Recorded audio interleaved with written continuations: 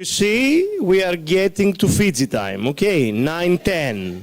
So the more that we are here, the more closer to Fiji time we go. So, did you slept well last night? Everything is fine? Any comments, any insights that you see in your dreams, something? Okay. We will start not as you think. Okay, so I want you, everyone, to stand up. Stand up, stand up, stand up. Stand up, stand up. Super. Yeah. No, we're not going to do the massage. Stretching. I want you to take a very deep breath. Come on. In from your nose, out of your mouth. One deep breath again. Now, do this with your feet. Don't kick the thing. Okay? Super. And a very big stretch up. Come on, come on, come on. And a huge clap that you are here 9 in the morning. And welcome Diana for our first panel. Thank you, Dimitris, for making people feel alive again before we start discussing. And I would invite on the stage with me Blake, please, Blake Johnson. He's a senior analyst at Australian Strategic Policy Institute. Yes.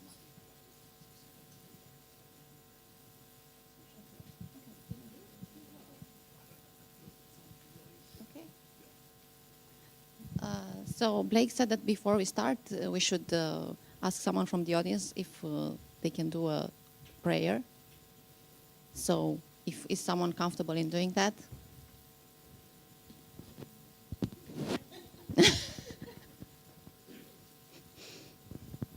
Please.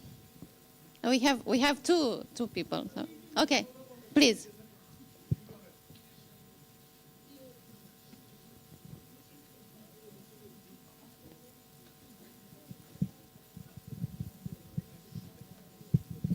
So good morning, everyone, and Bola again. So just ask everyone just to bow their head as I lead us to prayer this morning.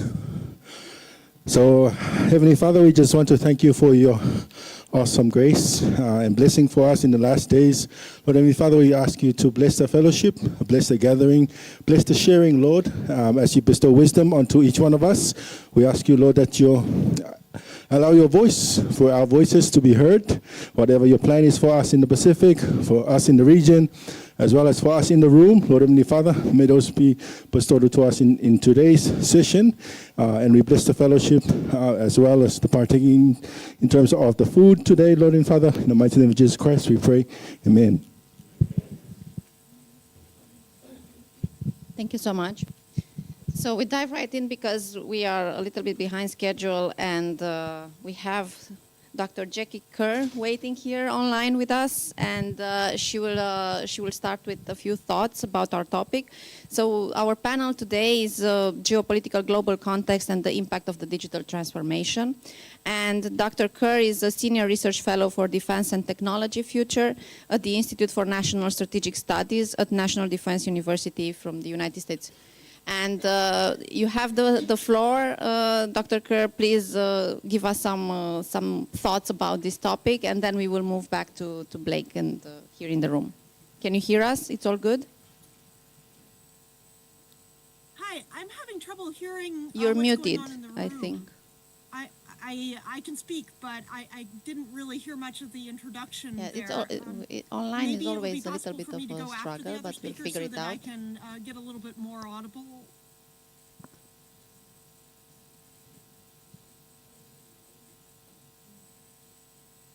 Hello?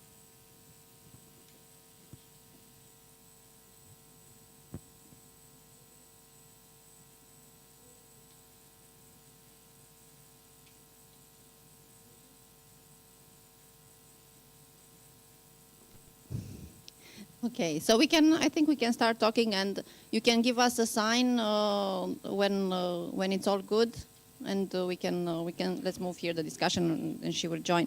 So diving right into the first question, we have been discussing yesterday a lot about the technology and the region and how it changes and how the countries are shifting to better communication and also safety for the people, for the citizens in the region. So, but it's also a tool and a battleground for influence. And I would ask you, how do you see this playing out in the region? I should start by saying, Hello? Okay. Hello? Let's sorry. Yeah, we can hear you. You can go ahead. Oh, okay. Am I the first speaker, or is it Yes. possible I could go after the other speakers so no. I hear what? No, you're the first one. Oh, okay. Okay, so I'll just start out very briefly because I'm interested to hear what the other speakers have to say and, respond a little bit more to that. Thank you. It's such a pleasure to be here with you all today virtually. I'm sorry I can't be there in person. So I was asked to comment very briefly up front on how I see technology as a tool and also a battleground for influence in the region. And I think this is a critical question because I've worked for a number of years on internet policy, internet governance issues, and also on cybersecurity and disinformation and on emerging technologies. And in each of these areas, you see increasing areas of competition that affect countries in the Indo-Pacific and in the Indo-Pacific region and globally. And I think that we're at a period where there's a loss of a certain level of innocence in how to relate to the global interconnectivity of these technologies because we see increasing great power competition over the standards, over the technology supply chains, and yet the connectivity is equally important as it has ever been, and it requires novel solutions. This, of course, speaks to the second question of governance models and what would be both what sorts of governance models for technology are emerging. And here I think a multi-stakeholder approach that takes the views of partners globally into account, but also is aligned with a vision for human values and such as human rights, democracy is critical. I've seen some positive examples in the region of efforts in this direction in recent years. I was just this fall at a Quad dialogue that was very focused actually on technology collaboration across the Indo-Pacific region and development issues. And I was really impressed to see a lot of representatives from civil society from the region there. Looking forward, what trends do I see at the intersection of geopolitics and digital transformation? I think that it's actually a very liminal moment. It's a moment where it could go in a number of different directions. We see possibilities of disengagement between some countries. We see a number of different potential models for development, some of which are more beneficial in the long term or more sustainable than others. And I think that it's a critical moment for representation of the interests of the region in order to make sure that the approach is one that aligns with those interests in terms of cyber capacity, in terms of connectivity, and in terms of the next generation of digital technologies such as artificial intelligence, and making sure that the benefits of those are reaped without negative repercussions. I'll stop there, and I look forward to hearing the discussion, and then we'll have more to say reflecting on that. Thank you. Thank you so much. And we're moving back to Blake. Please continue your thought.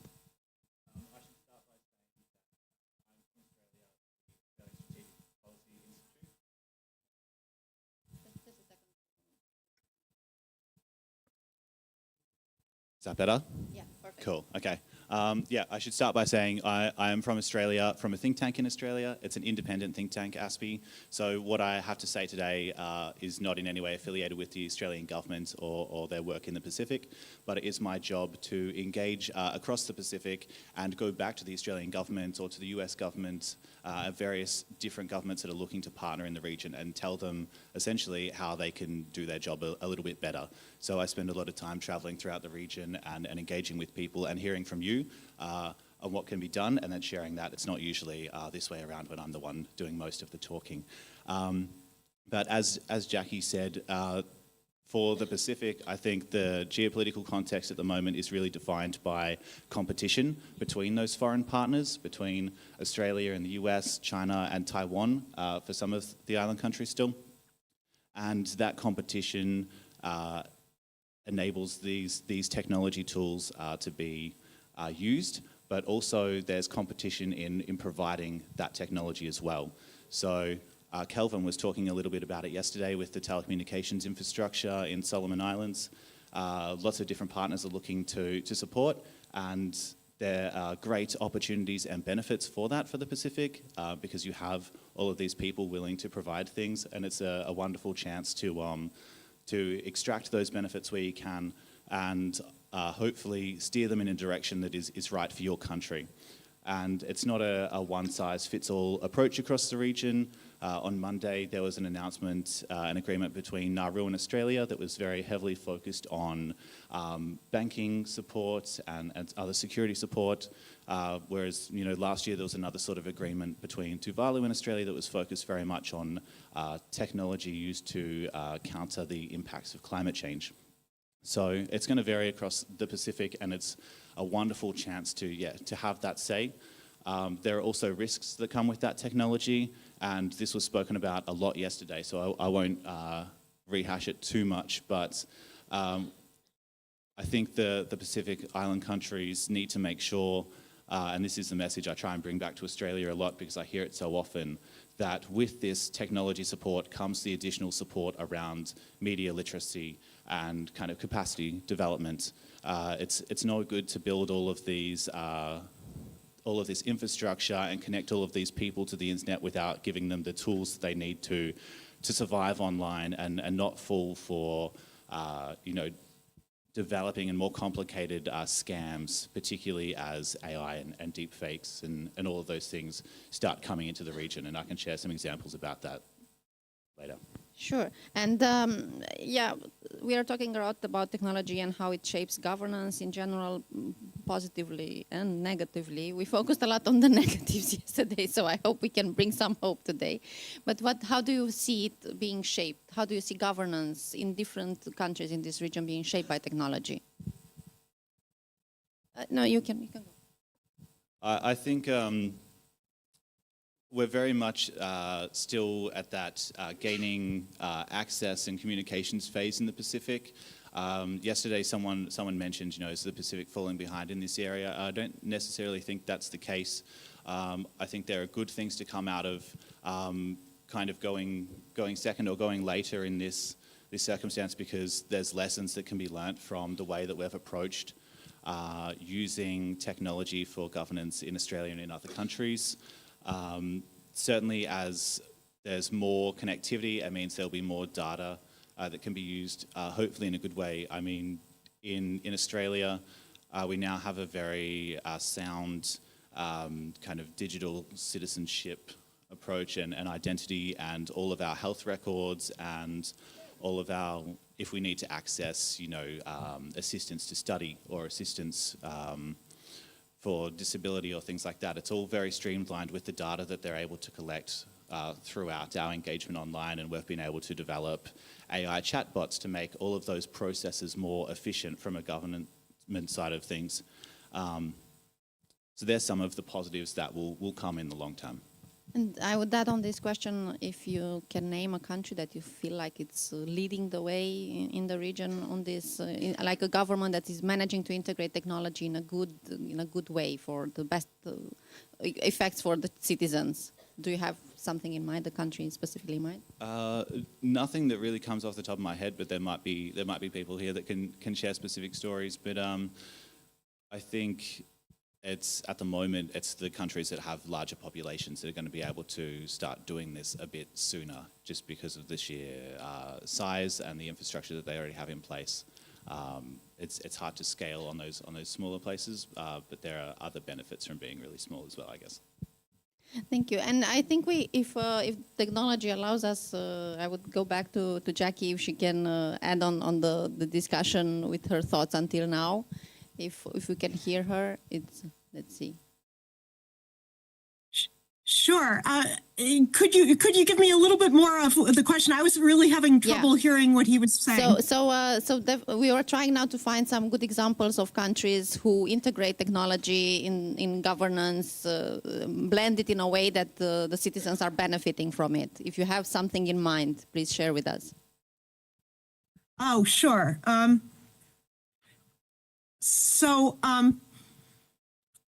think that one of the areas that I've seen a lot of innovation in actually examples in this country, which is not in the region, but I think is applicable, is in agriculture, using digital sensors and artificial intelligence in combination to support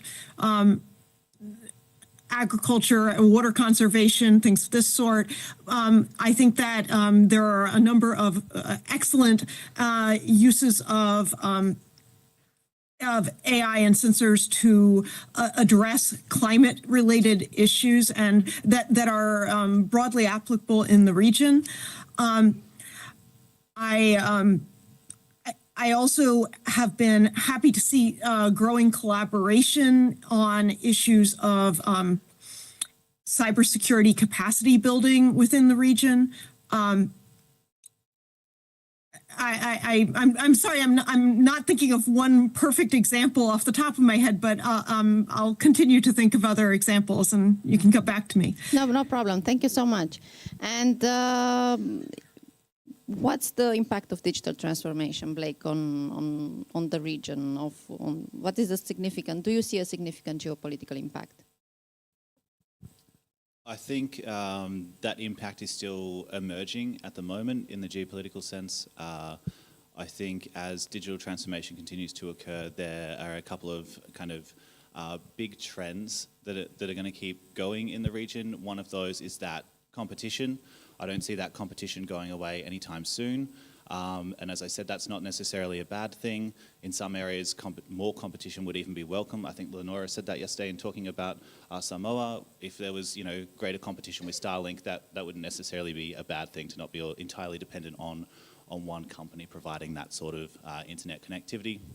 So that's certainly going to continue, and I feel that partners like Australia and the US are going to become more isolated and less willing to work with other partners like China, and that comes down to something that Jackie mentioned at the start, which is finding partners that have the shared values and are able to cooperate in the same way.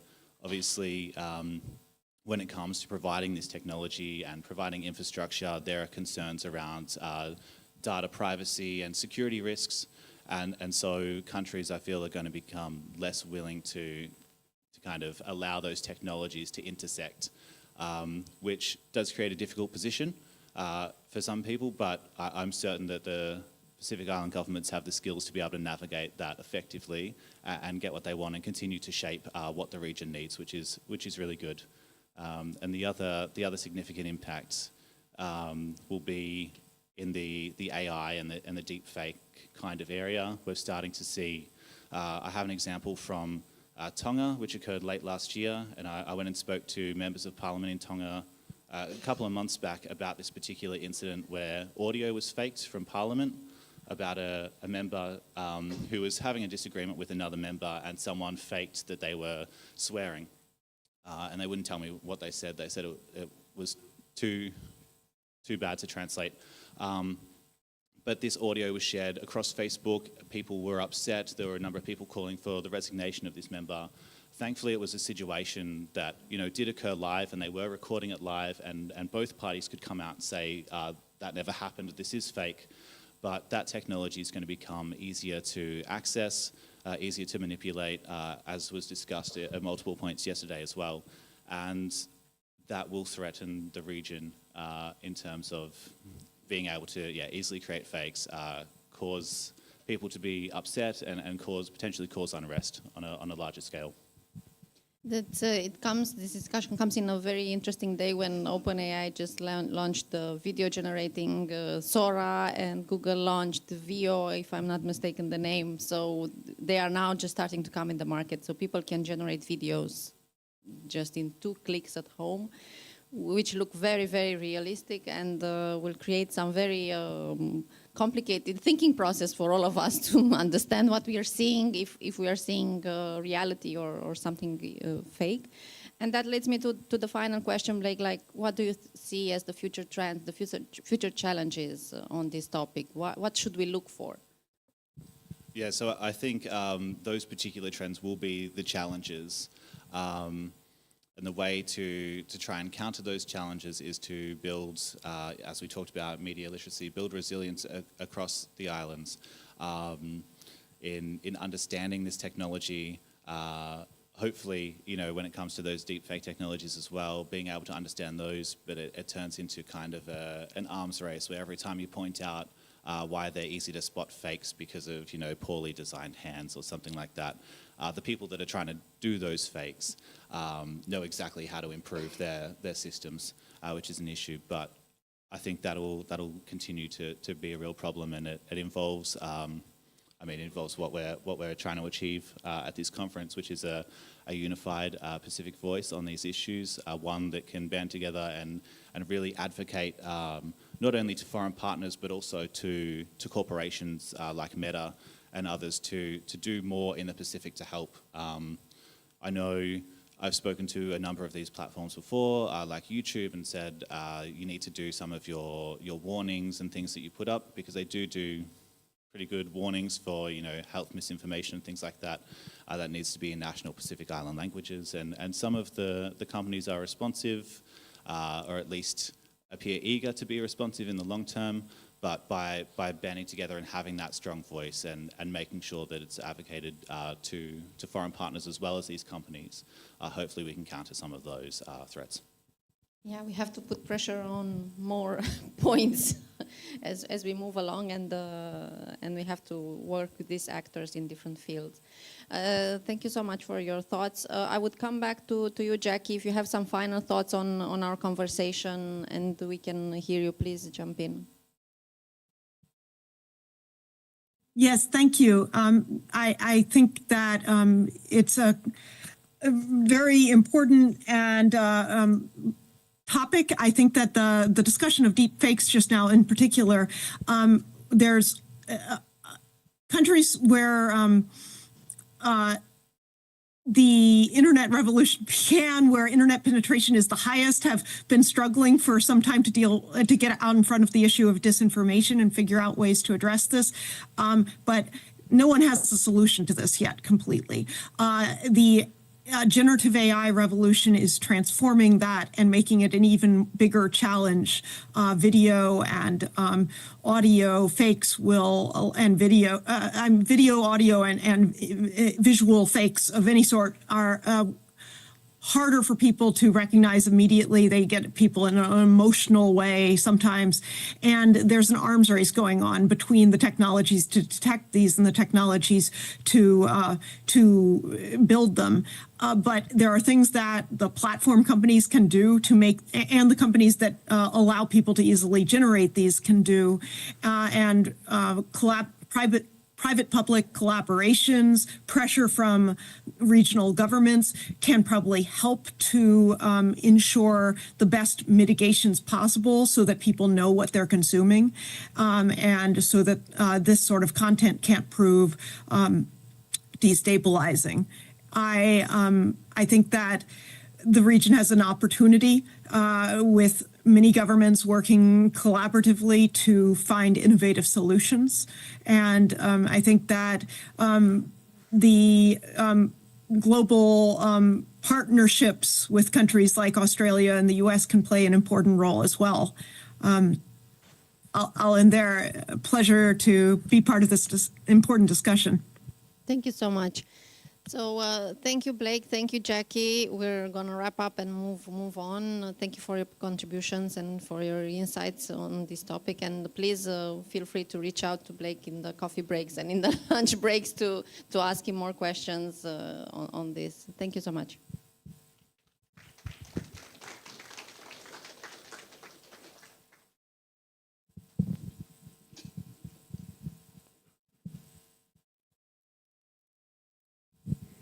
Good morning. I will need one more chair.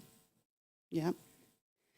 So today we will have plenty of discussions and panels, which is amazing because we will have the opportunity to go deeper, to discuss more, and also to listen to your perspective.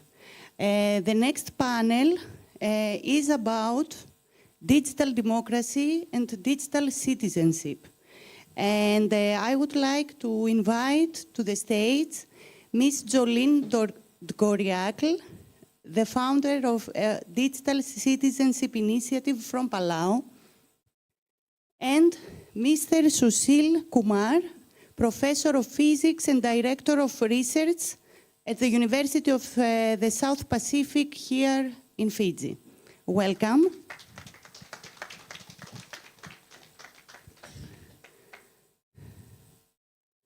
Thank you for sharing the stage with me. So our discussion is about digital democracy and digital citizenship.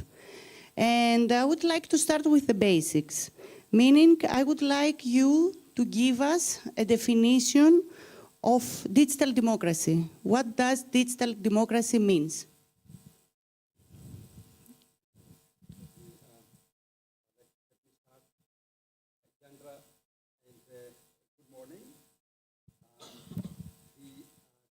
Democracy in a very simple term, you can understand like a democratic government.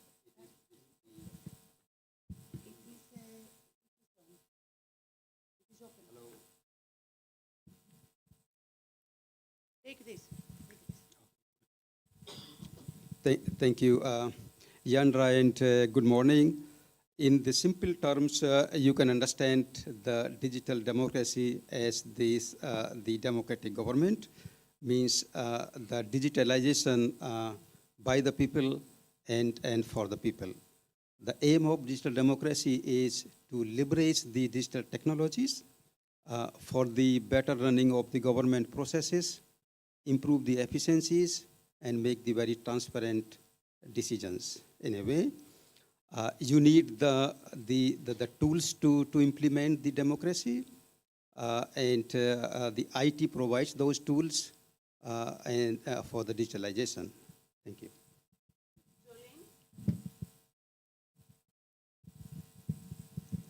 Yes, so I believe digital democracy was born alongside the birth of the internet back in the 1963, and the internet was actually a project of the United States Defense, Department of Defense, and it was back in 1963, a guy named Lydekker made a memo saying like, maybe we'll achieve more if we put all of our computers together and our projects in our little circle of, researchers.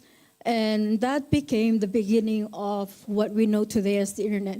So when the internet started, it gave people, there was this hope that maybe when people are online more and they could be part of the democracy, and democracy will be better. It can be improved because people will participate more.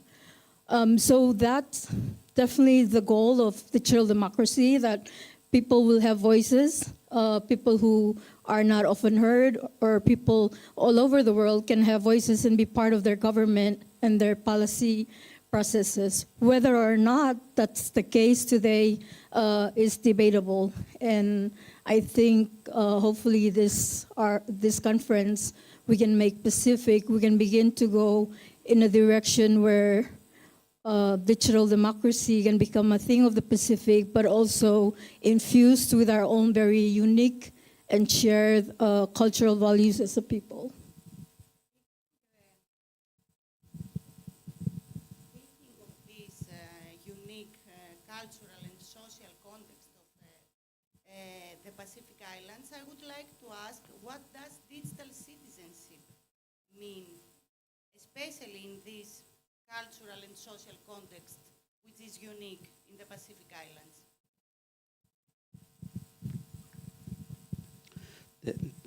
Thank you. If I go back to yesterday, we did discuss quite a lot about the infrastructure, and the last session, which was on brainstorming, from that it very clearly came out that there is a lack of the infrastructure, which does include the digital infrastructure as well. But probably yesterday we didn't talk about the digital citizenship, which is basically the digital skills and then the capacity. If you look at this, let me take the South Pacific perspective. South Pacific perspective, if you look at, it has got some limitations in terms of the human resources, the financials, the political, and in particularly, it is susceptible to the natural hazards, for example, like tropical cyclones. But on the other hand, we have got quite a lot of strength, means there's a lot of young population. We know how to work in a community culture, we know how to work together, and then work as a team. In that sense, we have got that advantage of working together. Coming to the digital citizenship and then the capacity, or what we call as digital skills, we require this capacity to be developed continuously, because we know that there's a lot of the capacity or the skills migration here. We develop the capacity, and then when the people are trained, they get the experience, they very politely migrate to the Australia, New Zealand, and other countries. And I think this is where these countries get the skilled people for no investment. Therefore, for this region, I think it's very important that the digital citizenship or skills or capacity is developed continuously. We did realize this issue at the University of the South Pacific, and we had a meeting with the UNDP office in Suva to see how we can address it. And the UNDP was very kindly agreed to address this issue, and they sponsored a project which is called as the Pacific Digital Democracy Initiative. If you go to the internet and look at the Pacific Digital Democracy Initiative project, I'm sure you will get those contents. Under this, UNDP funded those capacity building workshops in 4 countries. That was the Tonga, Solomon Islands, Fiji, and FSM. We have conducted those trainings in Tonga, then in Solomon Islands, and then the Fiji, and our team will be going next week to FSM.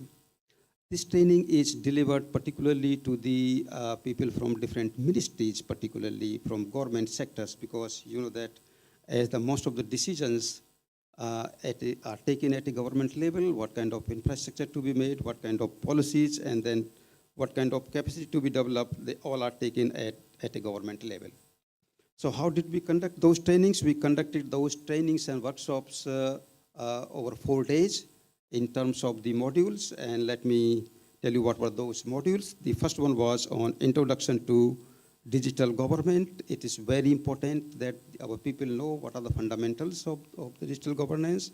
And second one was the human-centered design for digital services.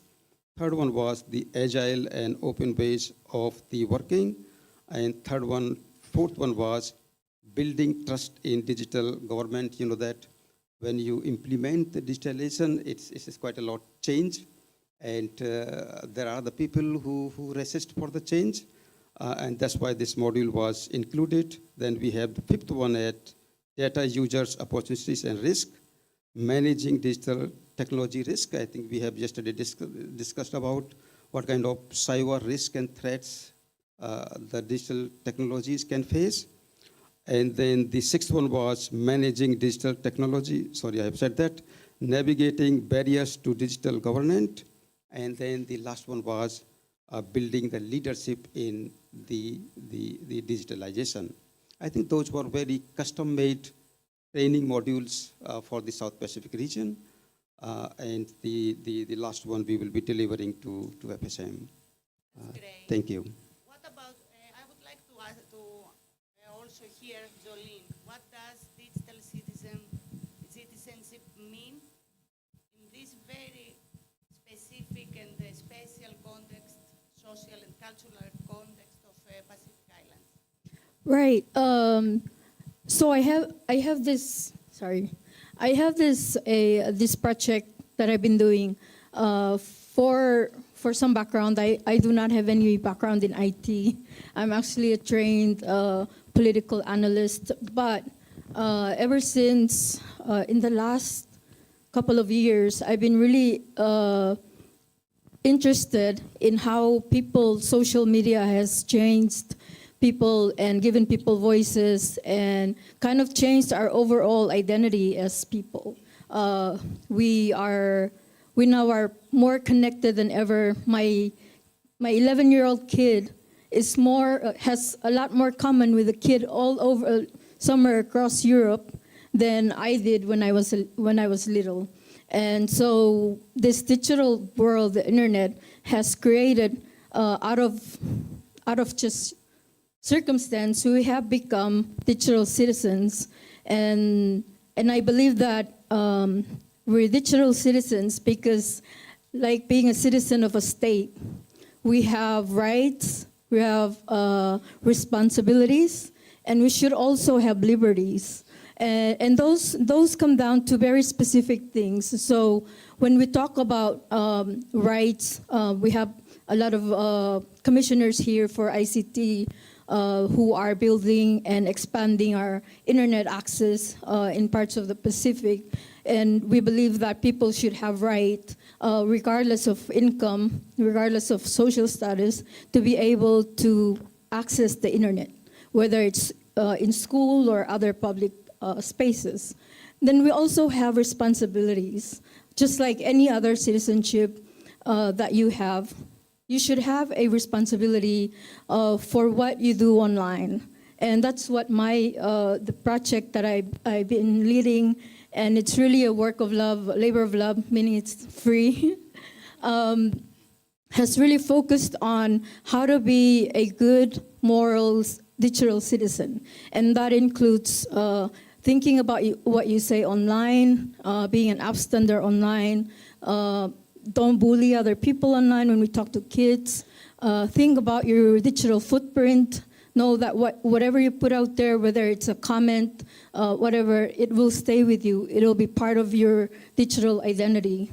And then more recently, I've been really interested in researching the field of AI, Gen AI basically, and policy.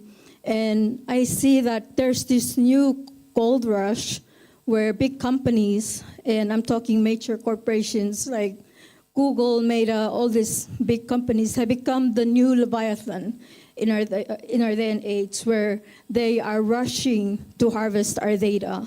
Everything we do online, everything we say, our preferences in coffee, the way our traffic works at night, during time of day, they're being observed, they're being extracted, and it's not to help us Pacific people, but it's to help a bigger players who have other motivations and goals to do with our data.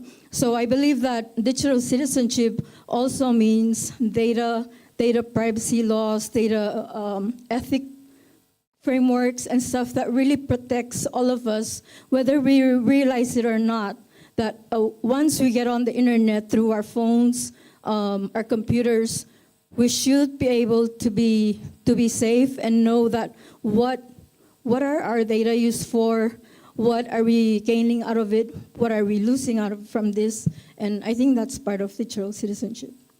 That's super important.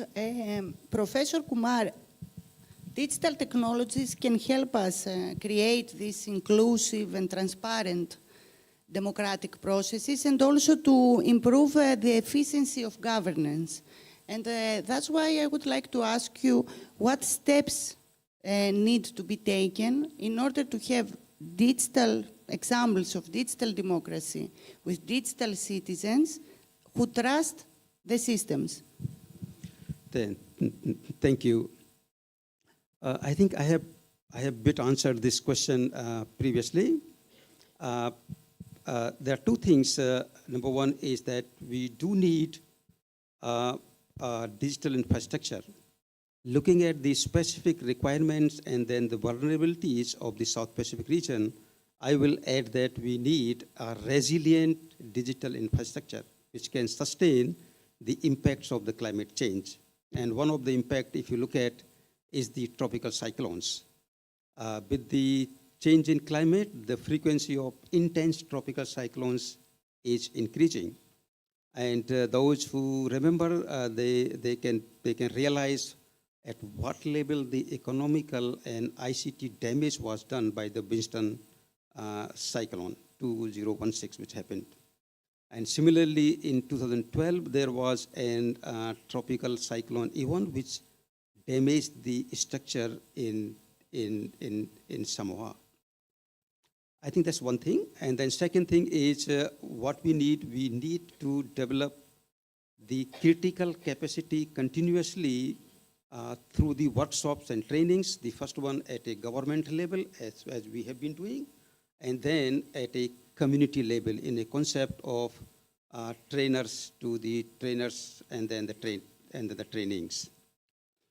Let me give you now a couple of examples of what level of digitalization has been happening because of the initiatives at a government level. I do remember once the Indian Prime Minister declared that in next 5 years, I want India to be a digital India. Okay.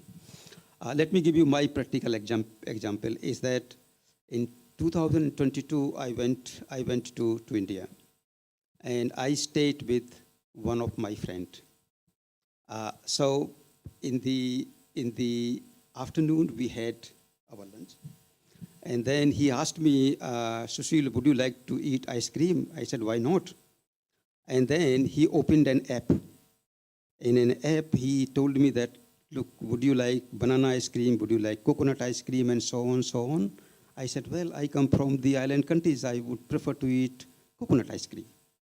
And then over his app, he clicks the coconut ice creams, raises the order online. And then I was thinking this man has ordered, it might come in 1 hour time.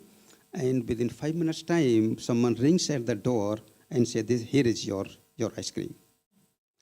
Then in the evening, these are real practical examples. We had our dinner, we were having tea.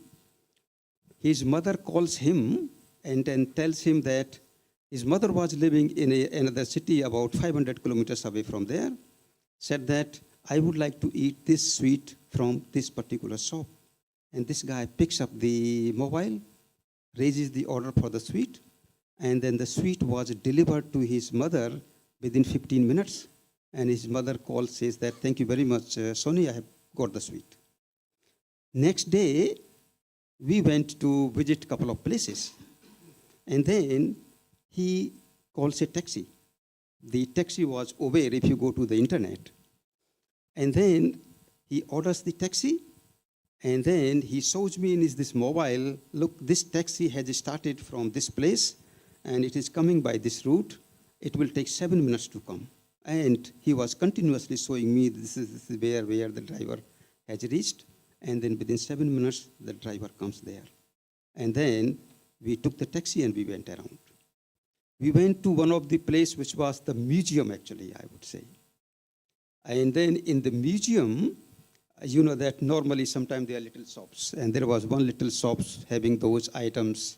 The museum was primarily over this one emperor time when there were the horses and elephants, and I liked one of this elephant and one horse to be purchased. And it was outside. The lady was sitting on the floor. There was carpet. All those items were there. And that lady was very traditional. I guess old lady, about 70, 80 years. I suppose she has never gone to the school. And then when I liked that, I asked that I wanted to buy this one. She told me this much money. I said, yes, okay. Then she told me she was having a little QR code there. She asked me that you pay through QR code, you pay through Google Pay, this pay, this pay, this pay, that pay. And then I said, sorry, I don't have provision. I would like to pay by cash. And the moment I said that I will pay by cash, she started looking at me.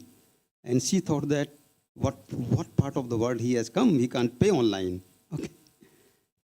Then, while coming, my friend likes smoking. Actually, he stopped the taxi at one place. And then he went to buy a cigarette. And I saw that he is paying for a cigarette using the mobile, online. So that's how wherever you go for shoe polishing, you pay online. QR code, you pay it. That's one example of digitalization, which has happened in 5 years through the strong government commitment. Everything is online, means you buy your shoes, clothes, everything online. The second example I will take is the example of the China, which has gone even one step ahead. This is where you will see that there are autonomous vehicles, the driverless cars, and then you hire that, the car will go driverless, will advise you that no, let's change this one because there's a traffic there or there's an accident there, and so on. So I think these are the examples of this is where the infrastructure has been developed. This is where those trainings of the workshops and the literacies have been developed. I think that's the way to move forward.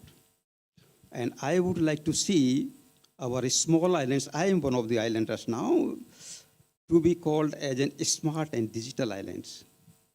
Can I ask you guys, along with me, to say that we want smart and digital islands, smart and digital South Pacific region? Please say with me, we want smart and digital islands and smart and digital South Pacific region. Thank you. Thank you And so much. Let me please give my background as well. I am basically an academic. I do teach electronics and electronics communication systems. I do research in little my area is to monitor the satellite signals.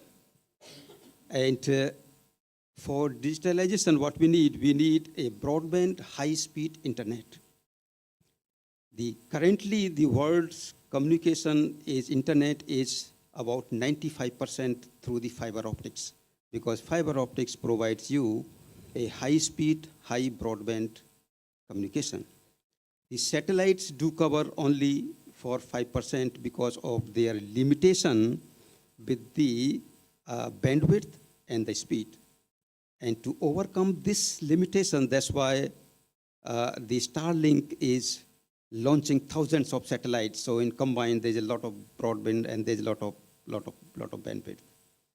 There was, I think in opening session, there was some remark that during the rain, the communication is disturbed.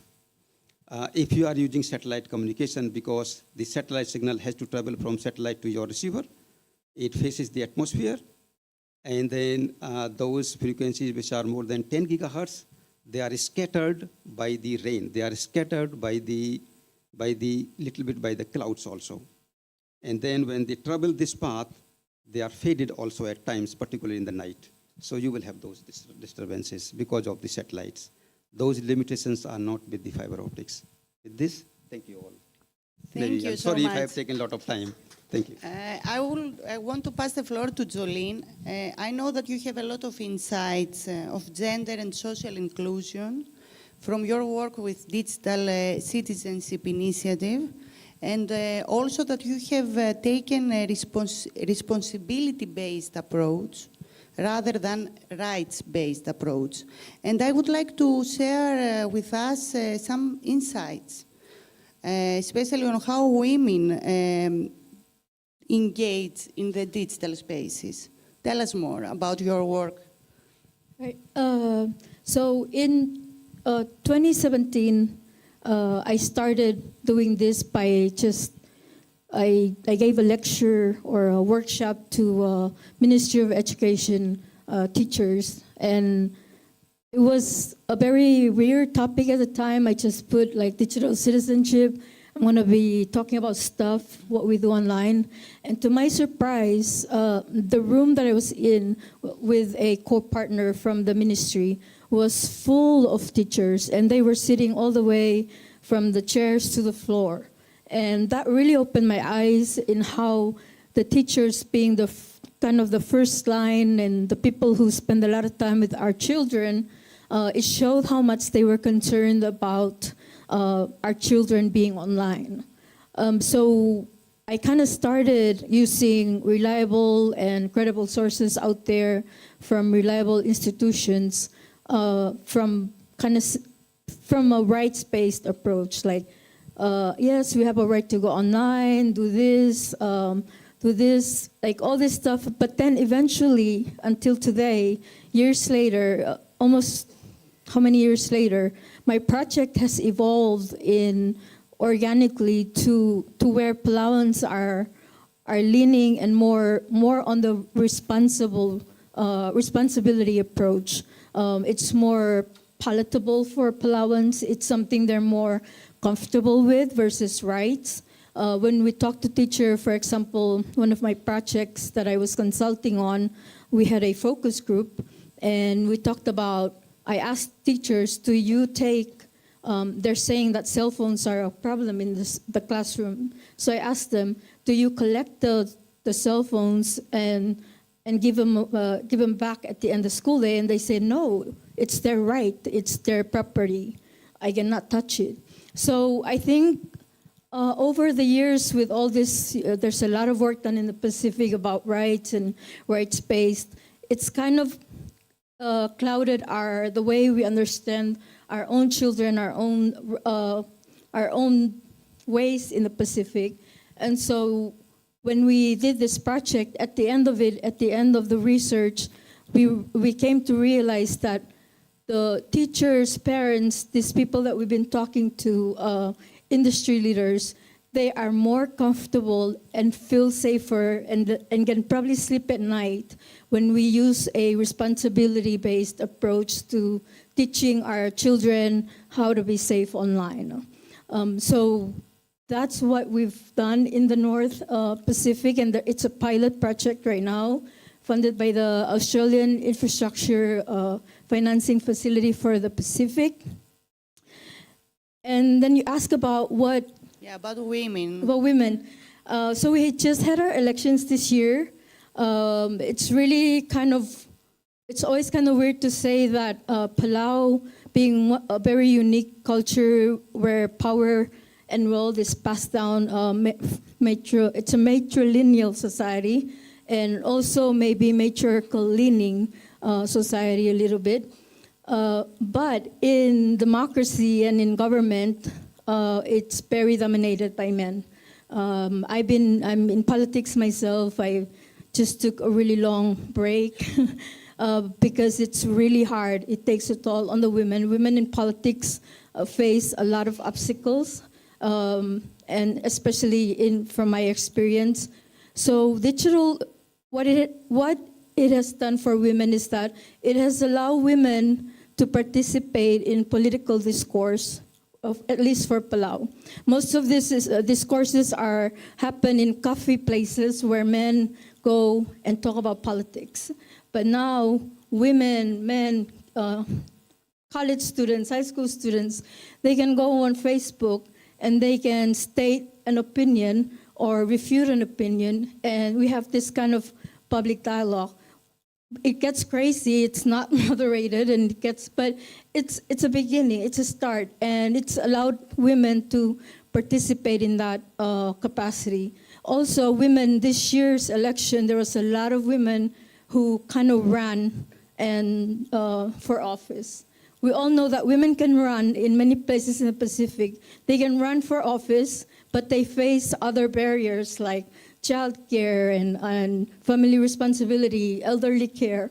And so having women come together and sharing their stories in a digital space, encouraging each other to run, is a very powerful thing, I think, that's happening in Palau.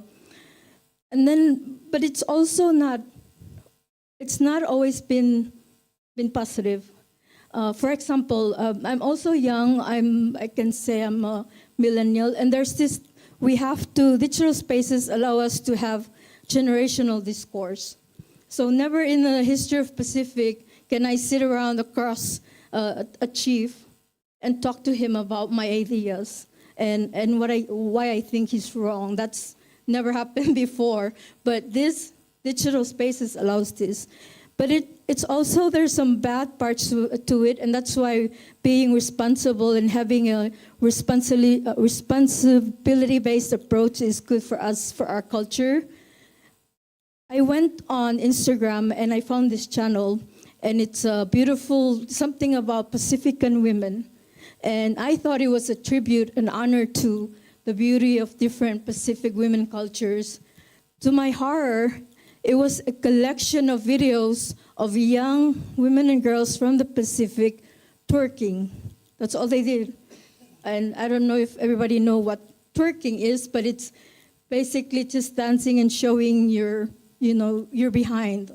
And if, as Pacific people, that we kind of collectively have this understanding that the woman's neither region is very sacred and taboo. It's not to show around your cousins, your brothers, your uncles. But here we are with internet. Our girls are going on there and twerking and for views and likes. And I feel like we as a society, as a collective Pacific people, have a responsibility to fix that before it gets too late.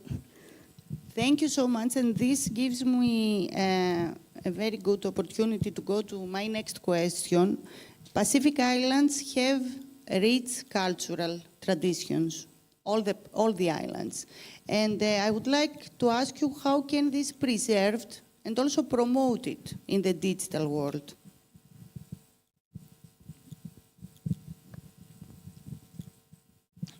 Well, I think this is one of the strengths of this South Pacific region. A good young population. We are very much culturally well connected. We have got the strong, what we call as the local and traditional knowledge.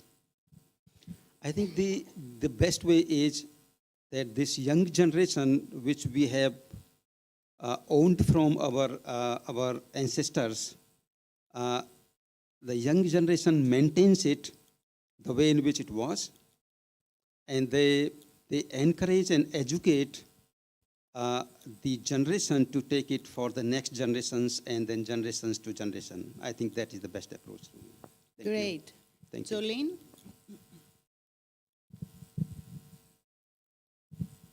I believe that digital technologies can really allow us to create and share our stories using our own voices. So I'm talking about short films, YouTube stories, or just picking up a phone and talking on TikTok, sharing your experiences. One of the things about some years ago, I was working for SPC, kind of promoting the Family Protection Act in Palau. And one of the things that was a struggle back then is that domestic violence is a really big issue in the Pacific, but it's a very hidden, closed doors issue. Going back, forwarding until now, there's been this kind of freeing and ability of women, some women, to come out using their phones and in the privacy of wherever they're private and feel safe, and talk about their experiences. And that's something that can be shared across the Pacific. So I think that through stories, through really low budget equipment, we are able to preserve our culture. I also watch women that are just weaving, making, and also women in the taro patches. I do not have a taro patch. I probably have never set foot since I was 5 years old, but I enjoy watching them through YouTube. Women in the taro patches and doing the taro and doing all that. It's a way to preserve and kind of promote our culture. That's great. And one last question before I pass the floor to the audience is, if we look to the future, what does an ideal digitally connected and democratic Pacific looks like? Some thoughts from you. Whoever wants to take it. I think it should be. A blended approach. It should be a blend of rights. So we should still have the ICT people and investment in infrastructure, but it should also be or more have some form of responsibility approach where we still need people to work in the digital citizenship or online safety space, the storytelling space, and these other spaces that teach our people how to conduct themselves and be safe online so that we're not exploited.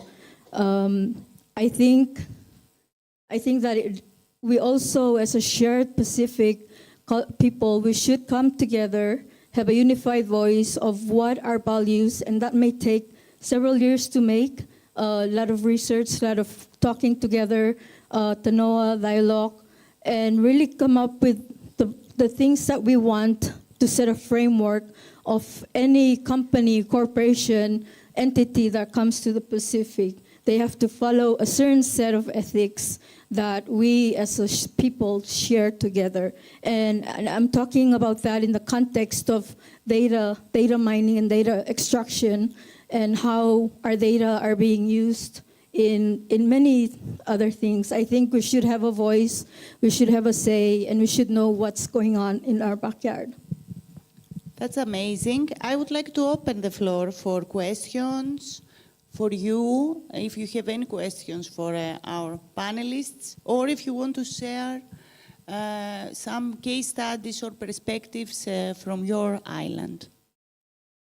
Do I have anyone as a volunteer? No questions? So,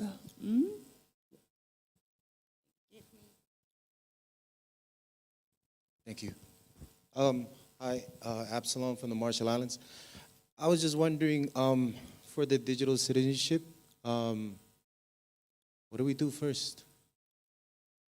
If we want to be able to really roll it out to where the people can own it, because I feel like that's one of the biggest problems, at least for us in the Marshalls, is we can do all these trainings, we can do all these workshops, but how can we get the people to really take ownership of it? Thank you. I think there have to be the two-way approach, actually, to me. The first of all is that these digital technologies have to be used very ethically, so that there is no any kind of harassment to use this. I think we have talked yesterday. Whenever these technologies will bring the change, and of course there will be the resistance, which we will have to teach through the trainings, the advantages and so on. And I think then the second step is the government taking the leadership in the digitalization. And to me, unless the government takes it, it is difficult to implement those, because the government, the policies, and then the investment comes from the government. And then we have got our own responsibilities of using those technologies ethically, I would say. And then working on some kind of resilience if it is there. Presenting it in a true manner that for our development to remain in pace with the world, there is no way that we can afford not the digitalization moving forward. Thank you. Great. Do we have any other questions? Yeah. Let me. Yeah. Let me just answer Absam's question. That's one approach, but I can talk about our approach that we took in Palau. It was a very bootstrap approach. I didn't ask government for money or other. It's a very civil society-led approach, but also these things are free and they're out there. There's organizations like the ITU. There's all these trainings out there to get certified and do it. So what I did is just learn myself to learn and then just talk to your networks like, hey, I'm doing this. And then the teachers are the first ones who are saying, come to my class, teach my students. And from that, we've trained over, I don't know, maybe 2,000 people, different groups. And it can really just start overnight. But then I agree, it has to be structured as well. And for it to amplify its reach, the government needs to buy in. Just a comment. So, hi, Sherry Langakali from NetSafe New Zealand. I am also a cyber capacity building. Which way should I turn? The camera or the audience? I'm also a cyber capacity building resource for the Pacific. And you can't, when you're talking about digital transformation, you can't talk about digital transformation without thinking about cybersecurity and women and youth.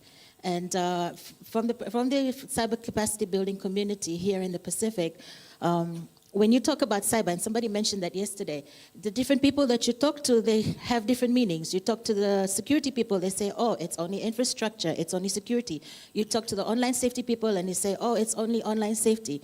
And you talk to the rest of the community and say, oh, no, it's the IT person's job, but we're all online, and we're all using devices. And it's discussions like this. Thank you, DCN, for bringing together the community, because there's a mix of cyber capacity building, cybersecurity, and technology people, as well as regulators, and the rest of everybody else that's online. And we might not be able to solve our discussions today, but we can have more discussions. And the more discussions that we have, the more we start talking about this, the more we start going towards solutions. But we also need community champions. And that's people who have online platforms to start encouraging and building our capacities and that of our regions, because we're always going out, as specific people, we're always going out and looking to Australia and the US and the UK, but there are template-based solutions that don't work for us. And different Pacific Island countries are at different levels of our journeys. Why don't we just start talking to each other? We just start talking to our neighbors and start building and encouraging. We are all online, so we don't have any excuse anymore.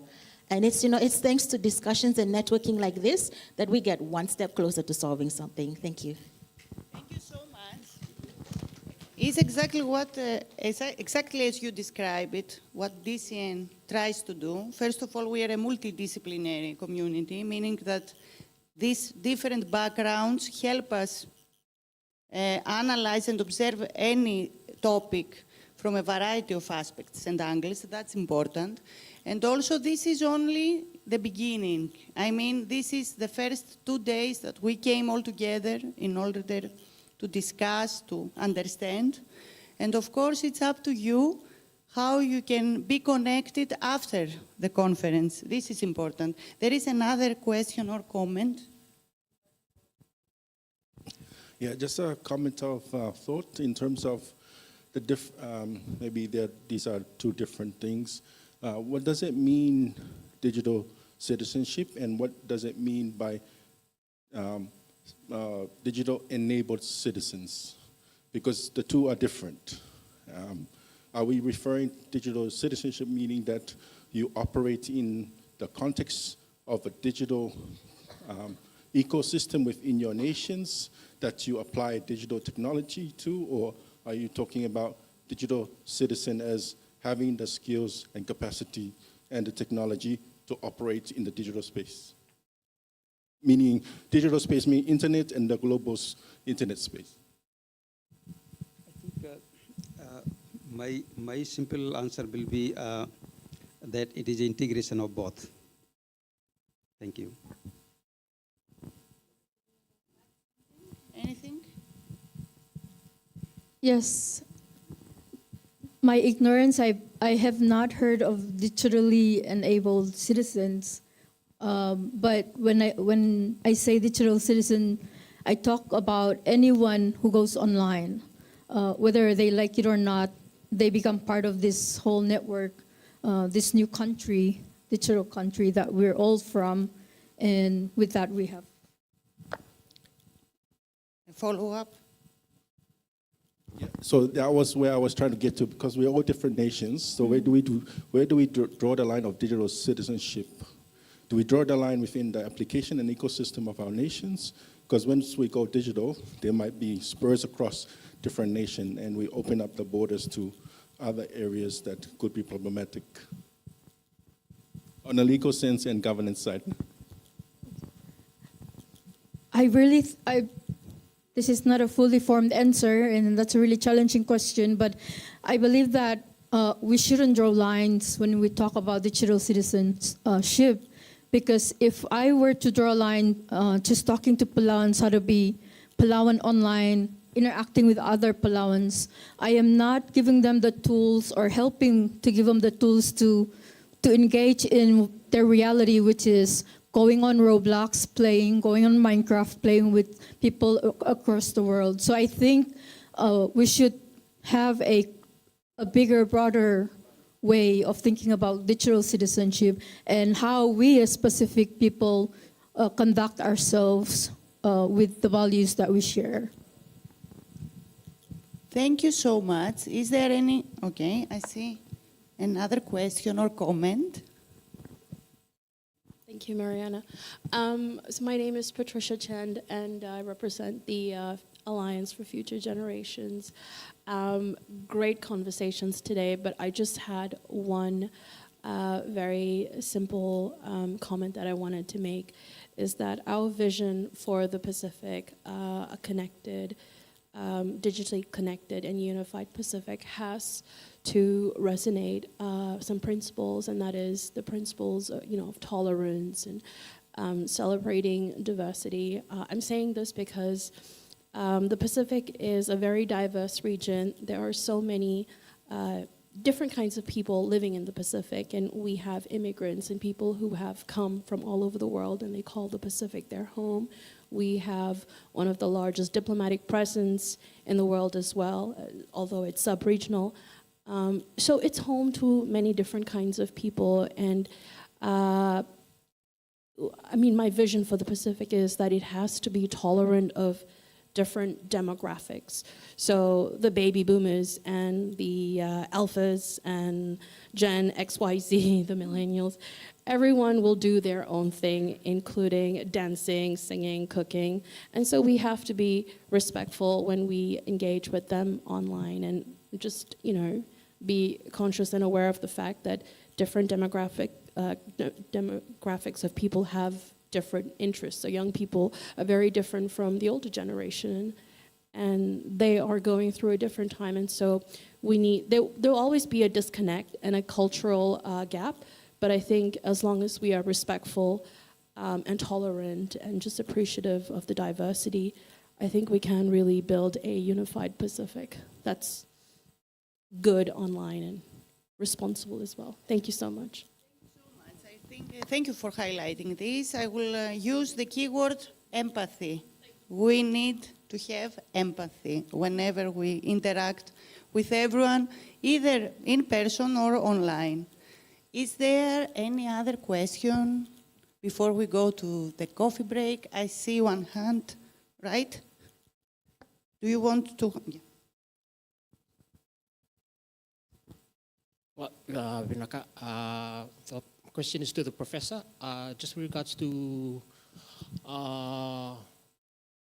voting, which was happening in India, because a lot of citizens didn't have birth certificates and voter IDs, the digital ID was implemented by Mahendra, so they could get more votes. And I briefly heard that our Prime Minister Rambuka is about to implement that as well. However, is it at risk? Is it at risk, and is it obsolete because of AI? What do you think? Sorry, actually, it's difficult for me to answer. Is it obsolete or not? I think to me, this was one of the initiative, as far as I recall, under the digitalization process and the integration of the things. At a political level, it's difficult to say that what one government is deciding with respect to other, but because the government priorities may be different. But in India, I think it was that through one digital ID, they wanted to integrate everything, your bank details, your properties, and everything together. Thank you. Any other questions before we go to the coffee break? It's that, there is a question?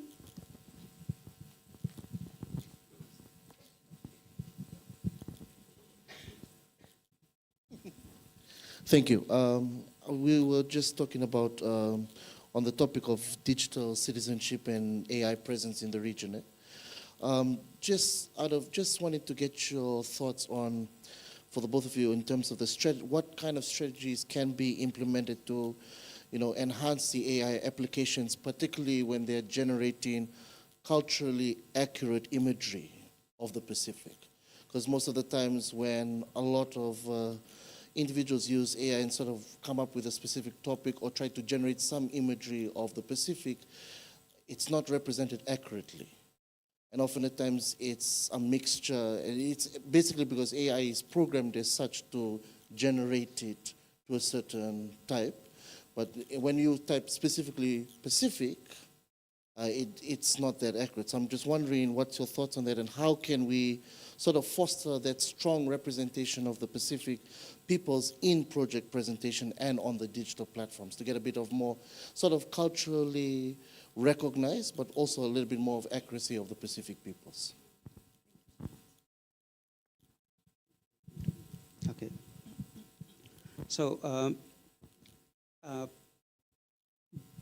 I would say that the AI is one of the emerging areas. There are the countries who are using it quite a lot. Probably there is a need to take the best practices and lesson from there before we start implementing. At times, if you even look at the ChatGPT, for an example, the information you get, it is not reviewed and certified. So you probably at times are not sure what is the validation of the information. Therefore, I think it is important that we look at the validity of the information as well. There are like the high-tech AI is also used for the images and all those things where you can otherwise not go. This is where I think you can take the applications. So to me, I would say that there is a need to have a lot of precaution, a lot of skills development, and then the validation before we start applying. Thank you. Also, we will have at the end of this day, the last session is about the impact of AI. Anna Mississin and Dimitris Dimitriadis will open the floor to this discussion, so we will have time to discuss. Yeah, give me. So I just want to speak from my experience, Broderick, with AI, because NetSafe had its own ChatGPT section, and we are all asked to put together your profile, biodata for this conference. And so I thought, okay, I'll just give ChatGPT a chance and see what it has to say about me. And that's a whole new lesson on your branding, or what have you Googled yourself and seen what you can find about yourself online, because AI will collect all the information about you from everywhere and put something together. But using ChatGPT as well as Microsoft has Copilot, but again, you keep talking to it, you keep feeding it information, and then it'll keep asking you, are you happy with this? Are you happy with that? And then I was able to put something like that together, if that helps. Great. Thank you. I just add a couple of words. I'll stay. Well, it's a kind of recommendation how you want to image the Pacific Islands, and if you want to image in a good way without any disinformation.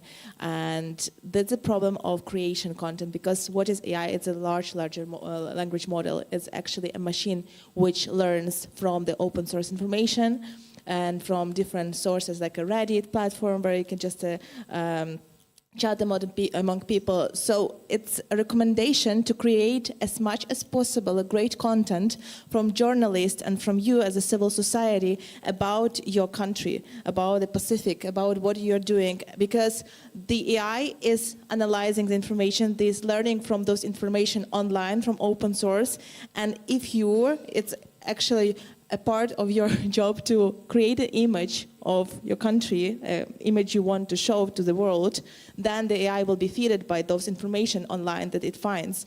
So it's just as much as you can create and tell people about what are you doing and what is Pacific, what is the cultural things about the islands. So the AI will, in the future, provide more accurate information about you. Yes, I had a really, so the concern is we're underrepresented if you try to create a Gen AI version of a Pacific Islander. That's primarily because of the data training that they're using. It's large language models, and it's different. They all have different models that they train depending on the company. And they also have different rules around and limitations. What I really love technology, but I'm really skeptic. I research AI. I really want to make AI trustworthy and ethical. But there's also, I would never buy, what are those things? Internet, IoT, like I would never live in a smart home. And this is the thing, like I believe that it's machine learning. It's learning from us all the time, learning from our errors, making itself mimic more human behavior. So why do we want that? Is a question that we ask. Why do we want AI to be reflective of Pacific people when it's literally taking creations from artists and arts together, mixing them and spitting out what it thinks is a Pacific? I think we should be more concerned and should be protecting our artists, our creators, the original owners of the work and data. Amazing. I would like you to give a huge round of applause for our speakers. Now it's time for coffee. Thank you so much. It's time for coffee. We need some coffee now before we go to our next panel, which is about disinformation. Enjoy your coffee. It's 30 minutes break.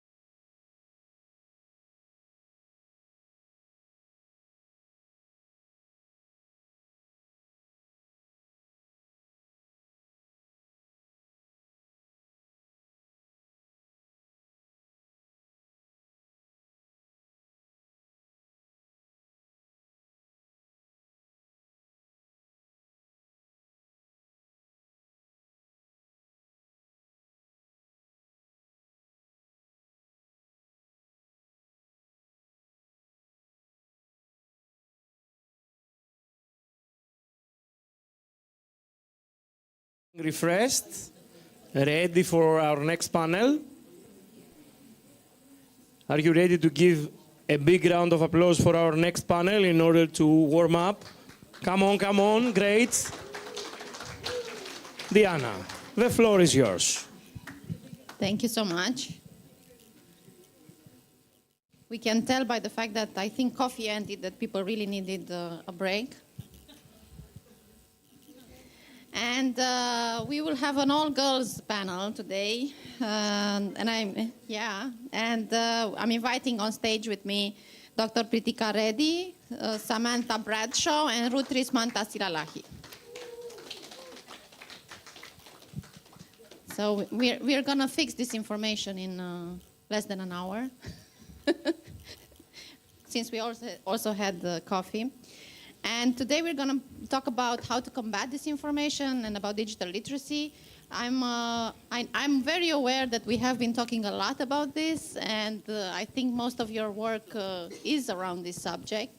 So I'm looking forward for your inputs also on this.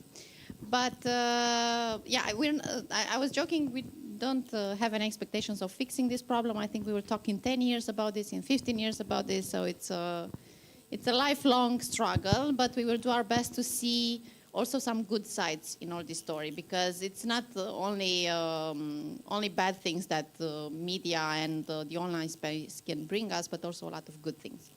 And I will start by asking the tough question, like, what is the biggest challenge? And we can start from there, please. And what do you see the biggest challenge in this information space right now, in your work and in this region? Thank you. You can hear me? Yeah. It's on, I think. I believe that for the Pacific, there are a lot of apps and technology which has been overloaded. People are using different kinds of apps. They are using online platforms. They are referring to information that is provided by the locals, by the international community, and the gap of how to differentiate between fake information and real information becomes the biggest challenge. Because from my personal experience, whether it's a 5-year-old kid who is watching YouTube cartoons, or it's a teenager or a person who is in his early 20s or 30s, or maybe our older generation, all are referring to this content. And the content creation, we did a lot of talk on content creation yesterday as well. So I'll take a good example of my niece, who is 5 years old, and she often uses YouTube. And although the parents have limited the age on YouTube as a 5-year-old, when she watches cartoons, we also have those push-on ads, push-on videos. And these, yes, the pop-up videos. And these videos sometimes have content which are irrelevant to these young kids. So as a young child, how are they able to, or how will they be able to differentiate between fake information or the content which is relevant to them or not relevant to them? So awareness, and how do we educate people who, or our people who are from 5 years or even the older generation about this becomes the biggest challenge in the South Pacific. Between the two interventions and before passing the floor to Ruth, I would also mention I'm an activist from Romania. I work a lot in media, and we just recently had presidential elections in Romania, and we expected them to be very predictable, not very exciting, but at least predictable. And we ended up we have 2 rounds of elections for president, and we ended up having in the first round, on the first place, a candidate who never campaigned offline, who was only present on TikTok. And with a huge campaign, and of course with some help from foreign states that we know very well, who have interest in disorganizing that part of the world, he ended up on the first place with a very strong support, entirely on TikTok. Of course, they discovered a lot of bots, a lot of schemes behind it, a lot of illegal stuff happening, but still there were people who never saw this person offline or in a debate, and they chose to give him the vote. And as a consequence, is because of the proof that we discovered of being illegally done the campaign and with foreign actors involved, we had to cancel the elections, and we will redo them next year. And it's very far away from here geographically, but I think that the online space puts us in the same place, basically. We are just as vulnerable here as you are 10,000 kilometers away from here, because if we are too busy in working together, and we sometimes don't forget to share practices, but the bad guys, let's say, they learn very fast and very well from each other, and they work together. So it's a challenge for a lot of countries in the future, I would say. And you're right, we cannot avoid, we cannot escape it. Even if you put as many ad blocks as you can, they still some messages can still sneak even in our kids' feed. Now we'll move on to Europe. What do you think is the biggest challenge? All right. Let's think about disinformation, like digital virus. It spreads faster than the verified information. The research shows about that result. So we are working hard to fact check and then verify information, but then we cannot catch up with the disinformation itself. Then the second one is about my research. My dissertation is about factors that motivating people to correcting misinformation. One thing that I found is there is no social norm in our digital world in terms of correcting misinformation. So people do not feel pressure or expected to correct misinformation or disinformation when he or she receive the message in WhatsApp group. So it's like, it's not my responsibility, just leave it there. Like, I don't know, maybe somebody else will correct, or I don't know, something like that. In our physical world, there is a social norm like littering, you cannot litter, and then you put your trash in the place. If you do not follow the social norm, then you violate it, and then people put pressure on you, right?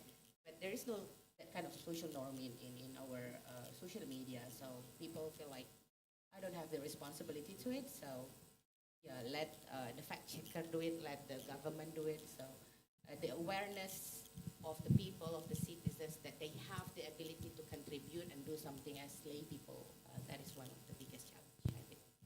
And I would add that there is an experiment that relates very much to what you were saying, that if a person falls on the street, if you are surrounded by other people, when you witness it, you are less likely to intervene, because you're expecting someone else to do it. But if you're the only one on the street, you will try to do with the best. But it's also a risk that we are always assuming that someone else should protect us, but in fact it's us that we should protect. That's what we call bystander effect. There's experiments or a story about that. So there is a woman going home from work, and then she was attacked.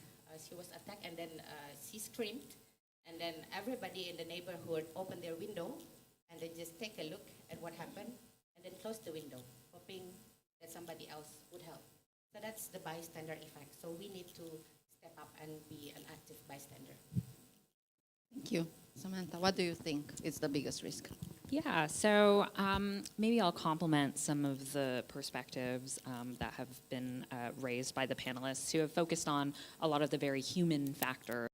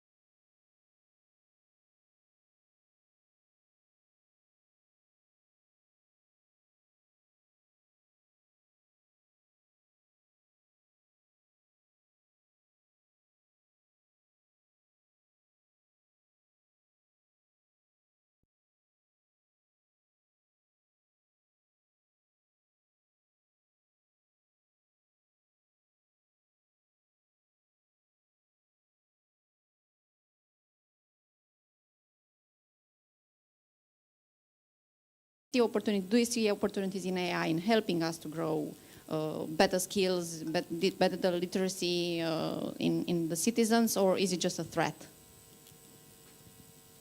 I believe it's both. It can be a threat if we are using generative AI such as ChatGPT, because sometimes if we are too dependent on it, our critical thinking skills are undermined. But it can be used as an advantage, like Samantha has just said, how we train this AI. So when we look at AI, we also have chatbots. And when we look at chatbots, we look at rule-based chatbots. So these rule-based chatbots are usually developed and trained by us humans, and we actually tell them how to be used or how we can use it to improve, let's say, our workforce, or we can use it for enhancing productivity. So if AI is used and made as a rule-based AI, then obviously it's going to assist us. Like, for example, in the service sector, I think many of the organizations such as EFL, we have FNPF, we have Vodafone, we have Digicel. If we go to their website, they have the chatbots who are assisting the people to answer various questions that they have about the service that is provided. So that way AI is assisting our individuals or informing the individuals about the kind of service these industries are providing. If we look at universities, if universities implement chatbots at different levels, for example, service levels or information about the university services that are providing, so that is again assisting the university. We can have chatbots in our courses because the facilitators are not available 24/7. So if we trained them and we have it rule-based, then obviously it can assist our students to have access to learning 24/7. So definitely it's how individuals use it and how they train the AI to assist us actually in the various kinds of work that can happen in our society. Thank you so much. Yeah, I think we can use AI to fight back. For example, I don't know the exact app, but we can use it to help spotting whether a photo or videos has been edited, or to check whether the news match the reliable sources, or we can track the spread of the information or false information spreading in social media. Yeah, I do think that we can use AI to fight back because it's a tool. The conscience, the control is on us, not on the technology. Thank you. Maybe I'll take a controversial perspective here on the threat. I actually don't think that AI is as big of a threat, and generative AI is as big of a threat as we imagined it to be. Looking back at this year, 2024 was supposed to be the super election year. More than half of the world's population went out to vote, and there were so many concerns that generative AI was going to be used in disinformation campaigns that would overthrow a lot of and call into question the legitimacy of a lot of the elections that were taking place around the world. Now, this isn't to say that there weren't examples of generative AI being used in harmful ways during elections, but the broader effects and the worries and concerns that so many pundits and critics and academics and civil society and everybody really raised about the generative AI threat turned out to be, a little bit generative itself. It was hyped. And I think that the bigger threat when we're thinking about generative AI and disinformation is that it creates and contributes to the ongoing distrust within societies and within democracies. We already live in this post-truth era where it's hard to get anybody to believe anything, and we need to have citizens trusting legitimate, high-quality, professionally produced news and information to develop opinions about democracy and about policies within their own respective countries, and to be that informed democratic citizen. Without that trust, we can't do that. And so by constantly telling everybody you can't believe anything you see online is all generative AI now, we're feeding into that distrust. And, I think we're seeing that play out in so many societies around the globe. And so to me, the bigger threat when it comes to AI is how we talk about it and how we cover these issues. Like my panelist said, it's a tool. It can be used for good and bad. But we need to set expectations and have really responsible conversations and coverage about how these technologies are being used and the actual effects that they have on people when they actually go out to vote or have conversations with their friends and families about politics. Thank you so much.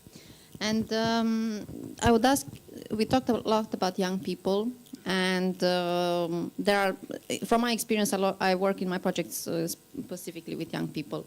And I see two types of people who say, first type is young people are lost, they don't like to read, there's no point in working with them. And the other camp extreme as well is, do not worry, they are the saviors, they are the generation that will save us all. I don't think that these two are the only options, and I think that the Gen Z generation, as it's called right now, it's a very complex generation, a very mixed generation. I think it's more complex than other generations in terms that are very divided on different topics. They're not the mass of people who have the same beliefs, no matter where you look around the world. And it is a challenge to help them understand, because they are the generation who are most exposed to a lot of information. They don't understand what to do with it. So they have everything a click away, but they need someone to curate and guide them to understand this. And I would ask you if you have any stories or any examples of something that worked, or you saw that it worked for young people, helping them become more digital literate than before. From my experience, I believe we have a team who actually has worked with this younger generation, and one of the things that worked for us was creating awareness, and we actually worked on two projects. One was the digital literacy project, and the other one was the right to information project for Fiji, the South Pacific, and I have the project manager, Mr. Vinit Singh, here with us, and I'm not really sure if you would want to share the thoughts as well after the panel. But just to let the audience know, we actually, like we were talking about targeted interventions, we were talking about designing something locally. So I have personally with my team worked on digital literacy, and through this project I have come up with a digital literacy framework. So actually there were three products that we were able to formulate. One was the digital literacy framework for the South Pacific, contextualized for the South Pacific Islanders. And then from the digital literacy framework, we developed a digital literacy assessment tool. And why we need the assessment tool is to actually know the status of digital literacy in the South Pacific. And we actually collected some data from this digital literacy assessment tool. And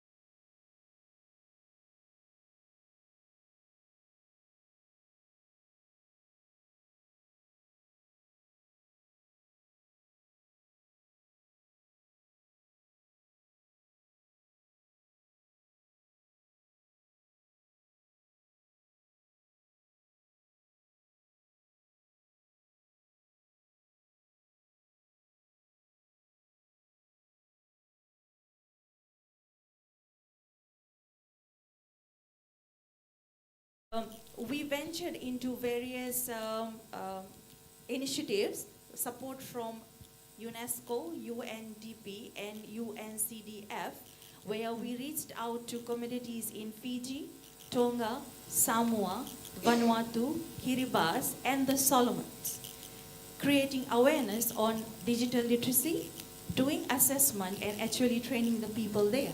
So this worked for us. And the second project that we were involved in was Right to Information project, which actually was one of the first in the South Pacific, whereby we informed the South Pacific populace, including women and the youths, about their right to information, how they can access information, the right information, and then how a government plays an important role. So we again reached to different communities in the South Pacific. We actually educated the youths and marginalized groups and women about this. So this worked for us.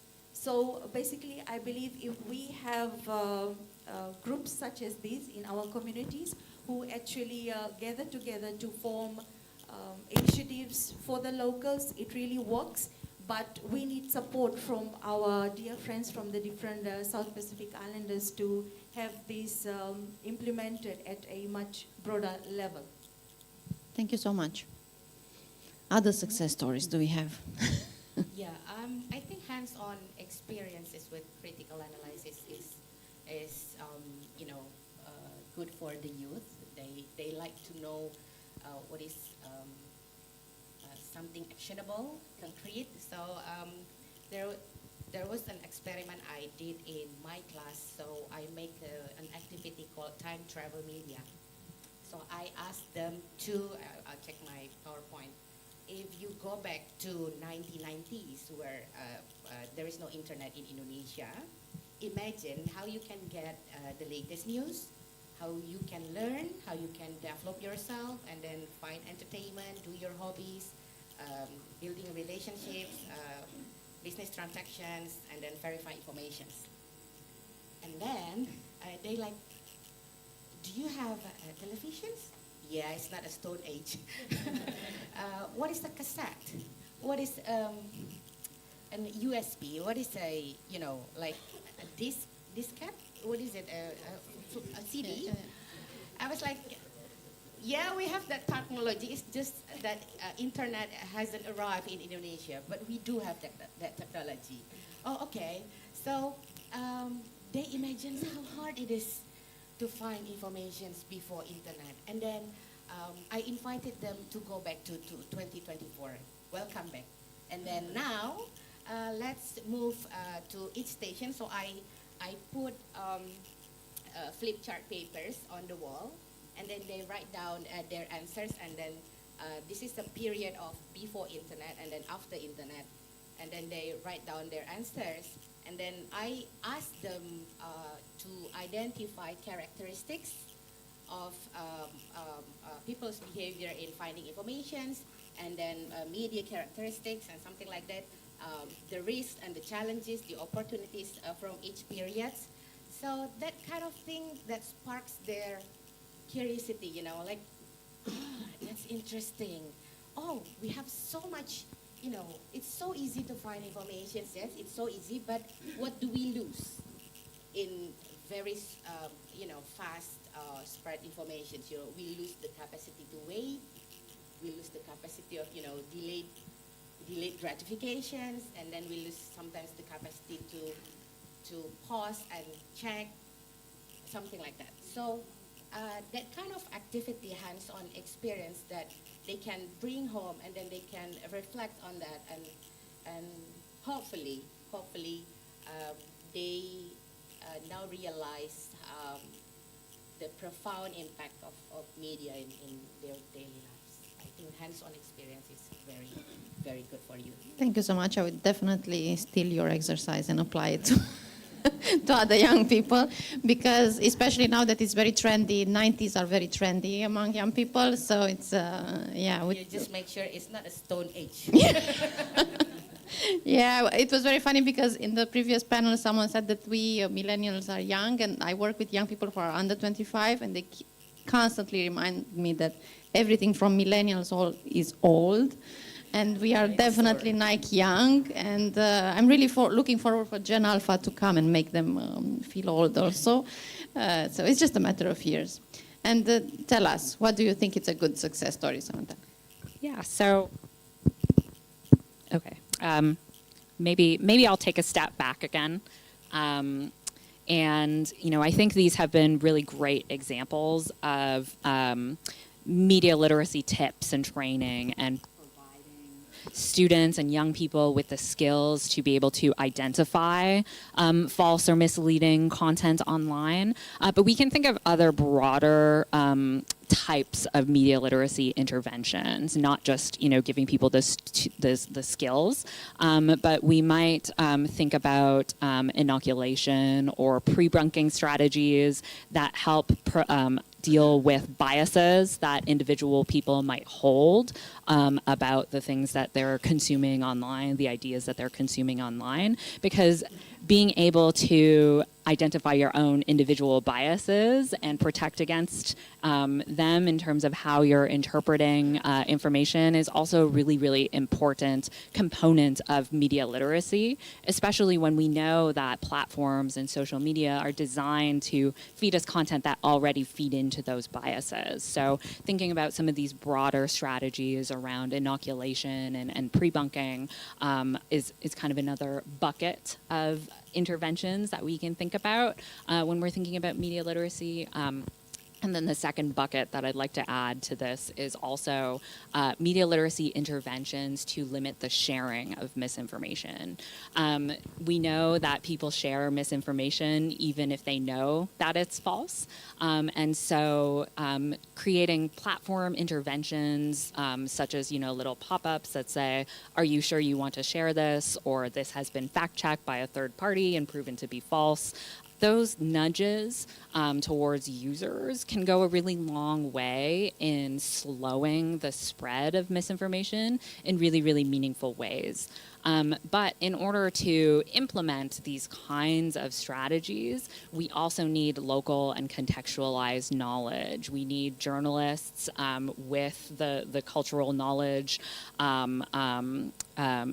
that can work with social media companies to be able to advise when these kinds of labels are important and when they're necessary for slowing down any kinds of harmful, misleading, false content online. And so to kind of summarize, I think there's a bunch of different interventions from, the skills that we provide users to the slowing the sharing of misinformation to dealing with individuals' biases. We need kind of a broad approach that addresses all of these dimensions. It needs to be locally informed. And it also needs to be lifelong. I know that the focus of this panel or this question was how do we train the youth? But there's a lot of research out there that shows it's not just young people that share misinformation. A lot of old people do it too. And so digital literacy and media literacy is something that can, of course, and should, of course, start in schools, but it's something that needs to continue throughout all of our lives. Thank you so much. Please. Yeah. So I will share an article, journal, scientific article to WhatsApp group after this. But I read an article titled "Citizen versus the Internet: Confronting Digital Challenges with Cognitive Tools" by Kozyreva, Lewandowski, and Hartwig in 2020. There are 4 entry points of interventions in the digital world, like Samantha has mentioned, and also Brigitta has mentioned, Pritika has mentioned. There are 4 entry points. The first one is law and ethics. We go with regulations and ethical guidelines. And the second one is technology, automated detections of harmful material, ethical designs of choice architecture. And then the third one is psychological and social sciences, behavior cognitive tools like nudges, like you mentioned before. Nudges boost technocognitions. And then the fourth one is educations, like school curricula for digital information literacy, and then like kind of lateral reading approach, and then games and interactive programs that can tap into youth's needs. So I will share the article later in the WhatsApp group. If I can also just, jump in on here, I think like the other important thing that you just made me think about is that there's a timeline to these strategies as well. Some interventions can be very short term, like the nudges, but some are very long term, like the lateral reading. Lateral reading is essentially when you train people to fact check misinformation like a journalist would. And so it's very time intensive to develop skills in individuals to be able to do that, but the effects can be much more long term and lasting within those populations compared to those that might just receive nudges and get media literacy kind of tips popping up. Those can be very easy to scale and you can see some immediate effects, but they tend to lose their durability over time. It's something that you need to constantly be nudging people towards in order to maintain that kind of critical thinking. Thank you so much. And I'm going to come back to you now for good examples and good practices. So please jump in if you have something to share with us. It doesn't have to be related to youth. It just has to be from this digital literacy area. So do you have any good stories? I will give you some more time if you don't, but I'm going to come back to you because you need to share. Please.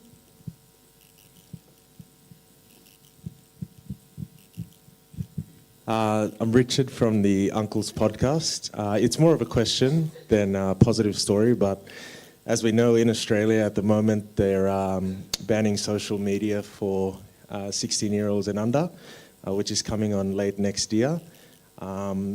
Looking at it from the outside in, that's one way to combat disinformation for younger people. What's your thoughts around that? Is it a good thing, bad thing, and do you think that's also transferable into the Pacific? Thank you so much. That's definitely a story that everybody is watching to see if it's a success story or not. Please. Yeah, so thanks for the question, Richard. I think it's a really, really important one because we're seeing a lot of governments kind of make calls to ban social media or, apps like TikTok. In the US, that's kind of a big debate right now. I don't think that the banning is the correct answer, to be totally honest. I think that we often forget about all of the really wonderful things that social media does for young people in terms of being able to learn, to play, to connect. Like, there is real value in these tools for people who are vulnerable and still trying to figure out who they are and where they belong in this really big and complicated world. And so banning these technologies completely, we really risk losing a lot of those really, really important benefits. And there is a lot of really strongly supported academic research that shows the positive benefits that these tools have on young people's lives every day. I think the bigger problems that we need to address to protect young people is to, one, set up better data privacy protections. Young people are not protected online when it comes to the data that is collected about them, and then that data then being used to target them with information or harmful content, eating disorder content, things that can affect our young people's mental health and well-being. A lot of that comes down to, again, those points that I brought up at the beginning, the structural and systemic problems of how social media is designed. If we set up good regulatory practices around how young people's data is collected and used, we can already, start to reduce some of the harms that we're really, really concerned about, while still maintaining a lot of the really positive things that can come from digital connection. Thank you. Please. Actually, I also agree with Samantha, and just from the South Pacific perspective, we already are known for digital divide and being left in the dark digital ages. So I don't think that's really a good idea because every coin has two sides. So instead of banning social media or saying that technology is not good, we might actually take another approach to learn how to use it ethically and responsibly. That would be my Thank you for the questions, Richard. Actually, I'm going to use that example in my workshop later. So there are two paradigms, or several paradigms actually, when we, facing media literacy. The first one is the protectionist paradigm. So I think Australia take that paradigm to apply this policy. The protectionists see the negative sides of the media, so the intentions is to protect, to reduce as much as possible negative impact from the media, especially to vulnerable groups like youths. But there's another paradigm that is creative participations paradigm that actually empowers youth to contribute, to participate, and talk about how they can create something with, their privileges as digital native. So there are paradigms in when we're talking about media literacy. It depends on how you want to see the policy. In terms of protectionist paradigm, it's good, but in terms of creative participations model, it's not good. Thank you. Thank you so much. If you have any questions for our lovely ladies on the stage, please jump in. And because jump in also in while we are discussing, because if you don't have it right now, I will move to the question of what should we ask the social platforms to do? Are they completely responsible for everything that is there? How should we negotiate with them what they are supposed to do? What is TikTok supposed to do? What is Meta supposed to do? And what should we ask from them? What do you think?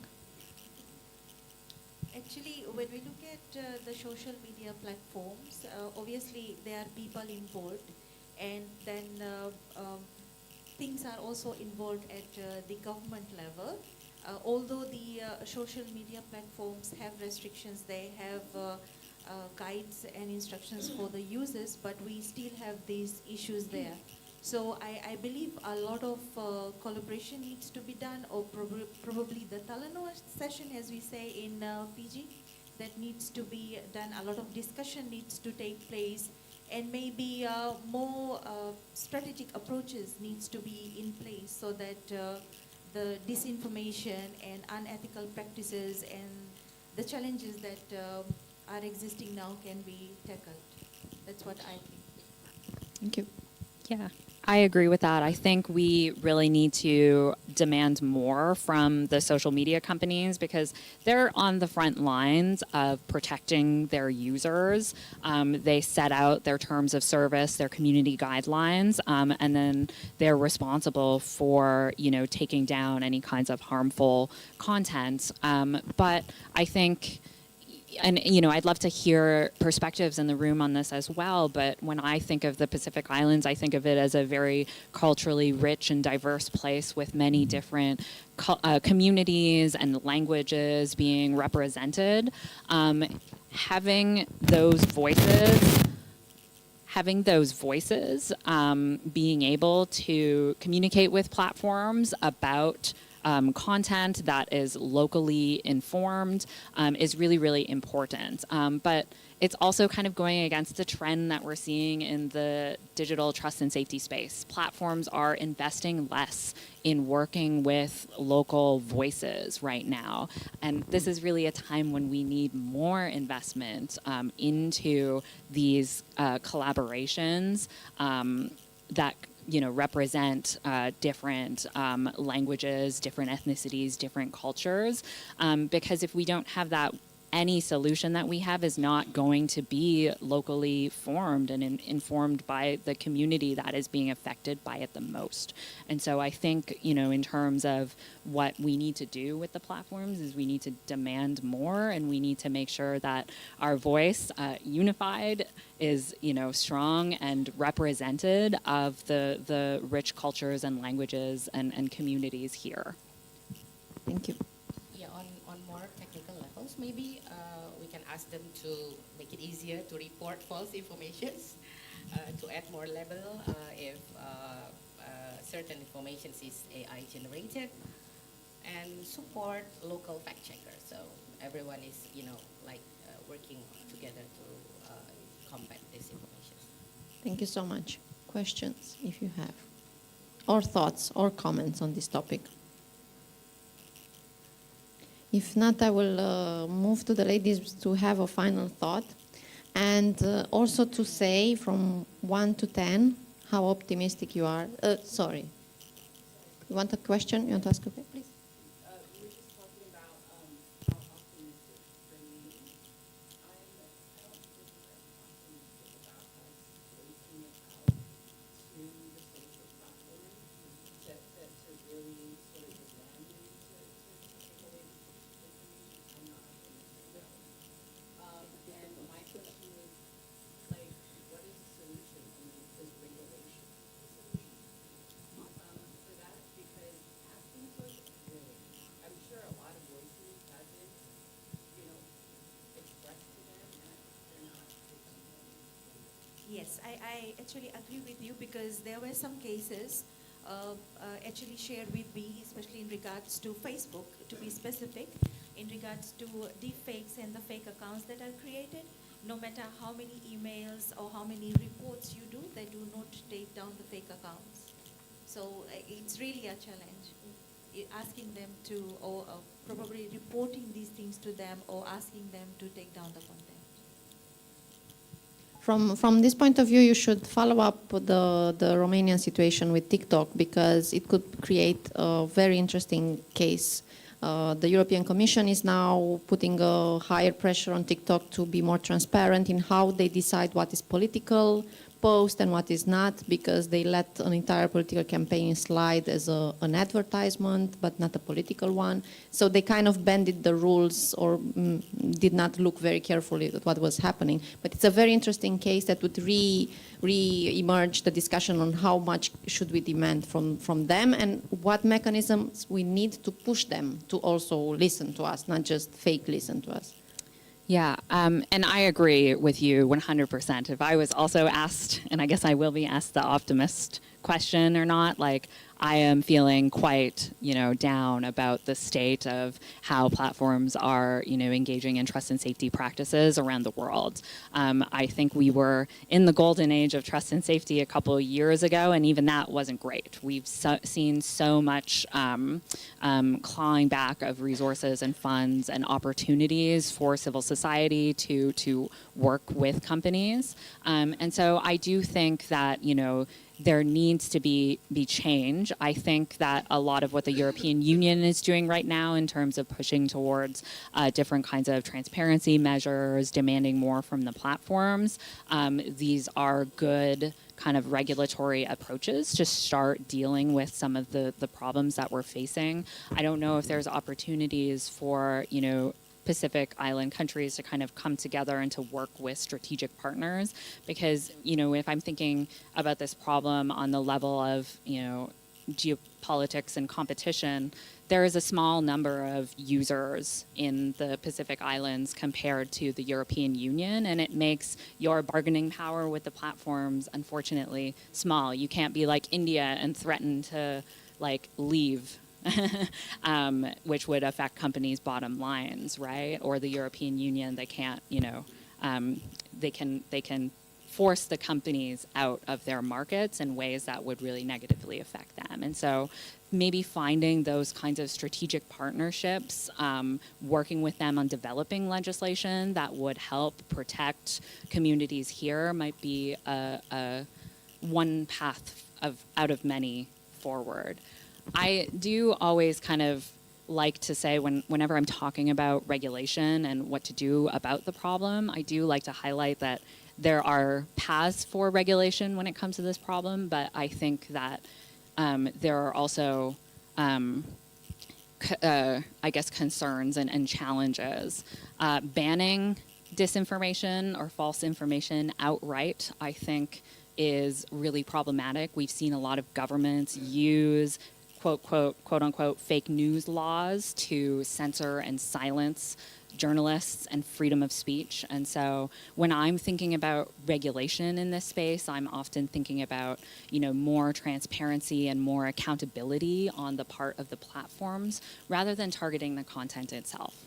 If you're only going to target the content through these legal mechanisms, you're going to, maybe introduce some concerns around expression and rights and freedom of the press, but two, you're not ever going to deal with the problem and why disinformation goes viral in the first place. You're just going to constantly be playing a game of a whack-a-mole in taking down content over and over instead of dealing with the root cause of this problem and some of the systemic features that make harmful content go viral.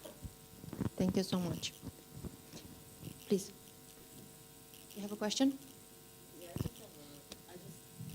sorry, Michelle here from Papua New Guinea. I just want to share what we've done in Papua New Guinea. With all the different government departments, they have their own social media pages. So what we've done in our space as mandated by the government is we request them to get a verification, the blue tick from Facebook, because our department, we work closely with Meta. So if the content or any information is posted online and is verified, and if it's not coming from the source, then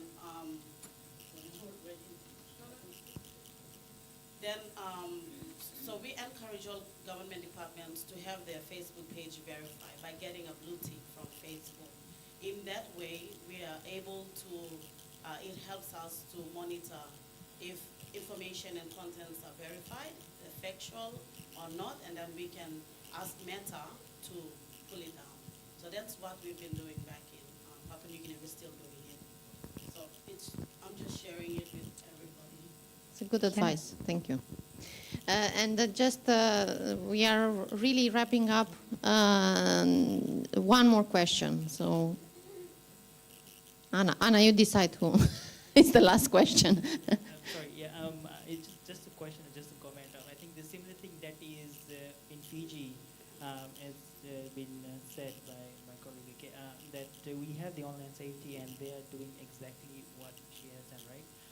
There are some also tools that have been provided to the Online Safety Commission in regards to if explicit images are being exposed of any people, okay, they have tools to hash it for avoiding for it being circulated around.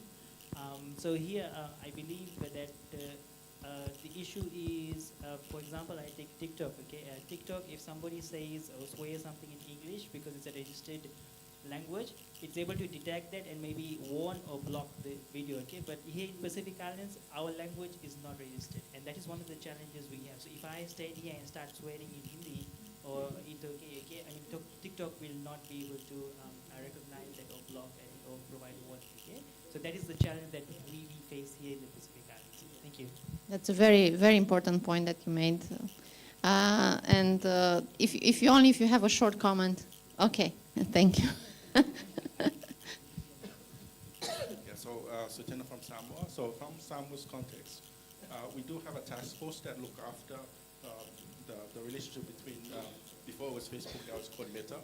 So from Meta's perspective, they have one clause in their policy that only if it's life-threatening that the content will be taken off, but they do need a national legal entity to actually provide that notification to them, for them to recognize that it comes from a national legal entity. So we have our Office of Attorney General that does that for us, but it's a triangle between the police, SAMCERT, which is the National Search for Samoa, and the Office of the Attorney General. So that document needs to go out from the Office of the Attorney General with the Prime Minister's signature for Meta to actually do some work in terms of pulling down what requirements they need to pull down from the police perspective. Thank you so much. And to end, I would like you to tell me from 1 to 10 how optimistic you are about digital literacy in the future, in let's say next 10 years. So 1 is the worst, pessimistic, rock bottom. 10 is very optimistic. So where are you? I would say I would be closer to 10 if there is collaboration and there is support from the government, the donor agencies, we have NGOs, and the people. If they take responsibility, like I said initially, that there are many initiatives in the room, people who are working on digital literacy, they are reaching out to people, they're reaching out to the rural areas, to the marginalized groups. The only thing we need is to be received from the other end. So as soon as we start getting that, definitely it's closer to 10. Thank you so much. Let's see. Looking at human factors, we have limitations, cognitive ability, cognitive bias. I would say 7 or 8, because I think that's more realistic to say about the approach. But like in Indonesia, we have a saying of gotong royong. It means working together, and I think fighting disinformation is exactly that. Go back to our community, our closest families and friends. Let's talk about this, and let's the ripple effect works. Thank you so much. Man, your numbers are also high. I was expecting Samantha to pull it down a little bit. I don't want to end, negative. I was going to give it a 5 because I do think, thinking of the triangle that we had yesterday, I think we all have this beautiful shared vision of the future in terms of where we want digital literacy and media literacy and trust and safety online to be. But I do think that, the weight of the past and all of these kinds of concerns and forces of the present make it really difficult to get to that vision that we have of the future. But I don't think it's impossible. I think seeing everybody here together, identifying this shared vision for what our digital future can and should be, that does give me more hope. And, I think we can get there by, working together and continuing to have these really hard conversations and sharing our wonderful experiences so that we can learn from one another and work towards that future. Thank you so much. So on this note, we will end. Just as a conclusion, use the WhatsApp group. You use the coffee breaks, the lunch breaks today to connect and to start maybe imagining some projects together. Because if you stand together, you have a bigger chance to push back some of these bad changes around the world. Thank you so much for your attention, and we will give the floor now to Anne to continue. Thank you. Thank you, ladies.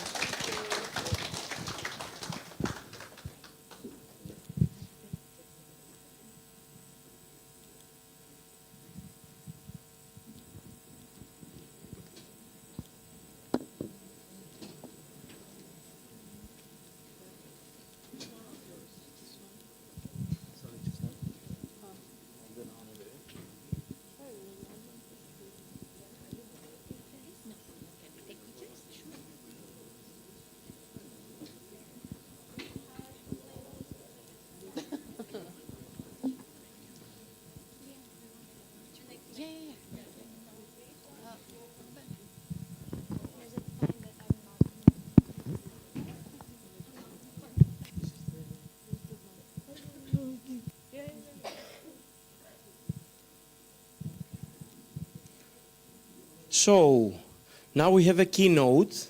So I want to call on stage to speak about environmental activism. That's something that we need. Anne, Adeline, and you will say your last name because I will say it wrong. Okay. I will say like Dumalyang. Dumalyang. Okay. A huge round of applause for me and for Anne.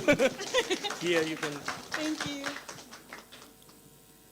Okay, I'm gonna need to put down my cup of tea. Hi everyone, thank you for having me for this very special occasion of yours. Wow, everyone has been so warm. I'm just trying so hard to fit in with the flower on my head. And just the warmth is amazing. It reminds me of home and maybe even better. I'm very grateful to be here today. It's interesting to transition from a topic on disinformation. The World Economic Forum has a risk survey and more than 5 of those risks detected at or forecasted for 12 years on has something to do with deteriorating environments. And about 3 of the others would have something to do with cybersecurity and disinformation. And so climate action and everyone at the front lines, like yourselves and I, are really at the nexus of this toxic mix. At the same time, though, of course, digital literacy, this topic gives us as well a better platform to have our voices heard. And so this is why I'm also so excited to be here. As much as it is a challenge, there is an opportunity for a lot of us, and especially for SIDS, it's very important that your voices are heard. You are at the front lines of the climate emergency, and that is something that you are already feeling now, whether you know that or not. And it's not something that is expected of the future. So before I get started, I'm Anne. The clicker doesn't like me. There you go. I'm Anne. I'm from the Philippines. I founded an organization called Masungi Georeserve, and it's through sharing our story that I hope to be able to impart a practical example of climate action and activism for the environment. I'm gonna leave the theory for another time. I'd like to hop into storytelling today. And as far as digital activism is concerned, that is something that we'll be talking about in better detail later on in one of the breakout sessions. So, the area that I am protecting is called Masungi Georeserve. And what we do in Masungi is we protect massive limestone pinnacle formations through education and sustainable development supported by creative engineering and tourism. Kind of like how you guys are operating around here as well. And this is the area that we are protecting and restoring back in the 1990s. After 20 years of hard work and dedication, this is now what it looks like. So this is in a span of 20 years of blood, sweat, and tears, trying to recover the land and bringing it back to its lush glory. Today, it's already home to different forms of life, some of which are the animals that you find here on screen. Some of those that I'd like to highlight and are my personal favorites: the jade vine, which was discovered just in 2015. It's the rare version of a plant that you find at the back of the Philippine 5 peso coin. Only found in 4 locations in the Philippines, and of course, only endemic to the country, and you'll find in no other place. We have about 102 species of birds just an hour and a half away from Metro Manila, which is our very congested capital. That's quite a feat considering our proximity to an urban location. We have 47 species of snails. I'm not sure if you care about snails, but I do. And we have the highest number of snails known to exist in the Philippines, despite being simply a secondary forest, with our own microsnail called H.L. masungiensis, for lack of creativity. And about 30 species of bats, including the first record of flying fox in our own province. So how did we get here? It really started with my dad. He was an engineer, a very quiet, humble guy who had a development project which he decided to turn into a reforestation site instead, despite all odds that were against him. That is me in the center, and I'm afraid I'm still small up until now. Not much has changed. And my sister and I came in the picture in 2016 after I graduated, in 2013, shortly after I graduated. And the reason why we did this was because we were concerned with the amount of urbanization that was coming in.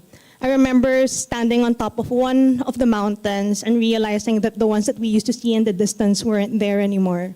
And at that moment, it was very clear that this landscape that we loved and had a relationship with for the longest time, and who I saw as a little brother of mine, was going to be next.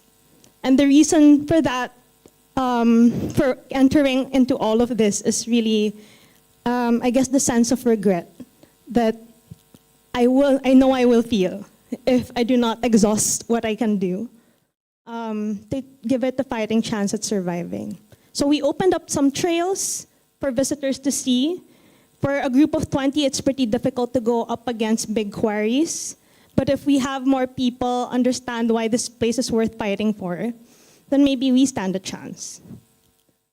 So we opened up our trails, put up rope courses like this that people came out to visit.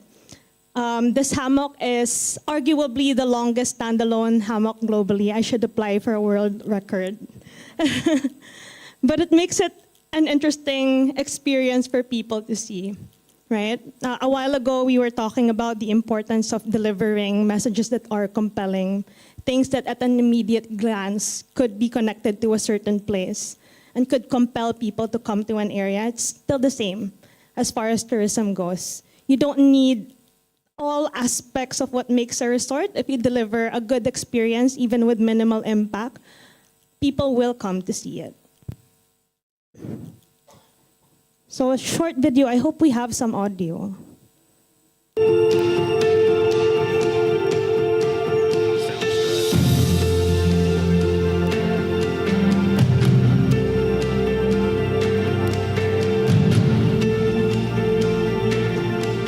Just a bit of an idea how we do tourism.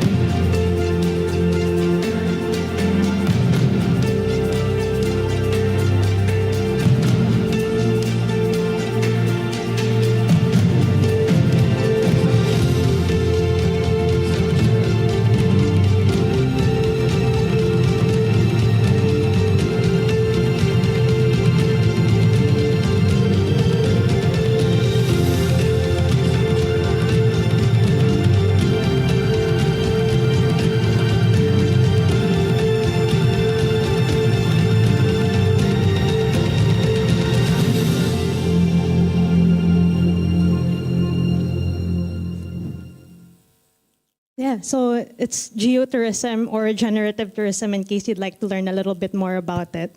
I missed that video. I haven't seen it in a while. That was made back at the time when we only had the one person handling comms, but he was a good one. Our bigger challenge happened in Masungi Geopark project. This is a project that we undertook in 2017 in more recent time. And the attempt was to restore more land around this karst formation, covering the rest of the rock spine, which happens to cover portions of the upper reaches of a critically deteriorated watershed. And we were doing this work at no cost to government. We were using the earnings that we gathered through the trail experiences to support it and our own savings. Is anyone here familiar with the concept of watersheds? Just one? I'm glad I asked. So when you talk about the watersheds, this is basically through a topography, simply following the flow of water from the upper reaches of mountains as all the way down to where it exits in the sea. And that is actually a grounding that a lot of people tend to forget.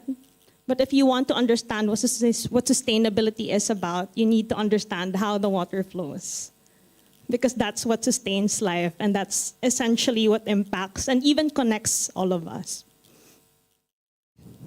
So these are the mountains around Masungi. It may look green to you, but it's actually deforested. It's all just grass, and you have some patches of monoculture on the side. And this is the video for the restoration.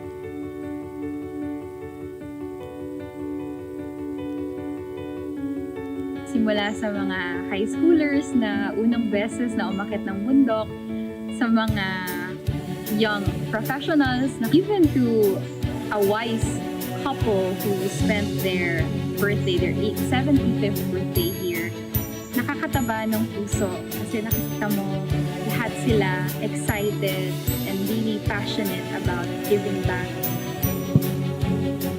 Masungi Geopark project is not just a reforestation program or initiative.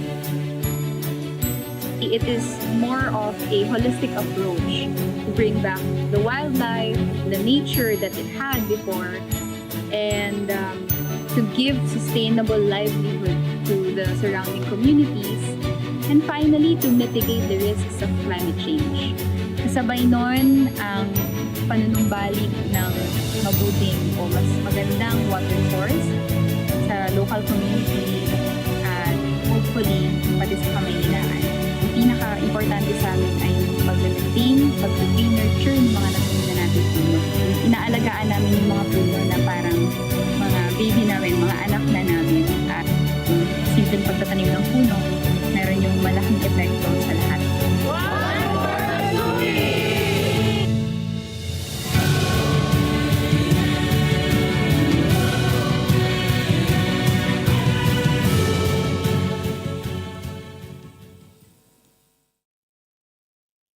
Okay, why are we doing so much to make restoration and the site a success? Because it is already critically deteriorated and people do not even know about it. There's a deliberate attempt to conceal information from the public. It is 11-20% forested instead of being at the healthy levels of 70% and above. And no one was talking about it. Not only that, if you look at the most recent incidents of typhoons in the Philippines, of which we've had many in the last month, only in the last month, there is a deliberate attempt to confuse people about how good the forest cover is. So you'll always find in the news that you'll have statistics shared by the Department of Environment at one side saying the vegetation is at 95%, and then the statistics from us and the scientific groups that we work with saying it's only at 11-20%. So that's how challenging the landscape is politically back at home. But it's very important not just because it's a watershed, but because of the amount of life that it affects. This is the watershed that flows out to the capital of Metro Manila, impacting about 20 million Filipinos downstream. And it's well established that forest covers upland have a huge effect on the flooding events that happen downstream. And it's no less than the World Bank that has affirmed this for our watershed. If you look at our watershed area, forests in general, even marine life, it's really green infrastructure. There's a lot of attention placed on all of the green infrastructure that we have, neglecting the fact that it's our green infrastructure that actually supports life on Earth and in our islands and our homes. And the impact of green infrastructure cannot be discounted. If you look at only our area, the reduction of flood water that's generated, for example, could be reduced by 47%. That's huge. And it could reduce, or rather delay peak flows by 3 to 5 hours, which could mean a lot when it comes to the lives that are affected downstream. It's also much more cost-effective compared to dams, for instance. If we're only looking at siltation control capabilities of forests, we're not talking about agriculture, livelihood generation, many other benefits that it gives us. It is already equivalent to 10,500 dams. And you know how expensive dams can be. They have huge annual maintenance costs, not to mention they depreciate in 8 years' time. That is compared to forests that, through time, and 100 years and above, will actually have more to offer. So, why is it important for us to protect our forests, and why did we reach the extent of doing things the way we do it in Masungi and the amount of activism that we do? It's because in the 20 years that we've been protecting it, it was first the Department of Environment's job. It didn't work. They tried a multi-stakeholder approach. It still didn't work. And so we started protecting it together with the Department of Environment to make sure that there are checks and balances implemented on the ground. And it's important for all of these conservation innovations like us to be in place. Because, well, at least compared to our counterparts in Southeast Asia, we're already the only country whose forest cover is still deteriorating up until this year. But also because of all of these realities that may as well be the same realities you might be facing, even if the statistics may be a little bit different. Like we said a while ago, we are one of the 17 megadiverse countries of the world. That means that we hold the biodiversity heritage of the entire world in our country, a good amount of it. There's a huge financing gap when it comes to protecting these watersheds and protected areas. And you can see that with the budget allocations given by government, which is about 98 pesos, about less than $2 per hectare. And with the management capacity of simply one ranger monitoring 4,000 hectares of land, which is ridiculous. No one can manage that much land. So the Philippines has always been great at putting out laws, but it's really the implementation that becomes a challenge because all of that. And I think the most challenging thing for us really is that we are in Asia the most deadly country for environment defenders. So if you look at the statistics, we have been holding that position for the last 11 years, which is a long time. And if you look at all over the world, we're always 1 out of the 5.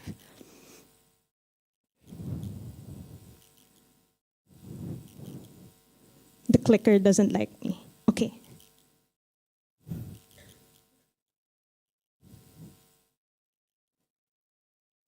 Do you think someone can help me get it to the next slide?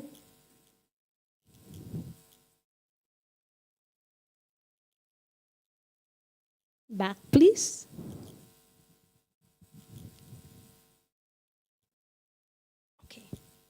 Okay, so despite all of these initial successes, of course, we still have our challenges. Our story doesn't end there.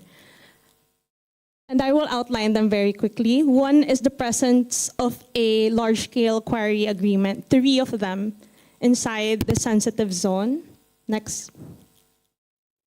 There is a move to transfer the National Penitentiary of the Philippines to our landscape, which is ridiculous because it's very difficult to develop it into one. It's not even fiscally responsible. Next.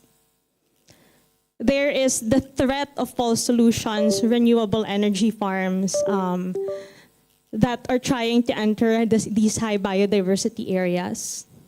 Next.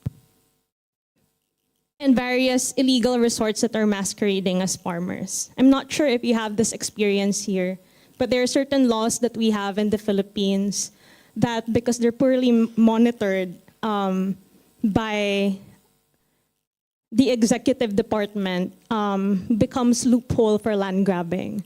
So if you look at our area, you will see on paper, if you just go to the department, that it will say that these people are farmers, landless individuals who need land within the protected site.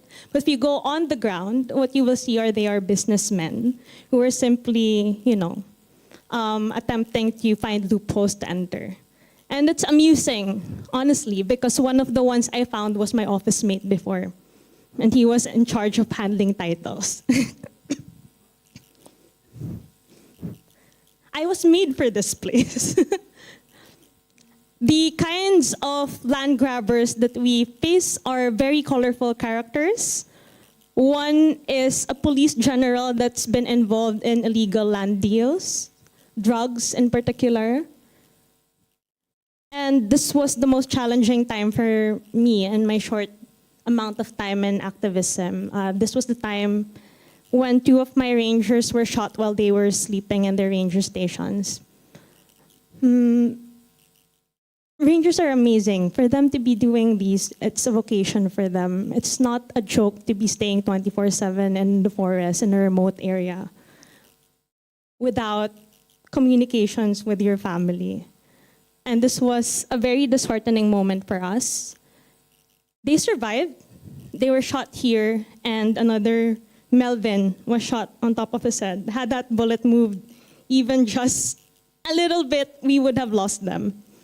And believe it or not, 3 days after this incident, they were back in their stations. That's how much they love their place. And this reflects on, again, this particular statistics, the fact that environment defenders and frontliners are at threat because of all of these illegal activities that you find in these sensitive zones. So just like the fact that small island nations need their voices heard when it comes to the global climate space, the same thing goes for protected areas that have very little visibility. And this was something that was discussed earlier. It's really troubling and it's additional load for groups that already have very little resources, managing the disinformation that makes things even more difficult for everyone. So what you see here is my office mate, the mastermind of the shooting of the ranger, the PR practitioner of the quarry, working together to make it seem like the community is against us. So they just brought in people, tried to interview them, posted it online, and thankfully, the radio show is called Heart of a Miner, so it was a little bit of a given that they would be against us, right? But there are these kinds of examples, and we're seeing more of them. We saw more of them in the last year. This is another example of this information that we had to combat. The wind energy farm tried to create a fake activist that's asking for our project to get canceled. So her name was Bernadette Torres. And when people started looking for Bernadette Torres, for a popular activist, no one knows about her. We messaged all of the Facebook accounts, all of the LinkedIn accounts. She wasn't there. Thankfully, we had enough of a relationship and credibility with media to ask that they interview this personality first before they circulate the news. What's even more interesting for this case, though, is not just that. It's that they failed to remove who paid for the ad. It's also pretty interesting, no? Sometimes it feels like you just facepalm yourself sometimes. It's a good thing. This one is our Department of Environment and Natural Resources. And when they received backlash on social media, they changed it to the Wind Energy Company. So the biggest threat to our project now is the attempt to get our project canceled.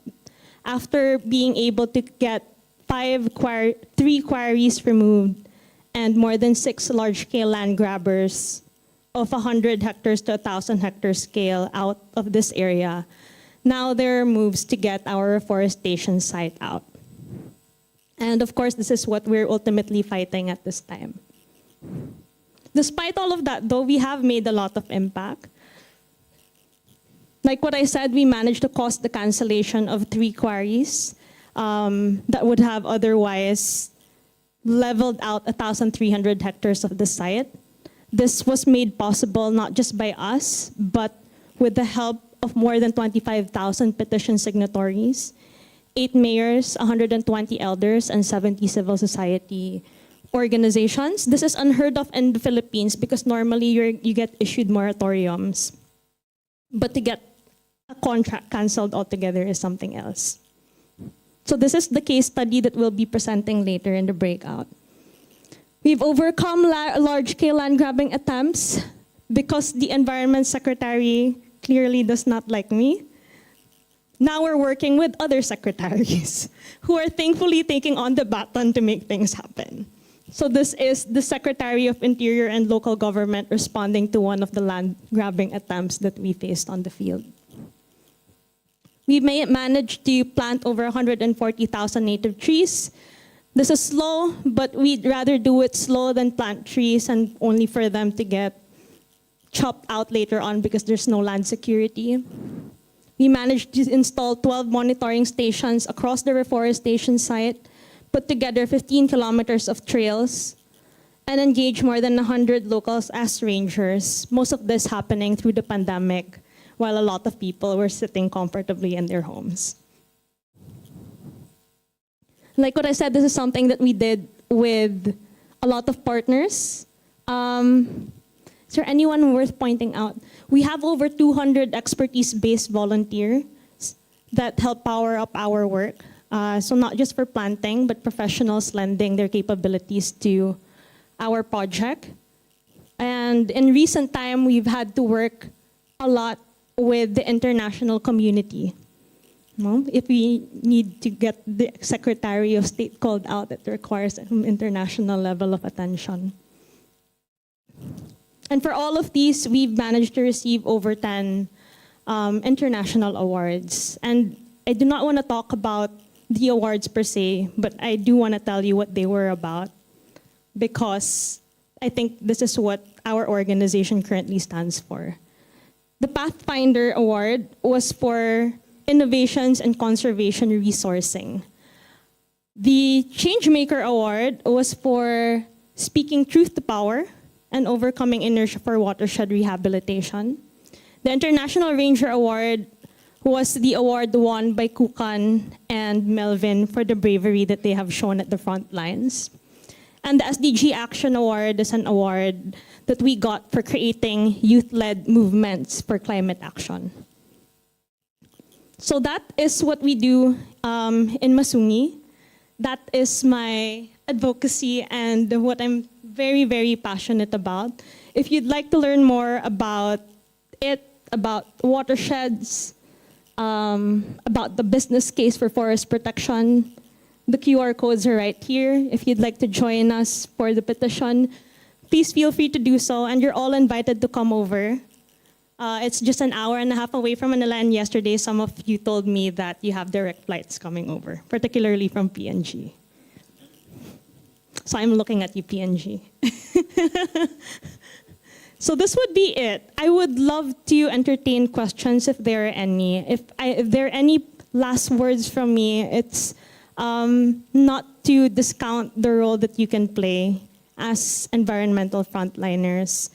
Your voice is very important. There's nothing like it, especially in the international community, and it is a voice that's worth hearing.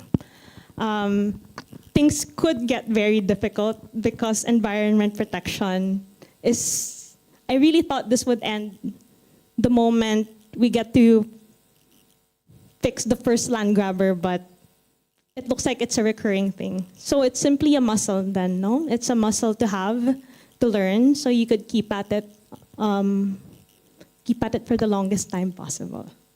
Thank you very much. Do we have questions? We have questions, yeah? Wait. It's hot, no? 1, 2, 3, 4, no. No. It's working.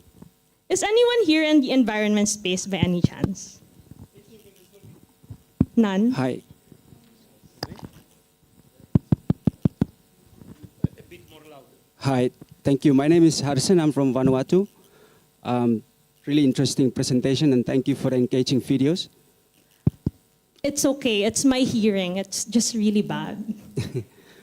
In Vanuatu, we're really good at implementing projects, but the sustainability of the projects couldn't last. I was just wondering, could you share some approaches on how your project seems very interesting?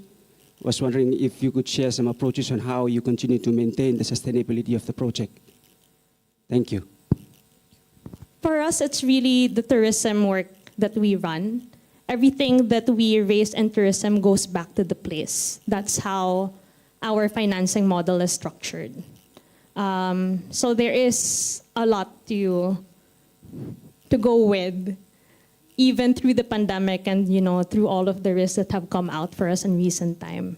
It's been really expensive, to be honest. I have about 15 harassment suits on me, and that can be very debilitating. But that's already pretty good compared to the number of harassment suits that your usual Filipino activist could face. Friends of mine have about 54 and above, if they are alive, Sustainability of the institution, so there's that. It's good to have a sustainable financing model to support the work. It's differently empowering. One of the projects that we're running now is supporting the conservation organization of the indigenous tribe so that they could have homestays in their own land. Then they could speak out even more on the things that they need to. There's also just so much climate financing in the international space that you could go for. You'll just need to, I could share some links that you could go through to find where those resources are. But this is different, no? Depending on what kind of institution you're running. I'm talking mostly from the grassroots, non-state actor segment. Is that what you are looking for? Hopefully. Hopefully. Gotcha. So because we don't have time for extra questions, they will find you during the break. You will stay with us. Thank you very much. And we will continue. So our next panel, what does it take to be an influencer? I don't know how many of you are influencers here. So we have Sanya Singh, am I correct? Yeah. And Ezekieli Savu, please come on stage. I couldn't see people. Okay. I so bad, so I wasn't sure how people are receiving it anyway. I thank you for time. Thank you. And you can do this. Yes. Yes. Please, Kelly, can hold on to that. Do you want chairs or not? Do we want chairs or not? No, we're fine. We're fine. Yeah, thank you. Okay. Bula Vinaka, everybody.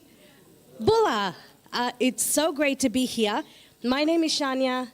That's my partner in crime, Sikeli. So I'm going to start by introducing ourselves. Oh, we've got chairs. Yeah, because I see that you are in high school. Thank you very much. Thank you. I tried to be fancy. It's always a mistake, though. So just a little bit about myself before we begin. And then, Sikeli, maybe you can introduce yourselves as well. Yeah.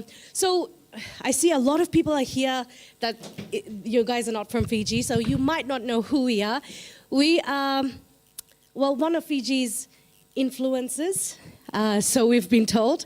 And my name is Shania, and I was born in Fiji, raised in Australia, came back to Fiji, worked in fashion, worked in television, so I was a TV producer, presenter, editor, director, blah, blah, blah, you name it, I've done it all.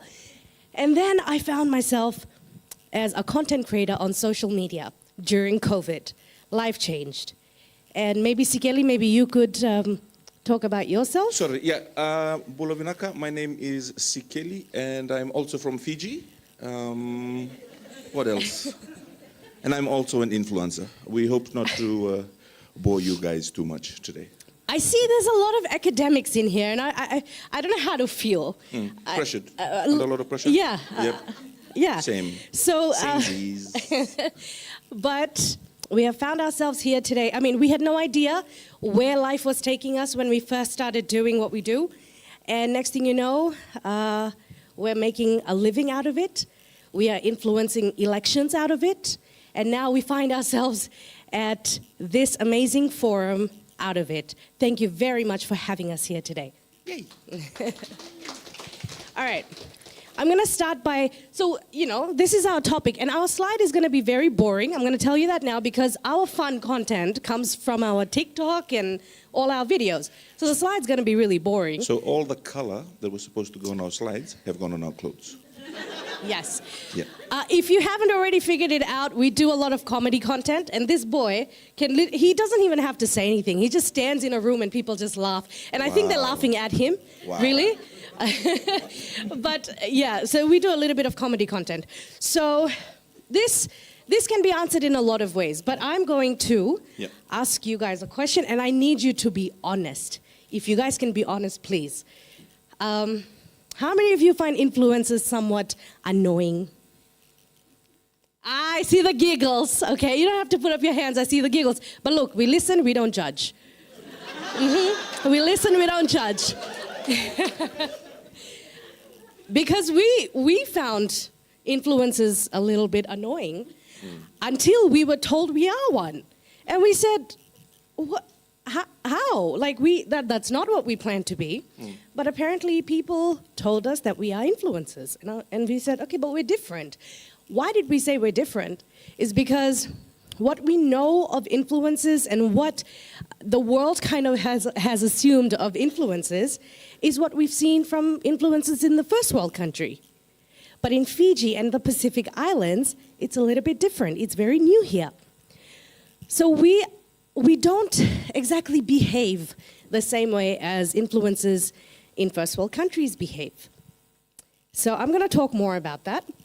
But this question can be answered in a lot of ways, so I'm going to keep it a little bit easy, we'll keep it simple, and we're going to split it into two parts: ethical and technical. I am going to start with the ethical, and I'll let Sikeli take over the technical. Why am I out of breath? Is it because I'm fat? No, it's the shoes. Oh, it's the shoes. Okay. I'm also a little bit under the weather, so I'm trying to breathe through my mouth and also talk at the same time. Okay, so with ethical, I've come up, and this is not based on any scientific study or anything. This is literally just our experience. 3 A's. We've got 3 A's. You already showed it before I was. Yeah. You're supposed to wink first, like. Give me the cue. It's just the 3 A's for now. Oh, okay, my bad. Oh, meanwhile, okay. Yeah. So the 3 A's. So let's say, if with Sikeli and I, we like to think that what we do out of a lot of passion. And so when people see our content, they see the honesty. And in that honesty, they put their trust in us. And with that trust, we are able to influence them. Hence my first A, now. Authenticity, okay? Being an influencer, like we can learn from the mistakes of influencers in first world countries. And I'm not saying that they're not authentic, but we can learn from the ones that are not. And I'm not surprised that we get put in categories like that, because a lot of mistakes have been made. And so now we get categorized in that. We can learn from their mistakes, and we can try and be better. First one is authenticity. The second one is wink. Approval from the audience. I tell you what, a lot of people try to be influencers, and it just doesn't work for them. They're doing the right things, they're looking the right way, they're wearing the right clothes, they're shooting their videos the right way. Why don't they blow up and go viral? Because the audience didn't approve them. So, approval from the audience will determine whether you are, look, everyone's an influencer, by the way. Every one of you in here, everyone in the world is an influencer, because you have a niche market, right? You might not be a viral mass market, but you have a niche market. But you got to let the audience decide. So that's my second A. And my third A, accountability. Once the audience has decided that they want you to be their influencer, whether they decide that you're going to be a niche influencer or a mass influencer, accountability. Regardless of what you want, you are given this responsibility, and you are held accountable for your actions. Because as an influencer, part of it is also trying to make a living, which means selling things, promoting things. Accountability. You have to be honest with your audience. You have to respect your audience enough to take accountability for the things that you are putting out to them. You don't want to lie to them. You don't want to sell them a scam. You don't want to make a mistake, because having a platform, you can end up causing a lot of dramas. In Fiji, we have a lot of dramas. And you want to be able to take accountability if something goes wrong. You want to be able to admit your mistakes, and a lot of people don't have that in them. So I feel like if you don't have the 3 A's, maybe being an influencer isn't the right career path for you. But if you want to get technical, wink, your turn. Oh, okay. You don't have to say wink. Oh, Just okay. Like, yeah. Yeah, it's see the boring stuff, but Yeah. we've made it this way specifically so you can actually listen to what we say and then go back and actually watch our content if you would like to understand what we are trying to say here. And why I brought up the fact that there's a lot of academics in here is because I have been told by academics how they feel about us. And the thing is, if you want whatever you are fighting for, whatever you are here advocating for to go viral, if you want the young people to know about it, you're going to have to work in collaboration with influencers. Unfortunately in some cases, unfortunately in others. So hopefully with whatever we're saying right now can help you understand what influencers do a little bit better. Over to you. Wow.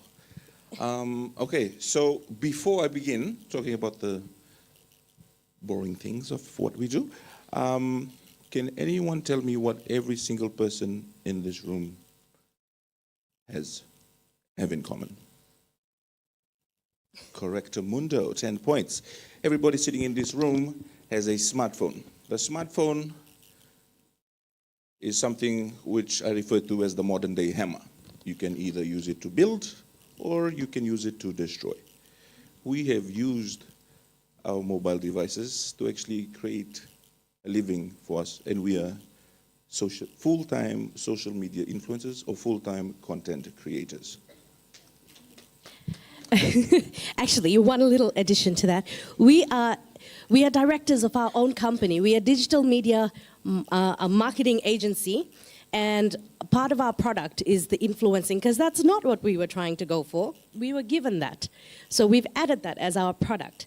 But we do digital media marketing, consultation, strategy. I mean, who would have thought that we would have started doing those things? Never in my life would I have thought that we would be doing consultation and strategy. Like, that's not us, you know. We just like to make TikToks. But anyway, we were working with some really huge, massive businesses in Fiji to do that for them. And it's crazy what social media can do. It's very powerful. Okay, we do one each. I'll do passion and niche, and then you do consistency. See, Right. welcome to our business. Okay, look, Yes. I'm going to explain why I am the way I am. Okay. It's because my mom was a teacher. And I have inherited the not good parts. Yeah. I don't do well on stage, as you can see. Okay. So I'm very quiet. I'm like a mannequin in the corner. But And you you're should see him. He comes alive behind the camera, though. He's a genius, I have to say that. You'll get one compliment today. Wow. You're a genius. You have a nice dress on. Thank you. You're welcome. Okay, so first up is, of course, identifying your niche. Influencers often focus on a niche that excites them, whether it's fashion, fitness, food, travel, technology, or lifestyle. Where Shania and I differentiate from other content creators here in the country, we do it all. Shania handles the fitness, fashion. Excuse me? I mean, for 2025, I'm speaking it into existence. You will handle fitness in the new year. And you will hand over the food thing to me. Right. Yeah. Travel, technology, lifestyle, passion, and genuine interest are key to building an authentic audience. Choosing a niche. Successful influencers usually carve out a specific niche that differentiates them from others. A niche that helps define your content and attract a dedicated following. How did you develop or choose a niche? Okay, so it's a little bit different in my case. I was a television personality in Fiji when I joined TikTok, so a lot of people just kind of followed along from that.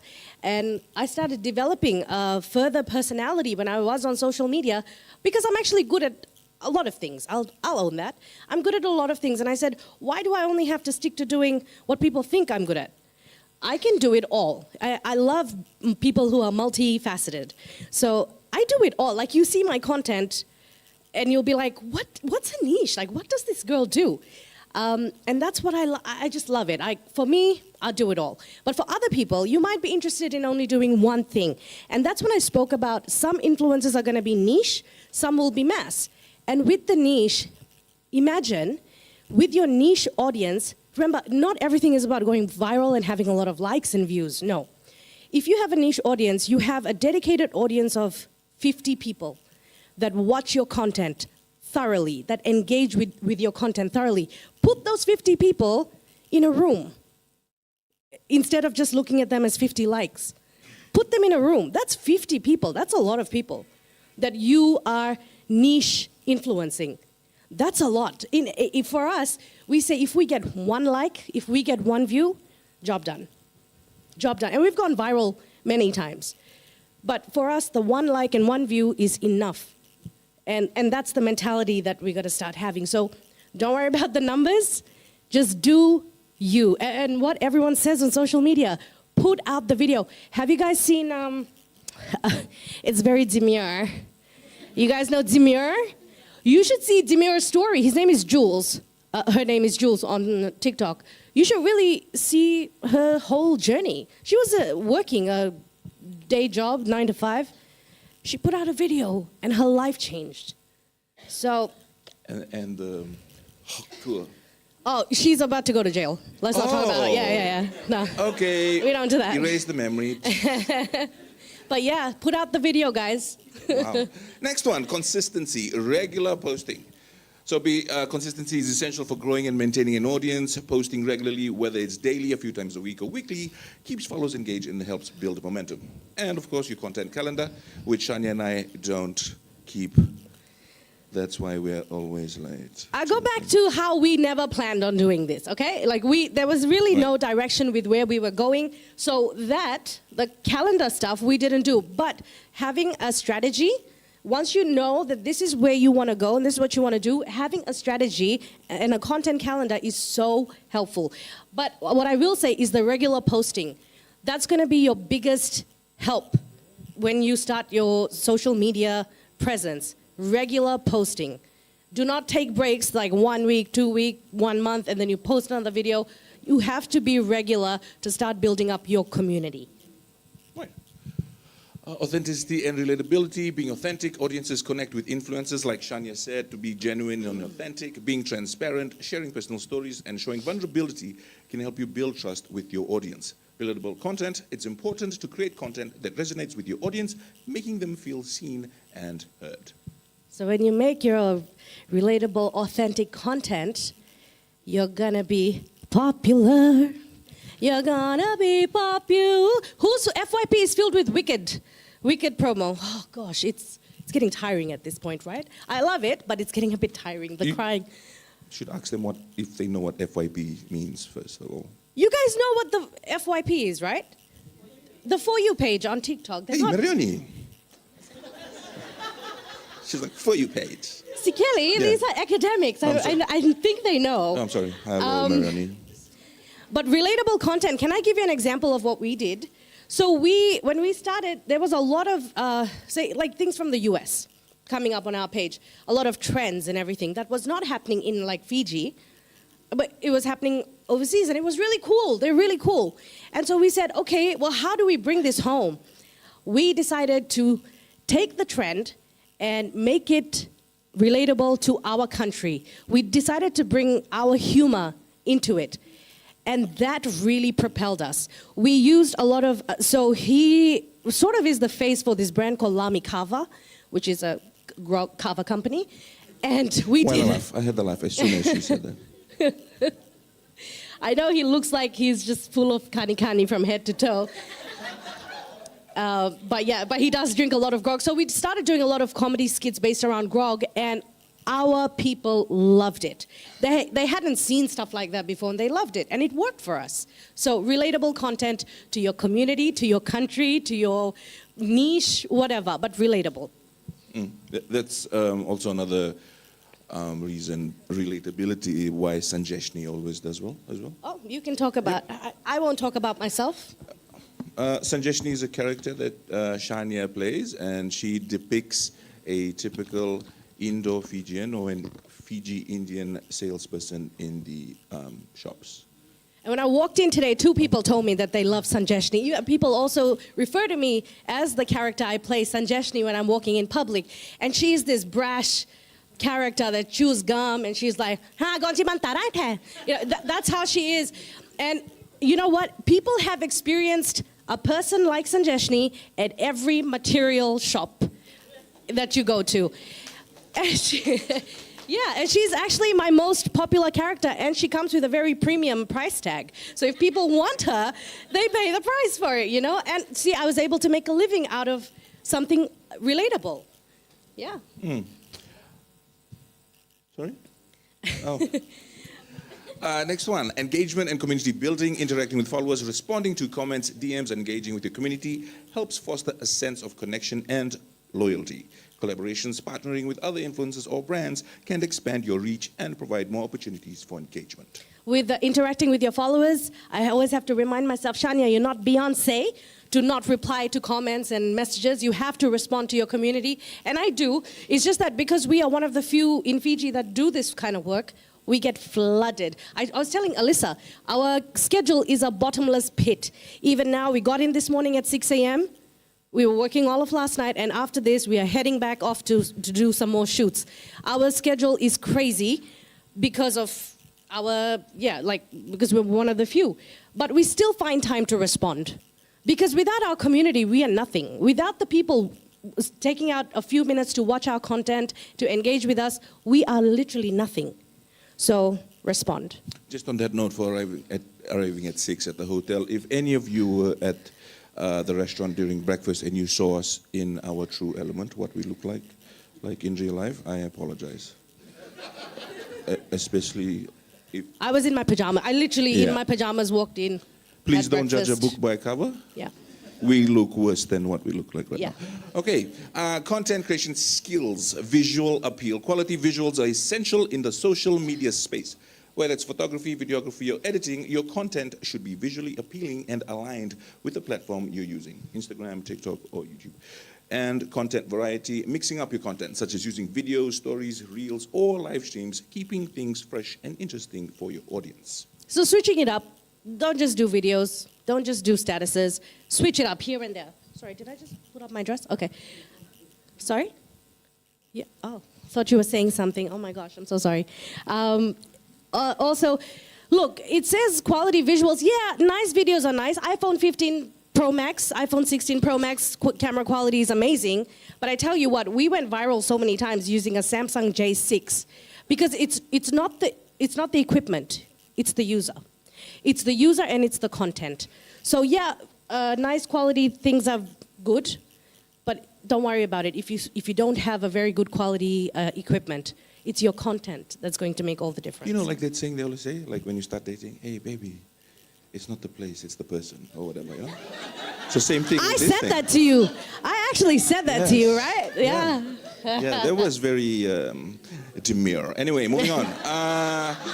Understanding social media platforms. Platform mastery. Different platforms have different audiences and algorithms. Successful influencers tailor their content to fit the platform they're using. Instagram, TikTok, YouTube.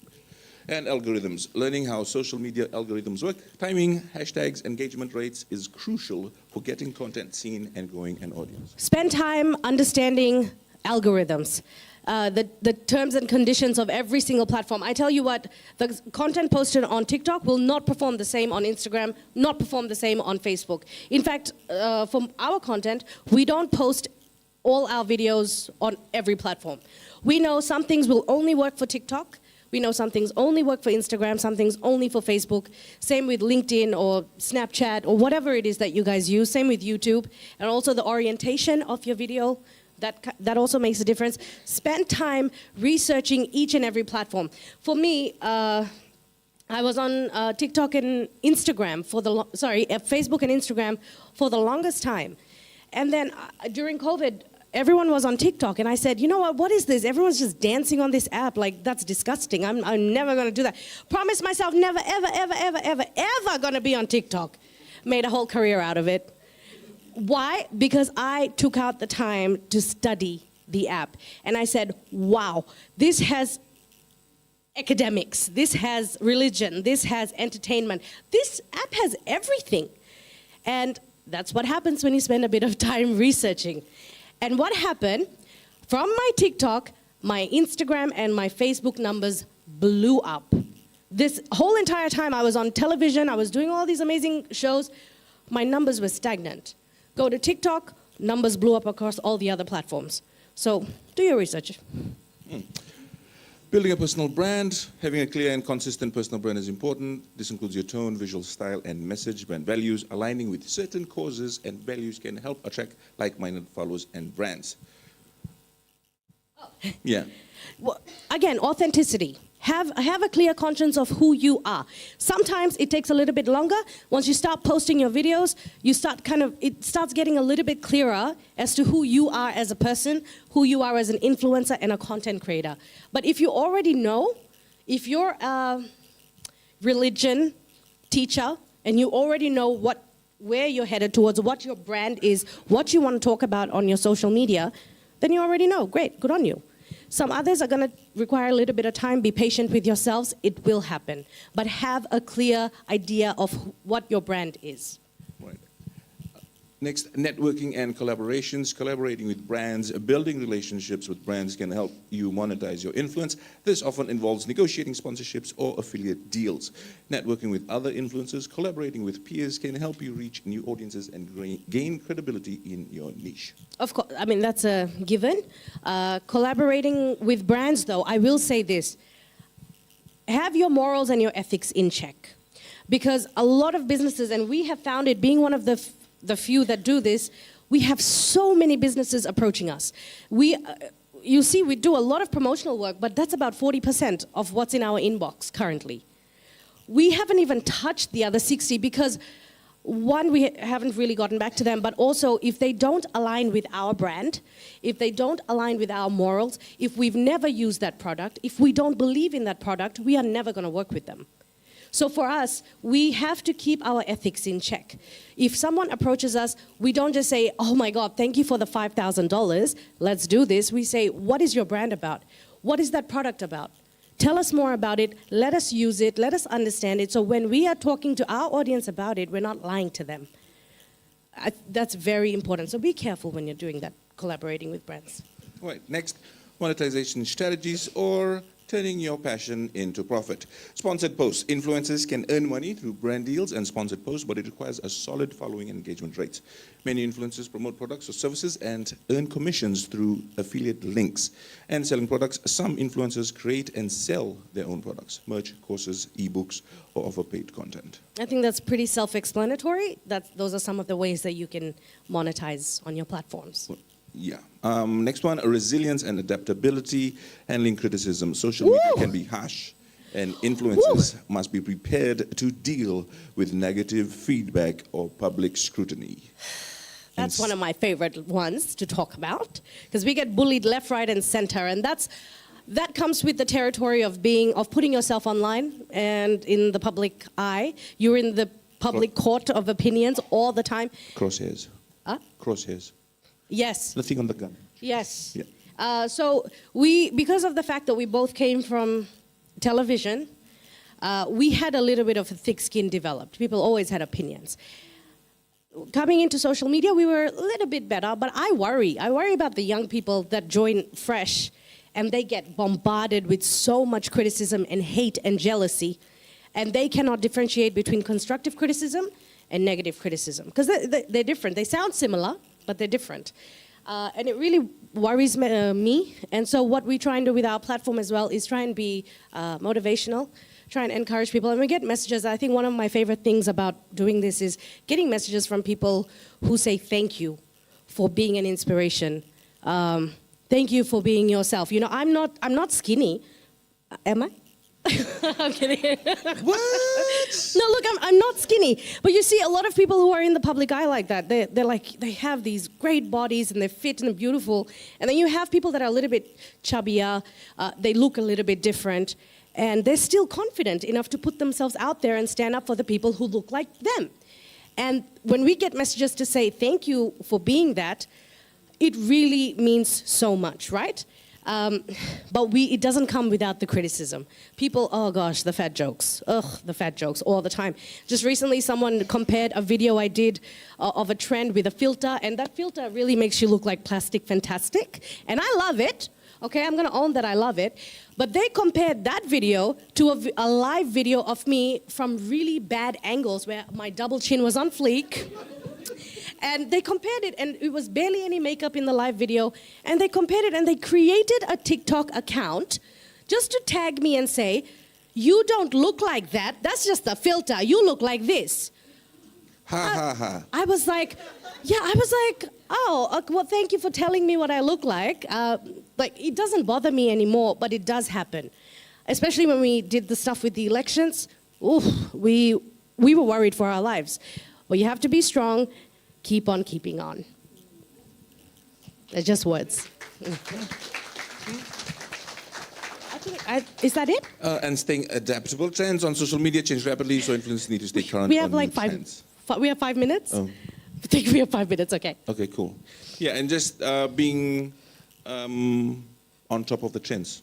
So, look, trends work, okay? If you think that you're with whatever category or whatever you have an interest in, that there's no trend for it, or you can't jump on a trend with your business, you're wrong. Trends will work for everyone, and they're really great to propel accounts, to propel your business, your promotion, whatever. Yeah. Look, always analyze. I'm just going to be really quick because you're reading all the words. I didn't think you were going to do that. No, like the sound in here is so cool. I like the sound of my voice. Go through the analytics, read your analytics, look at the times that your audience is online. It'll show you 6 p.m., your audience spikes up. That's a really good time to post. Just things like that. Understand your analytics. Time management, I don't think we are allowed to speak on that because we both Why suck. is it there? I don't know. Delete it. We both suck with time management, but if you're better at it, then we are good on you. Any more? I think that's it. Okay, that's it. Cool questions. Do we have time for questions? Oh, you did? Oh, thank you so much. You said PNG, right? From PNG. We have so many followers from PNG. PNG, Vanuatu, Solomons. It's crazy around the world how many people connect. You know? Yeah, it's really cool. Thank you so much. Thank you very much. Do we have any other questions, guys? Yeah.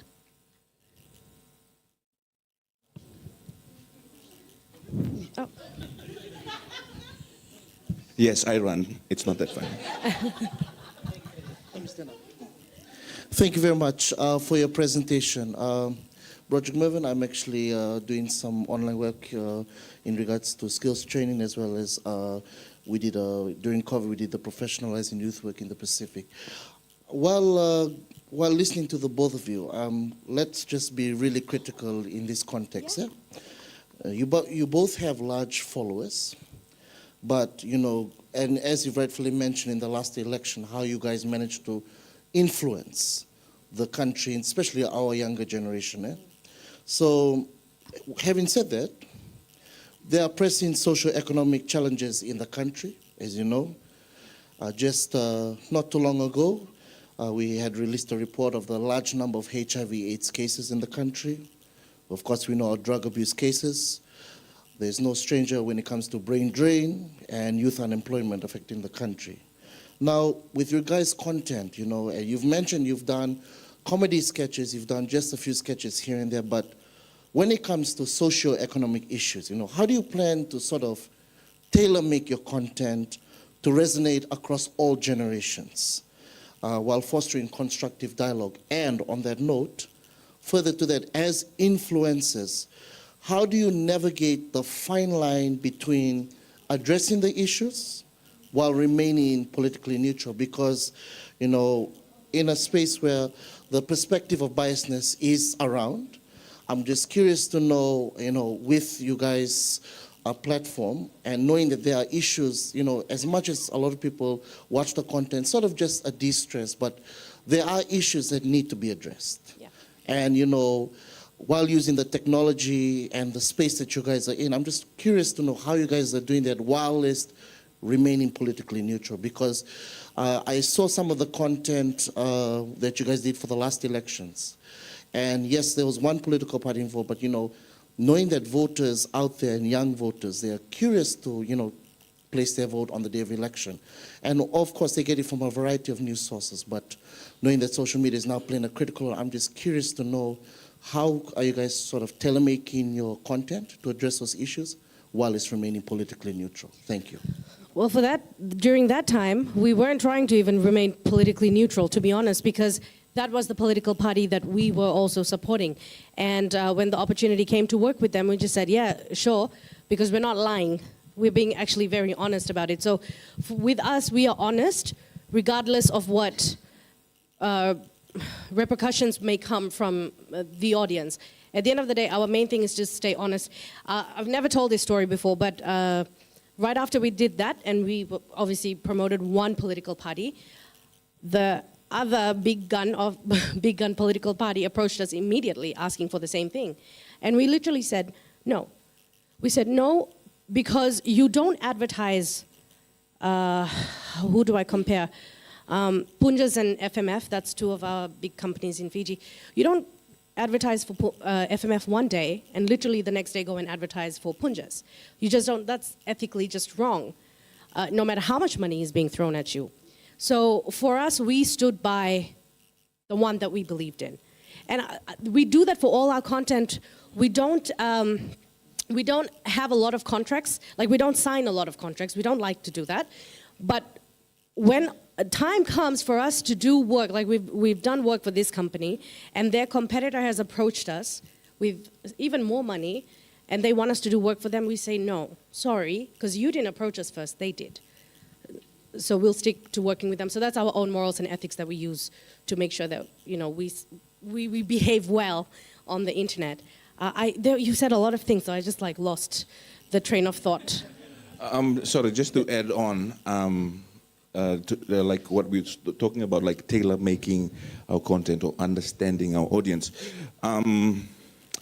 The average attention span of the humans now is 3 seconds. First impression, 3 seconds before you scroll. Really easy to get lost in the algorithm. So how we do our content is how we capture the audience or how we help deliver the message of what we're trying to put out there. That's why we do our comedic videos. It makes the information easier to swallow. Because if it's a boring video, they'll just scroll on to the next video. So going back to what you were saying, like, you know, addressing like serious issues, like all that kind of stuff. We've actually done comedic videos, but pushing out very strong messages. For example, the Cyprema Heart Foundation in Suva. They wanted to make it unknown, like aware that they were offering free open heart surgeries for children. So that's when Ivy turned into a mother figure, and she turned into a baby or a child. And there was hundreds of comments. People didn't even know that hospital existed, and they didn't know that those services were provided. So where I'm going with this is that we tailor make. We don't just do stupid, excuse my French, shit. Like we do address important issues as well. But we just sprinkle a little bit of comedy on it to make it easier, to make it difficult for you to scroll on to the next video. Oh, I completely forgot about the time. Oh. Okay, are we done? Yeah. See, we told. Nothing. That's why we didn't talk about it. We're not very good at it. Take it out, please. Just talk too much, man. But yeah, if there's no more questions, I mean, feel free to. Sure. Your turn, high heels. Yep. My question is around how do you protect yourself from the emotional entanglements, both from your followers and those who maybe try to understand where you come from in terms of the perspective that you have? How did you find it that creating a character was easy for your emotional side of protection? Absolutely. For your real identities? Absolutely. Oh gosh, it was so draining initially. We didn't know what to expect, but it was really draining. So I guess maybe, you know, subconsciously we created the characters. I never even thought of it that way. Maybe we did, but it's a lot easier, especially with that character I have, the sales girl. She is a bad bee. She can say whatever she wants, and she gets away with it. And I think that's maybe like alter ego. That's my Sasha Fierce. Sanjashini is my Sasha Fierce, yeah. So I think so, absolutely. Yeah. Yes.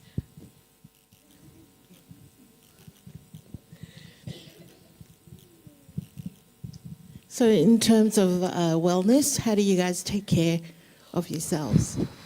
That's Like where we time struggle. out? Honestly, that's where we struggle. What I mentioned before, that our schedule is a bottomless pit. We haven't had, I've gotten sick, he's extremely exhausted. It has been just so full on for us that next year, we want to make it a priority to say no a little bit more, to say no. We try and say yes to please as many people as we can, and it's not always a good thing. Now we have a puppy. She's a Cane Corso, and that breed, deserves so much time and attention. And so now we automatically just find ourselves saying no to things just so we can hang out with her at home on the couch. And that's really good for our mental health. So I think come 2025, and yes, I've already spoken to Liz Fitness. She's taking me to the gym. She's Why my are personal you trainer. yelling? Because you said 2025, I have to go do fitness stuff. So you'll see me doing Miss a bit of Ma'am, fitness lower your voice, content. please. But yeah, prioritizing our wellness a little bit more.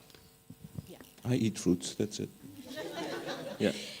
If there's no more questions, Oh, then... sorry, last. Sorry, last question. I think to state the obvious, because you're a multiracial couple, did you have to face that issue with your content at some point? I'd be curious about that. Do you want to answer it? What was the question? The multiracial thing. Did we face any issues? Oh, did we face any issues? You literally gave her the mic. How did you not hear the question? I was mesmerized by her eyes. Yeah.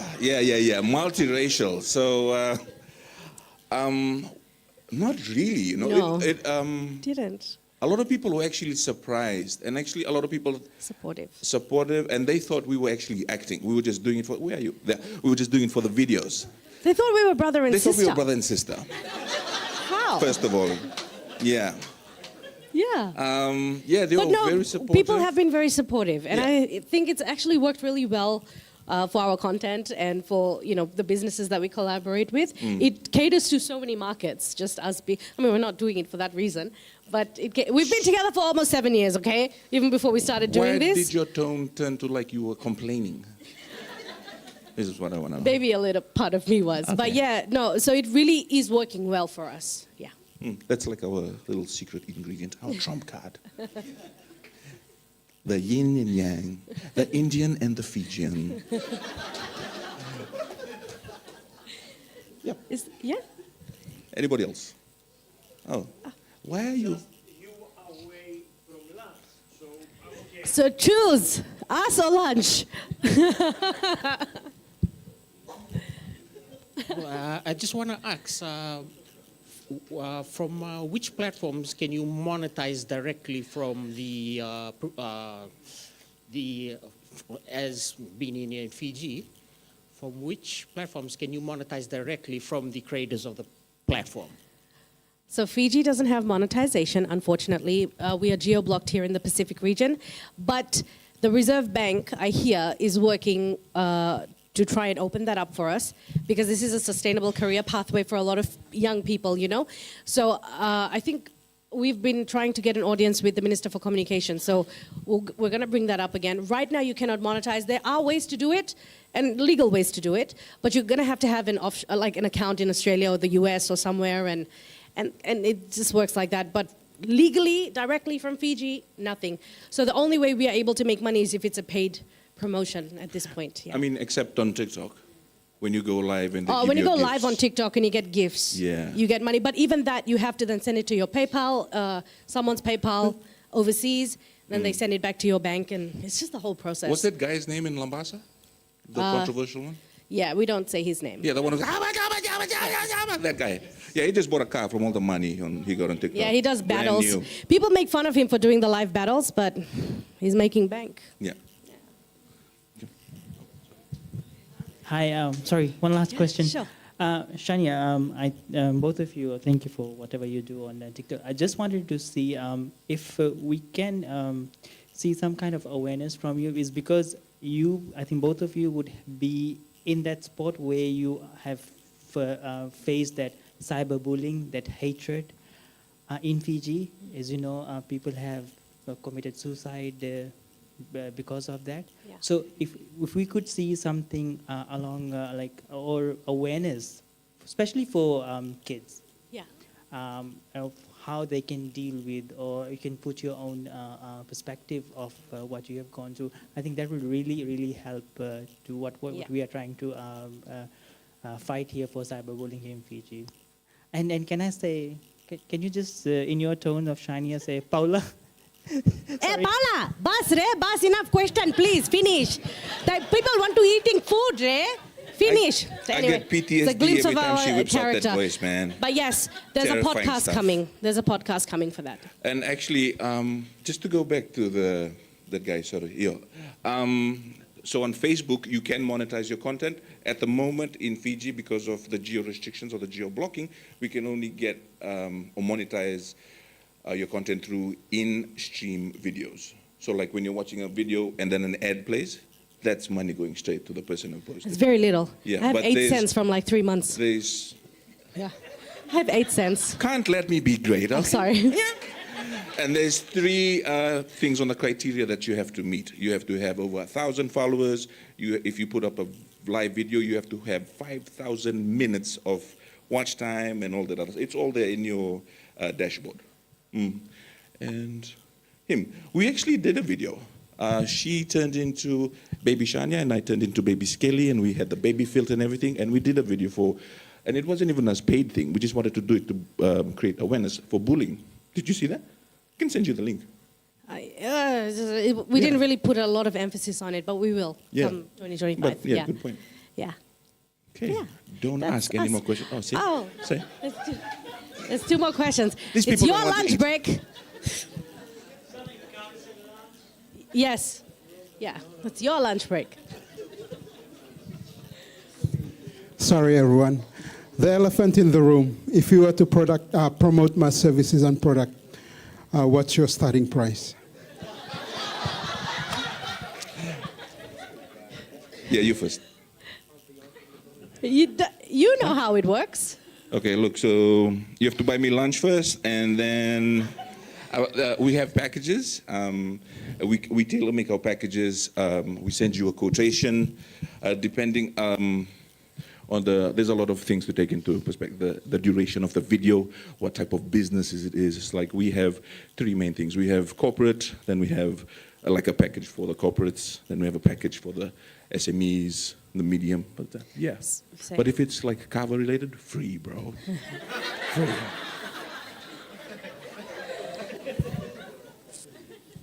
Okay, we'll take a final question. Thank you guys for the presentation. My name is Noman, I'm from Vanuatu. And my question is related more on the regulatory side. Given that TikTok is the content you're pushing out, in Fiji, I'm not sure if you have any content regulation, but my question is, the content that you're pushing out, is there any complaint, and how does you deal with that in Fiji? Thank you. Oh, so because it's quite new in Fiji at the moment, there's not a lot of regulations. So we can actually get away with not having to clarify, what's that word? To identify that it's a paid promotion or something like that. But the platforms in itself are making us do that now. They actually give you the option to, Attach a label, paid partnership label. paid partnership, like just to regulate, the kind of content that's going out. It's coming from the platforms. It's not coming from any laws in Fiji at the moment. I'm sure they'll work on that soon, but not at the moment. So we're getting away with some things. Yeah. Yes, you do. We can speak after. Thank you. Will be here. I have one advice: don't let them eat. let Stay us eat. here for the next 2 hours. You will be here. So we will have a break for lunch downstairs. 2 o'clock back. So go for lunch and be back to start our different workshops. Okay?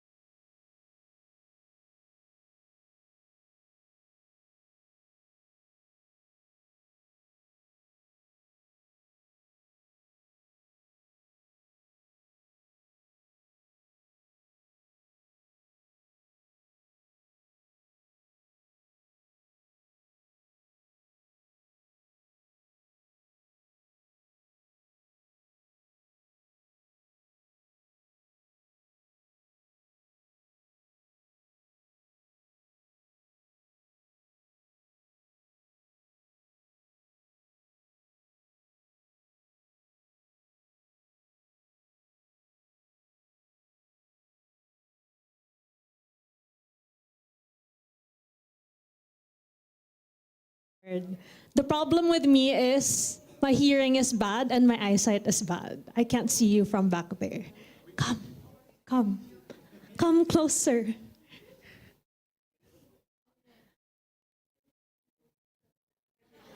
Please, for my ease of talking.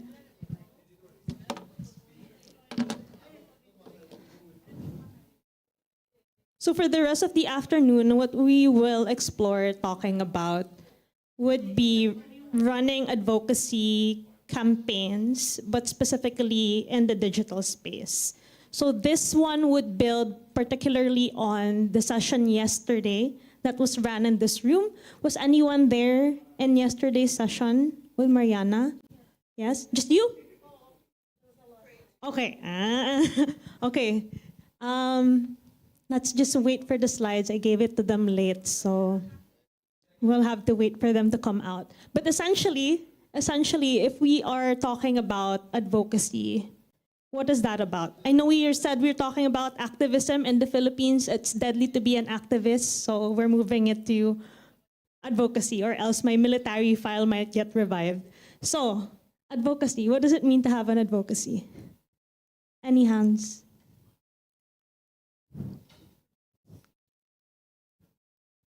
Promotion, yeah. Other words, awareness, yes, generating awareness, all correct. Influencing, true. Educating, yes. These are all very important part of running an advocacy. And more often than not, when we're talking about advocacies, it means solving a problem or making something better using all of these mechanisms, right? And when we say it's digital, it's important. Again, I'm going to reiterate why the digital space is important, because it's actually a huge equalizing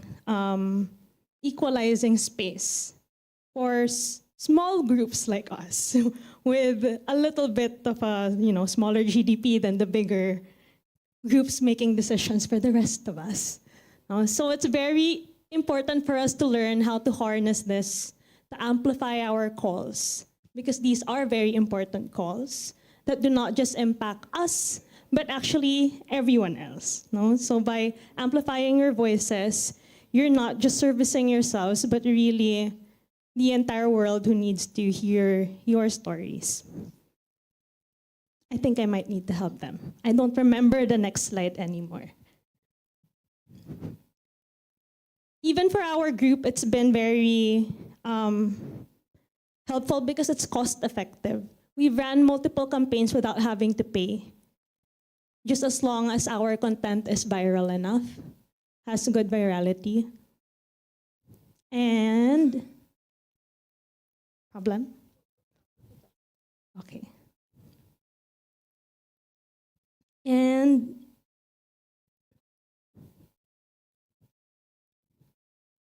not only is it cost effective and better when it comes to reach and scale, these are some of our team members. But it is also a way to disseminate information quickly and help when it comes to very critical incident response. So when you're talking about protecting the environment, the speed of response is very critical. It's very important. It could mean the difference between a hectare getting bulldozed off or not, right? Getting a machine in or not, which is very difficult to get out once they're in. And it's also really important when it comes to countering disinformation, since we've been talking about disinformation. Okay, so I think you must have been reading these things on the slide already. These are simply the things that influence how effective an advocacy goes, the integrity or the rightness of the cause. When you have the moral high ground, it's very easy to talk about it and to get support for it. The power of the advocates, more is better than less. The thoroughness which advocates research the issues, the opposition, the opinion and the climate around the issue within the communities they are looking at. The skill in using advocacy tools, which includes media, and all of these things that they were discussing earlier, including TikTok, I would say, and the selection of effective strategies and tactics in carrying out the objectives that you want to run. Next slide, please. So before we go into the thinking process, I'd like to give a case practice of one of the campaigns that we ran, particularly the Quarry campaign. So what happened back in April 2020 was a quarry was found to have fenced off portions of our reforestation site. They did this over lunch. They knew when our rangers will be out for lunch. And over a span of an hour, managed to barb wire a portion of the area, covering upstream locations where the water flows. So this is a typical dirty tactic. You hurt the areas that host the water. That way everyone organically leaves, right? And they claim to have permits to do so without showing any of these or having them on hand. Next. So when this happened on the very same day, it mattered a lot that we had ways to detect things quickly. They only came out for lunch. Immediately afterwards, they could see it because we had boots on the ground. And the immediate physical intervention was necessary, again, because we were preventing more of them from entering or more barbed wires from being put up. So while there are legal consequences to probably taking their things, we could move a little further on the front lines and secure the area. And that was enough to hold it off for much longer. Immediately after that, our incident response system is to post it to our Facebook page, where we have about 250,000 followers, and our Instagram account, which has about 50,000 followers. And that was actually how we had journalists immediately learn about the issue and come on the field. So this is a recurring theme for Masungi. Instead of reporting it directly to the police, who will not come because the road ends, where the road ends, that's where they end. We end up reporting it to social media. The journalists come to validate what we raise. And then after that, that's when government gets pressured to take action. So what's very important here to add is the imagery and the messaging. And it might not be super relatable for you, but for the 120,000 visitors we've had inside Masungi, who have gone through the exercise of hugging these trees as part of the experience, to see them bleeding like this, the first line is, "Our trees are bleeding," it's a very heart-wrenching way to put it, right? So the imagery matters, the hook matters, depending on the audience you're talking to, in which case for us would be our visitors who are following our campaign online. Okay, so that single tree was at the front page of 2 major newspaper publications just coming out of that post. Next. This is another example, but instead of basically another example of a hook and strong imagery, right? When we post on our social accounts, and they're right, the social calendar needs to be done regularly, it's all greenery. So to find a space like this, which was burnt down by land grabbers, is jarring for a lot of people as well, visually. And the tagline for this is "Hell on Earth, Tree Massacre." Yes, we're anthropomorphizing, right? But it builds that emotional connection between the place, the biodiversity, and the audience. So if you look at the results, these are, I haven't been pointing it out, but these are good statistics for the Philippines. If you look at environmental groups, you'd rarely find ones that have 250,000 followers and above, not even Greenpeace. Leisure groups, yes, but not environment causes. Okay, next slide, please.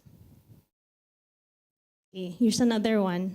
Stop killing our trees, and then a satellite imagery and a banner. So this was the rallying cry for a follow-through petition campaign that happened afterwards. Anyway, going back to the quarry, these are just additional supplemental examples. Next. What followed this also on the same week was a petition launched on the Bataris platform. So there are numerous petition platforms online. I'm not sure what works for your area. For us, what's popular for Filipinos is Bataris. When we run towards an international audience, we go for AVAZ, A-V-A-A-Z. So it really depends on which group that you're trying to reach. But this one organically reached 25,000 signatures. And again, the hook is very clear. Nature provides for our need, not greed. It's not even something that's totally related to quarrying, right? Like no quarrying. It's a broader messaging that more people could relate to. No to quarry is just the small hashtag underneath. Next. And what was contained in the petition? So this is the petition. As far as good practices are concerned, we find that limiting it to less than a whole page is best. It's actually very challenging, especially when the situation is emotionally charged. But you have to remember that people have very limited attention span. And you do not want to confuse them with too much information. So what are the components of a good petition? Based on what you see here, a very clear problem statement, a specific person you're calling out to, in this case, the president, the reason why you're calling out to them, which includes the importance of the area, any violations that were met,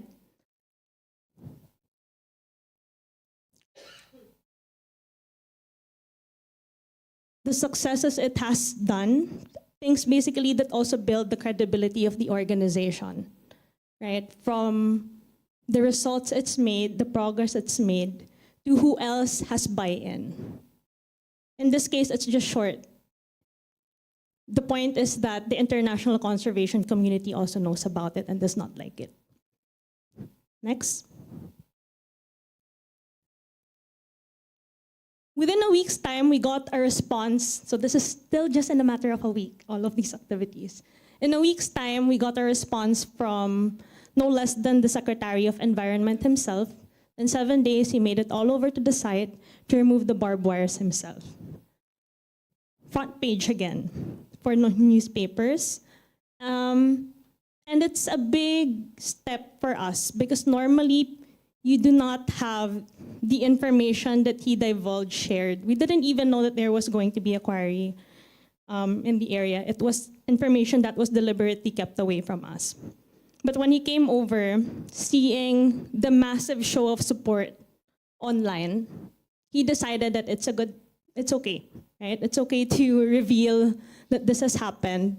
And it's probably better for his image too.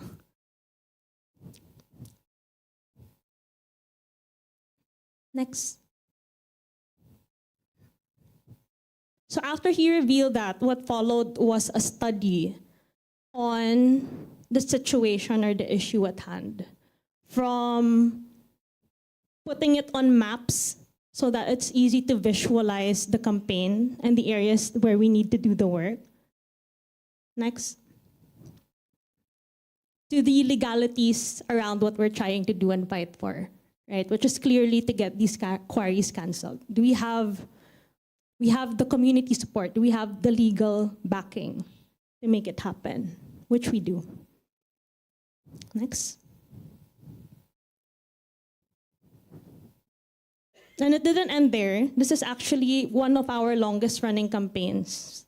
Some of our campaigns last just 6 months long, and then we get to eject groups. But this one actually took us 2 years, 2 years, 3 months.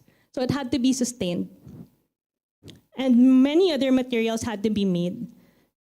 So along the way, these were the kinds of tactics or kind of content that we had to come up with because there was very raw an understanding on why it needs to be conserved outside of simply the emotional attachment that people have to the place.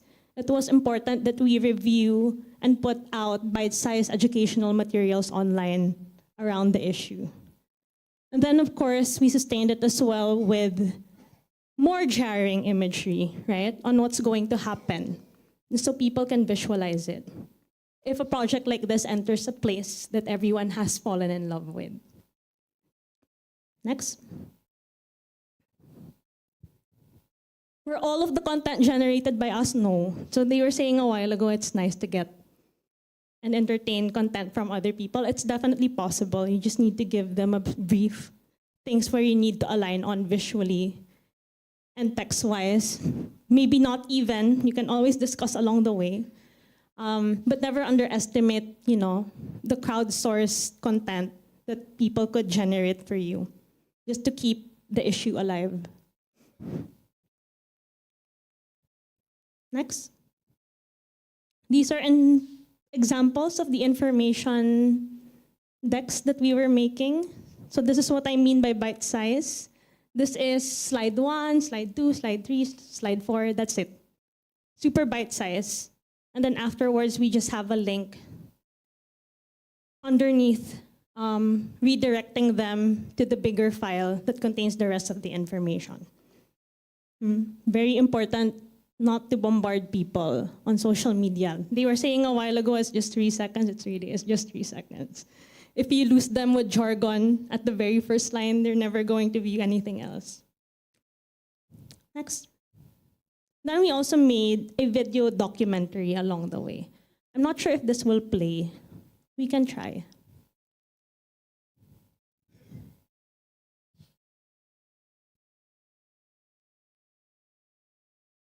Can we try playing it?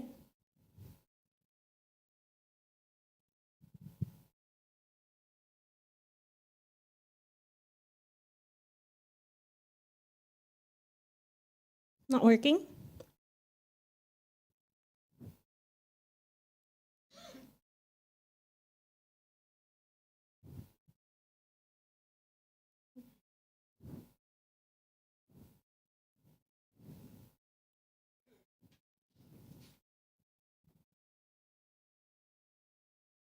It's in Filipino.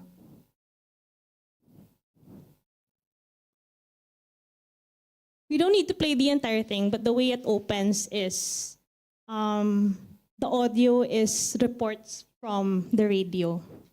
So it kind of feels like an action film that people would want to, be interested in, whatever it is that follows. My only point is you really need the hook video. What's different is we had to go international.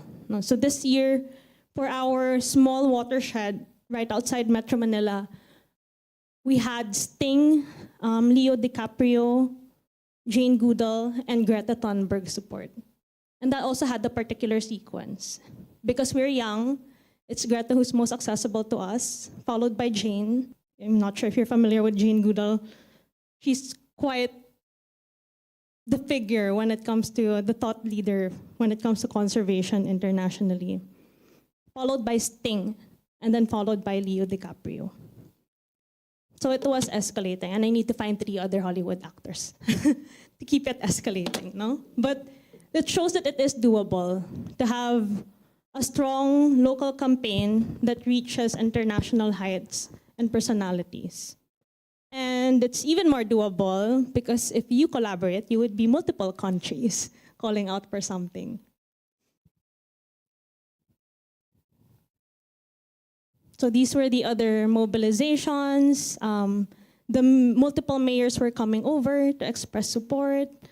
It's important for them because they are the ones getting flooded downstream. They're the ones shouldering more than 40 million pesos or more than $1 million each time there's rain. So it's a cost that's very felt for them. It also helps that when they're posted, they get more popular. I'm sure it's one of the things they look forward to.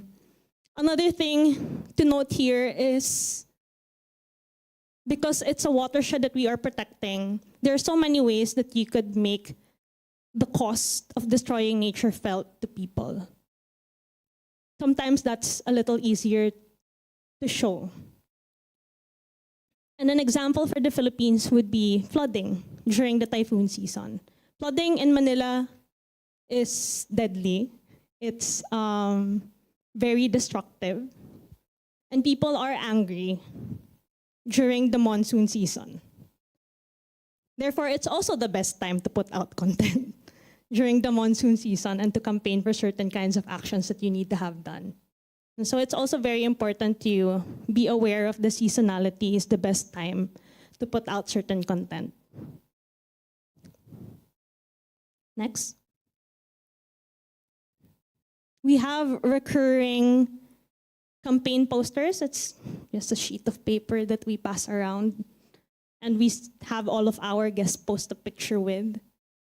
But because of that, every week, it still looks like it's gaining more and more traction. But it's really just visitors holding the paper, holding the banner as they go through the trail. So somehow there are ways to make the staying power more systematized if it's a prolonged campaign. Next. We've already talked about this. Next. Okay, so just a few additional notes. I put in our enforcement strategy because it might be useful for you. It's also important for communications. First is to invest in documentation. The reason why it's newsworthy is because we are able to document things as they happen. The reason why media doesn't mind picking up what we throw at them is because our press releases do not just contain words, but have very compelling images to go with it. And that's achieved by having your camera traps, body cameras, drones, even just iPhones, really, as long as it's documented. 2 is raising visibility, credibility, and profile by making the issue accessible. That's also very important, and applying for recognition and awards. It's not something that you have to do immediately, but all of these things build up your credibility, which could help you later on once you have big issues to put forward. Quick response mechanisms, also something that we talked about earlier. And the mechanism for us is that we have boots on the ground. We have, this isn't even formal, but we have a group of scientists, a group of legal practitioners, a group of politicians coming on our trails that we get to get support or advice from. So it could be done more formally, but something as simple as a relationship on a hospitality experience could make a difference. Last is paying attention to social fencing and making these visible. If you're talking about big areas that are difficult to physically fence off, there's a lot of movement that you can do on the community level, from grassroots all the way to the international communities, to make intrusion socially difficult, socially unacceptable for groups. And there are also other activities worth remembering. One is, of course, there was a formal complaint. So the way we had the queries canceled is, other than the complaints coming from different sectors, there's a formal complaint coming from the organization and the coalition outlining in very specific detail why it needs to be canceled. And the difficulty on the part of government then was because it is a legal agreement. They signed it. It was wrong. They shouldn't have. But they signed it. So it was difficult for them to take back simply because they will be sued for damages. And that's something they do not want. And so even if it's not something we discussed, it's nice to look at, even if indirectly, how else can you cause a cancellation? Does it have to be attacking the agreement alongside all of the entrenched politicians who made it happen? Or could you simply look at all of their violations? Is that an avenue that they could take? So that's what they took, no? We canceled it because of violations, even if that wasn't what we were initially complaining for. Of course, yes. I would love it if I could. Right.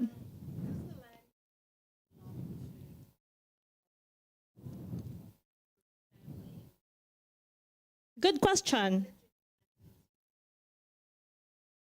We have an agreement to protect the area. So this was a memorandum of agreement that we had with the Secretary of DENR. That's how we're able to protect the site. No,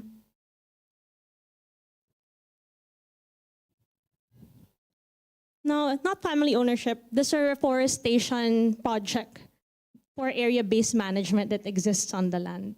So the larger context in the Philippines is this is actually a prototype, because protected areas in the Philippines are largely handled by government and not by non-state actors.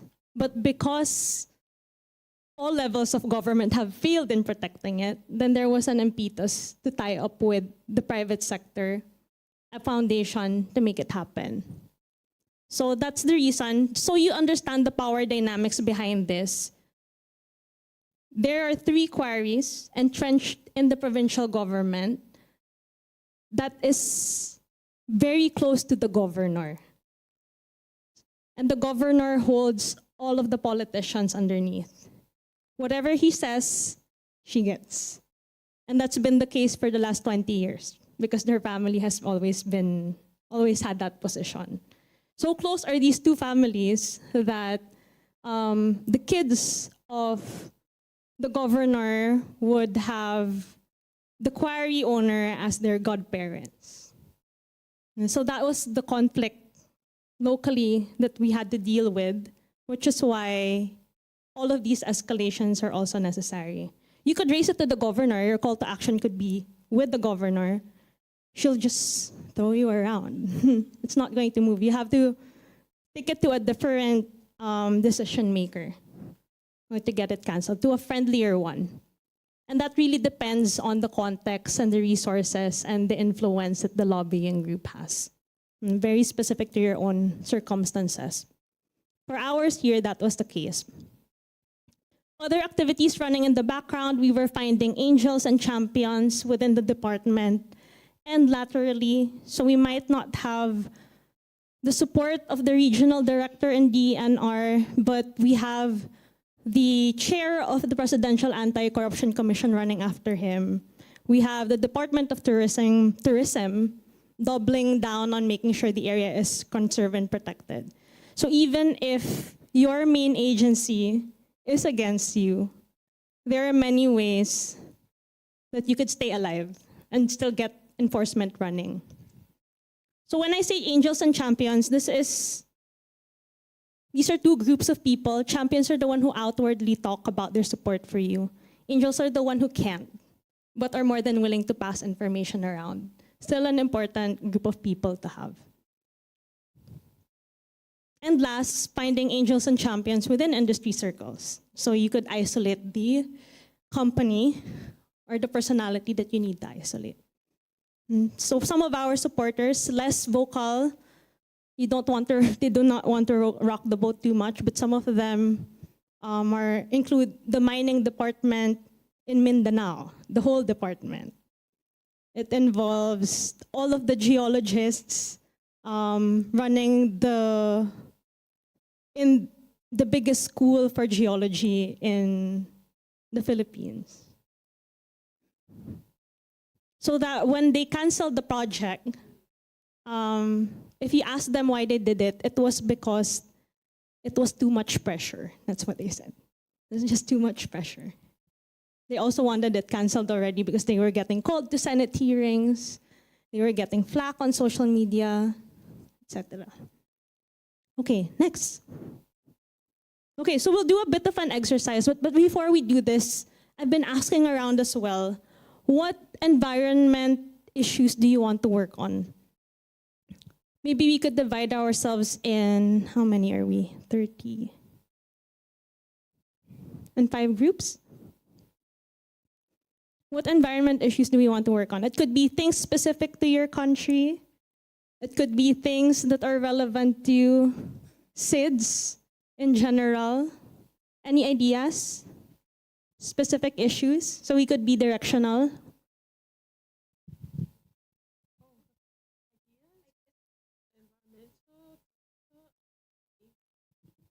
E-waste. Are there, okay, one, others?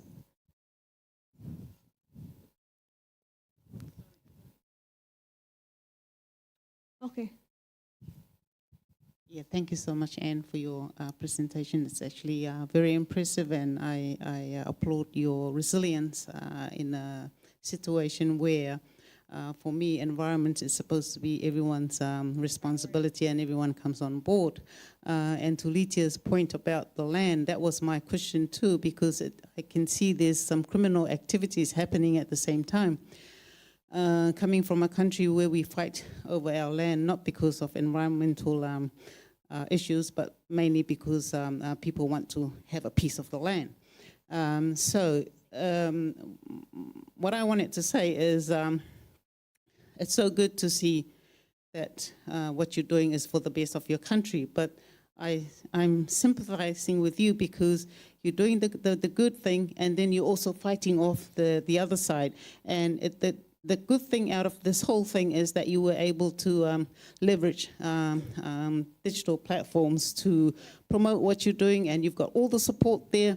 And another good thing from what I'm seeing is that it's making those at the decision making, those responsible to be more transparent, and because of that, it kind of addresses some of the corruption, that comes out of people that try to get away with things like this. So congratulations, I applaud you for that. Thank you. We're not online, right? Are we on? We're not online. This will be distributed to the group, but won't be online. Oh, we are. Okay. I would be happy to share a lot of other sensitive things, but we are online. We can just talk about it on the side later. But I really, no, it's wonderful what you shared. There's more context that would be wonderful to share with everyone, but maybe later. Maybe later. But it's fine. We can still carry on with the exercise. So it's game-changing for us. Without the digital platform, it wouldn't have been the same. It would be too expensive to run a campaign like this, to get a PR firm to do it versus just the one communications associate that we have running it all. It would have been too expensive. Traditional media would have been too expensive for us. No, but when all of these align, purpose, moral high ground, importance of the cause, once you have it online, it reaches viral levels, even media wants to cover it.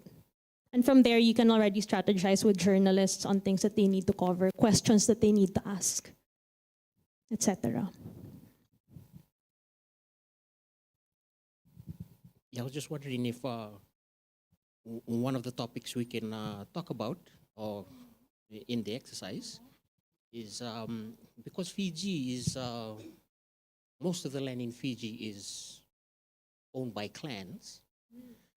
Yeah. So one of the weaknesses I've identified is a lot of the indigenous owners, because they're uneducated, they can be approached by state or corporations. They can be offered a certain amount of money, which is a carrot, and they don't know what the corporations are making. So I would just, if we're allowed, if we could just discuss how exactly we can tackle that problem in bringing awareness to the landowners that they're getting pennies on the dollar. I would say that's a worthy second topic. Are we going, any others? We have 2. Anything that piques your interest? Young people and their involvement.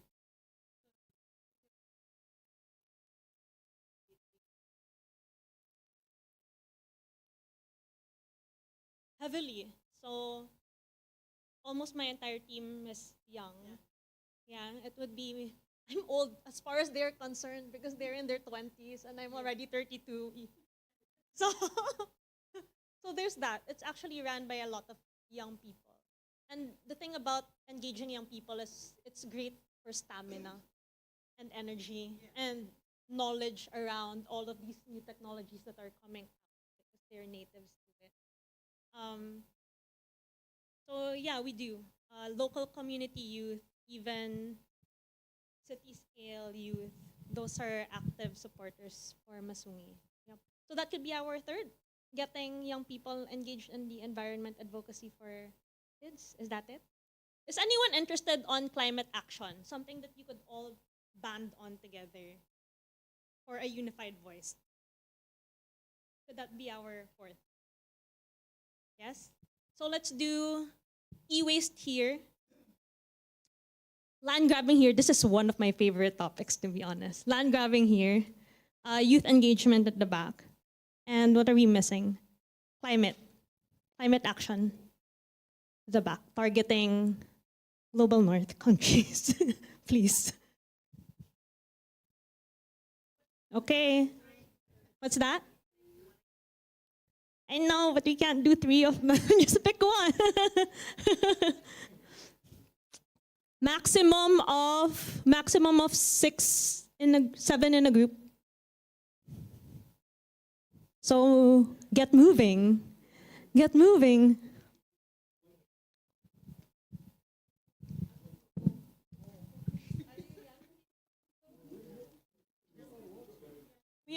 We only have 30 minutes left, so move faster. Please, thank you. I will count 15, 14, 13, form circles, 12, 10, 11, sorry, 10, 9, 8, 7, 6. If I reach 0 without you in a circle, you will dance later.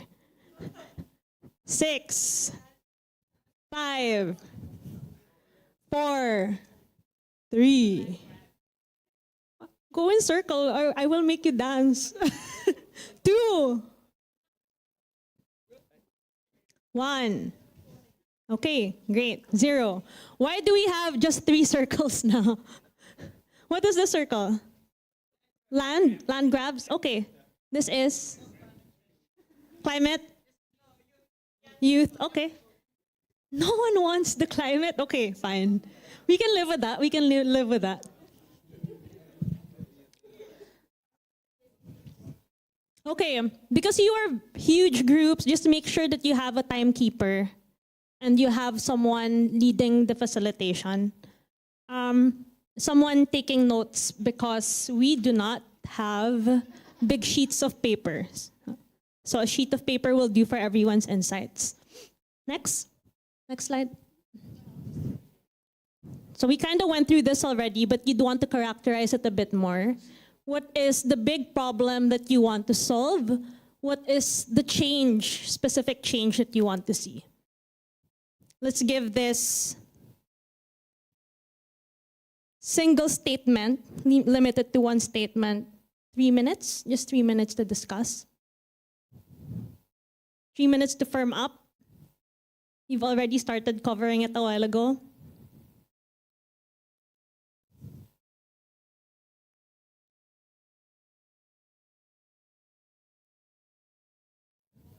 It could be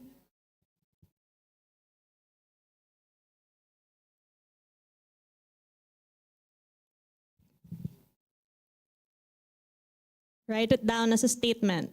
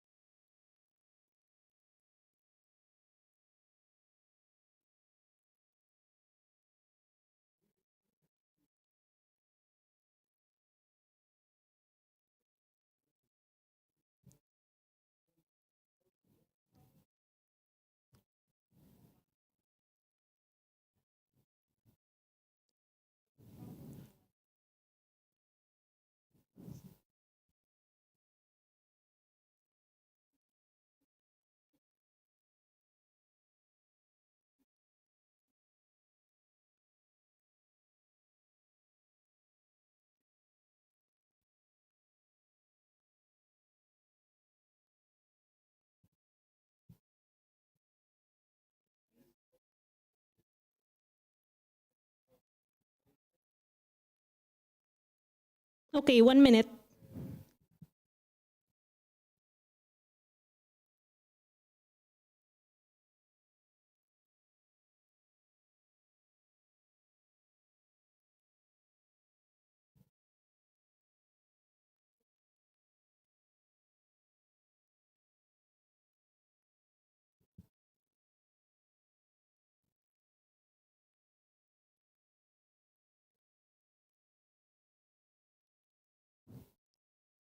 Can we take it to the next slide?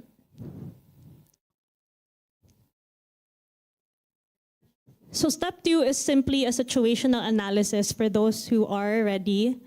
We do not need to ask all of the questions on the slide, but if you want a comprehensive look at what things influence the cost that you're going for, if you want to assess the resources that you have, call it a SWOT analysis, a power mapping, whatever you like.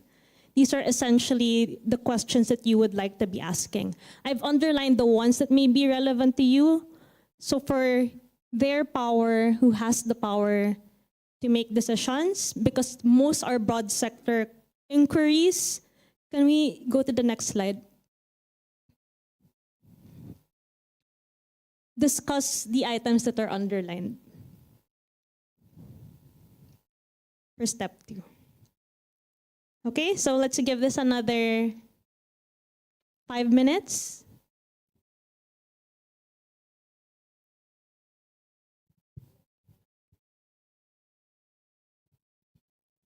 We'll just do a very quick rapid fire discussion.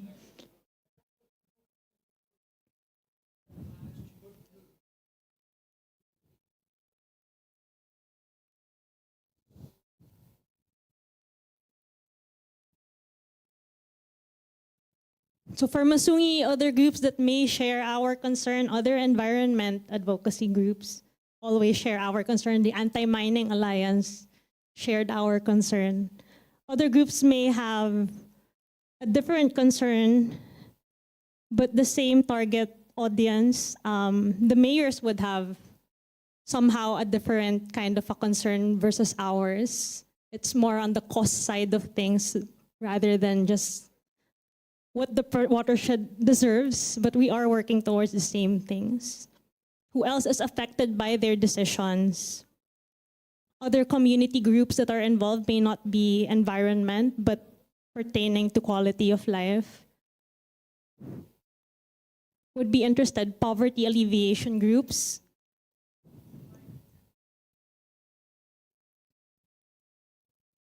What else is happening that may impact this fight? For Masungi, it was that the biggest budget allocation is in flood control, and yet no flood control was happening.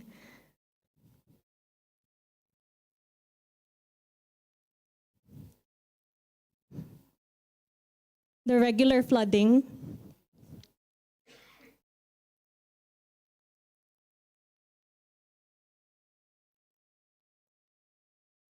What is media talking about and how do they talk about it?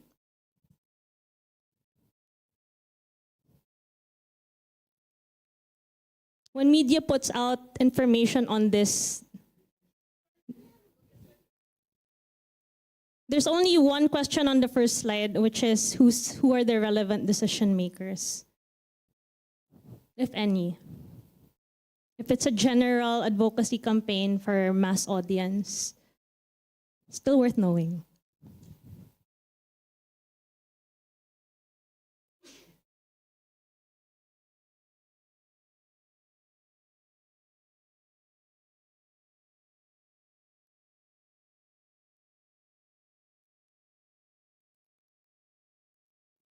These are things that you want to discuss, have a bit of a sense of, because this impacts the kind of content that you want to have, that will draw attention in and help amplify your causes. Yes?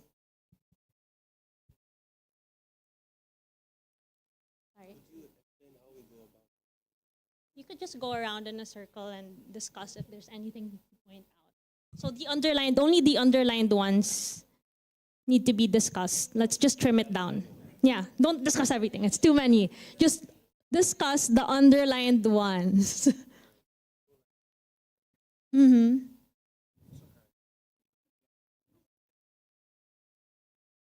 I will ask. That's why you should take notes.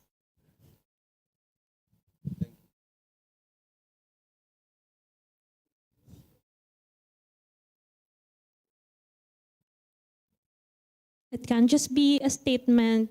It's just if there's anything notable.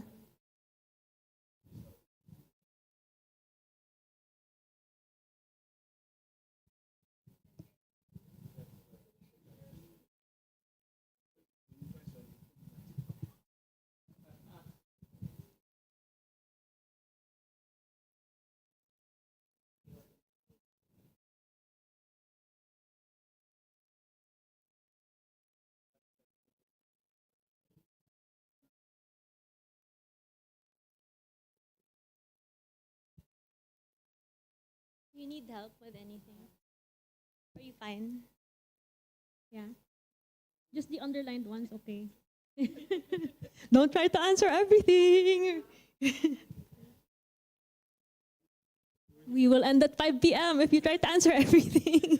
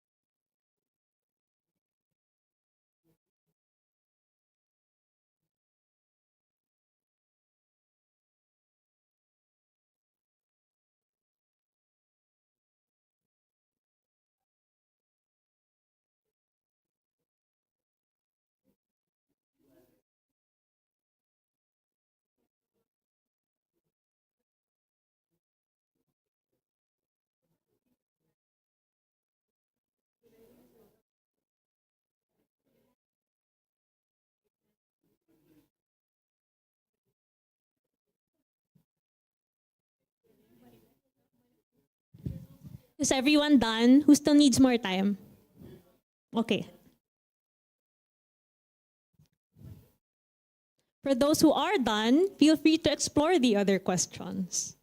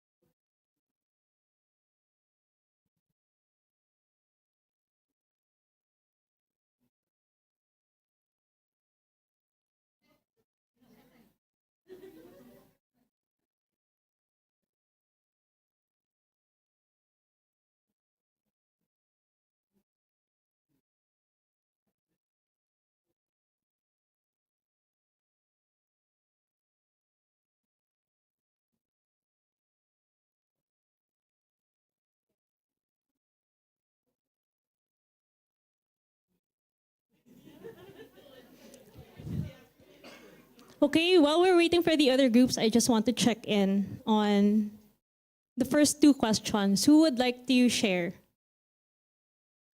Or even among the three groups? First two steps, who would like to share? Eeny, meeny, miny, mo.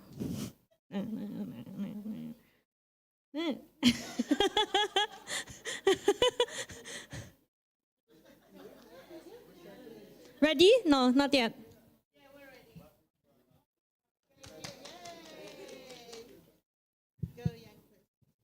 They're bullying me. So, what were the first two questions? The biggest problem?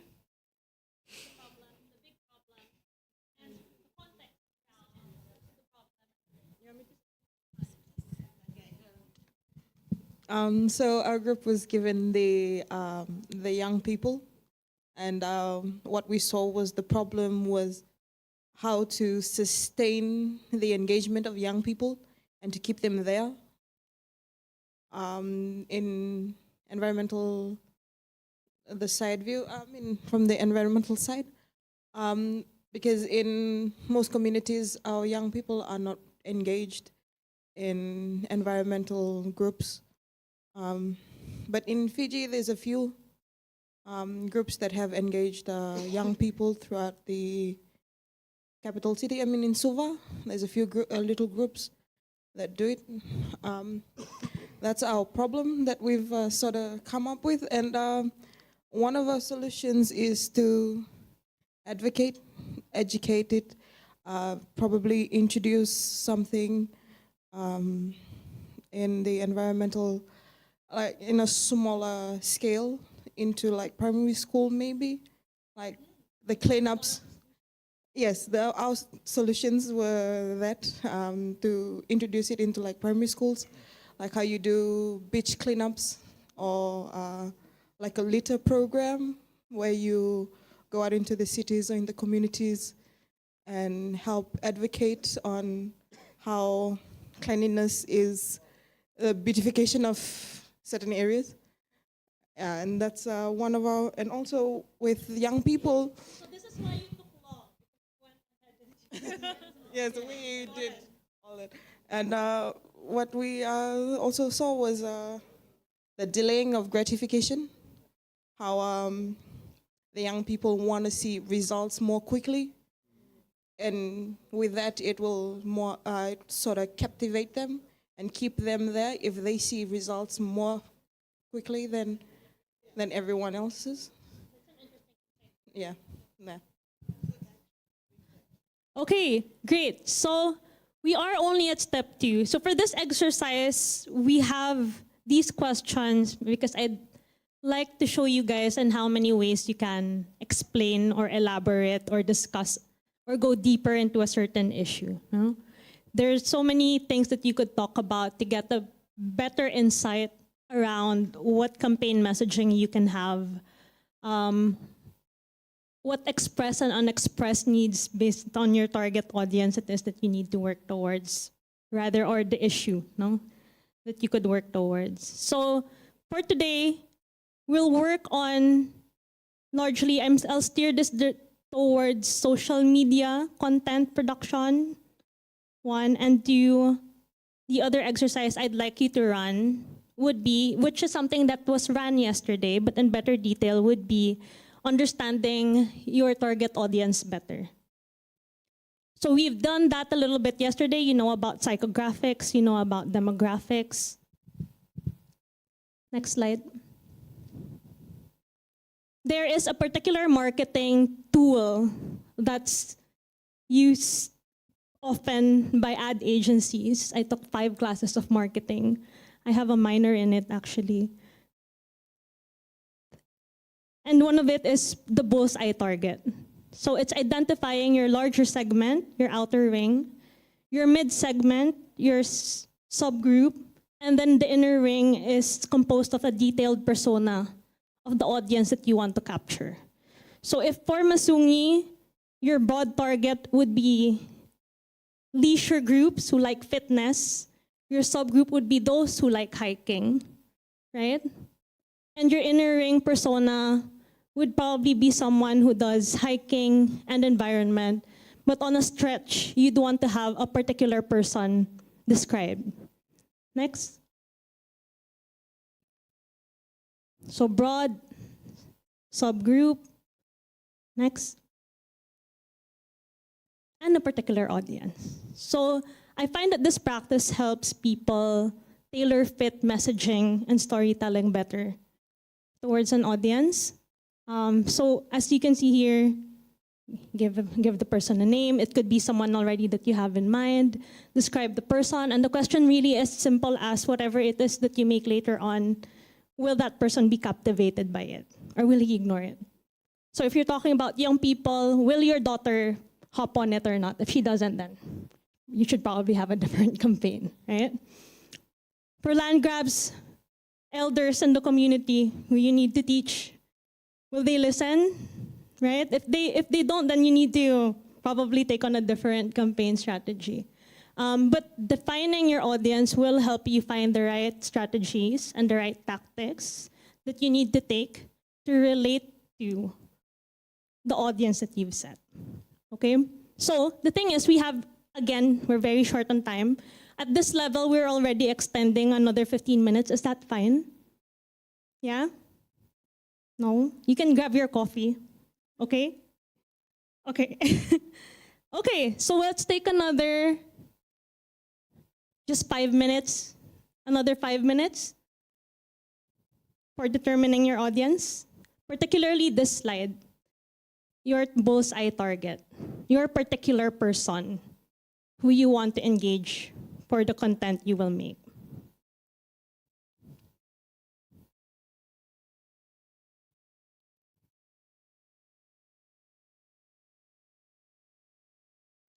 Backslide, please. To help you think about it, take a photo of this. And then we'll move to the next slide. You have it?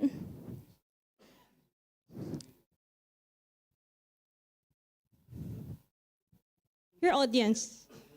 The thing about elders, they're just not on digital. They're not on digital. Correct. Yeah, that's what they're trying to do. Yeah.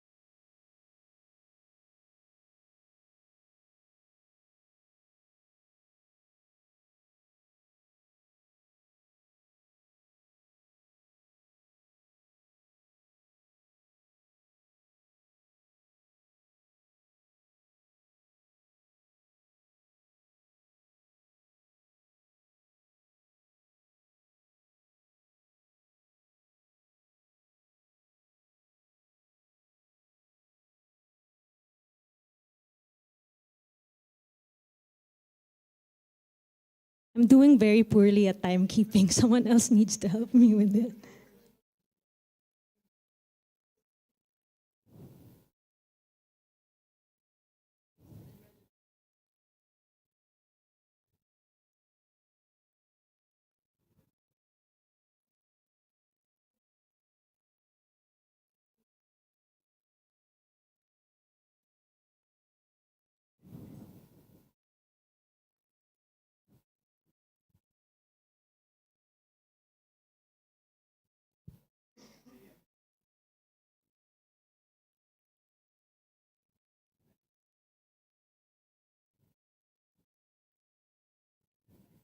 Okay, we'll bundle the next components together. Next slide, please. We're just going through this step by step. This is your bite-sized goal. So if a while ago the lofty goal was getting your young people engaged on your digital content, what would that look like if you turn it into a SMART goal, particularly for digital content? Would it look like getting a certain number of likes, a certain number of shares to raise awareness for a certain topic? Will it be getting X number of petition signatures? X number of letters written to a certain decision maker? A sign-up number for volunteers with a particular expertise? Simply putting up a Facebook page, getting 20 followers? Those are still goals.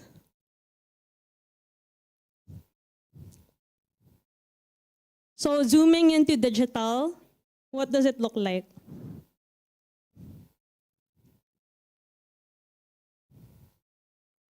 Zooming into social content, what will it look like? Okay, we're done with this one too. Or you can think about it alongside the next bit, which is what are the exact strategies and tactics that you will undertake to meet your goal. And I included here on the slide, next please. So step 4 and 5, the communications funnel or the sales funnel or marketing funnel, if you will. Just so you could determine where you are when it comes to capturing your audience. If they aren't aware of the project yet, then your objective, your strategy should be towards building awareness. If you need them to take a particular action, that's also a different level of engagement, but it's not something you can hop onto without building awareness, without building interest, without them buying into the idea that it is wrong, right? So there are multiple levels to generating content depending on the understanding of your following. You might need to generate, for instance, an understanding of why watersheds are important first before you talk about why quarries should not be allowed in watersheds, before you start talking about why a particular quarry group is illegal in a particular location. So these are different forms of content that you can churn out. You can also bundle them together. You can have an awareness building content with a call to action that is towards getting them to sign up as a volunteer, no? But it matters to understand this because in a person's frame of thought, or as she scrolls down, there are also certain kinds of information that they need to see before they decide to go with you, before they decide that they will lend energy for you.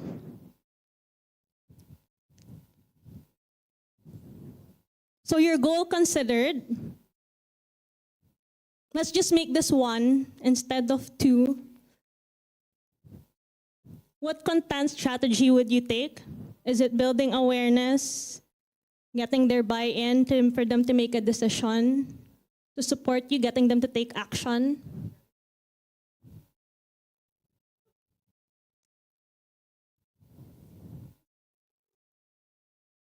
And then outline just 1 or 2 executions that you can have under each strategy to demonstrate escalations and wide-scale sectoral support. Are you all still following? Have I lost you? I'll go around. E-waste. Are you still here, e-waste? What's going on? Have you figured out your goal? Where are you at?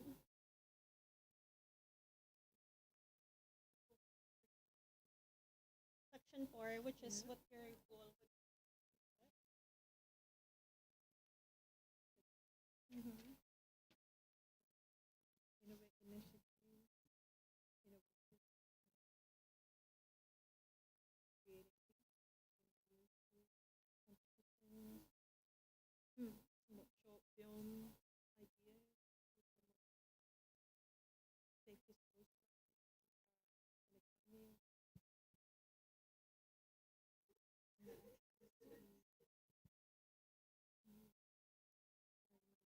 It's okay. Top 4. Competition is what you increase your engagement. Essentially, that's your goal. To increase your engagement from youth influence. Because they are the future. Mhm. The environment will be theirs, that's their home. So we leverage on using them as advocates at this stage, because they'll be the ones to drive the process in But youth influencers in particular. Yes. So your competition needs to be something that they would want.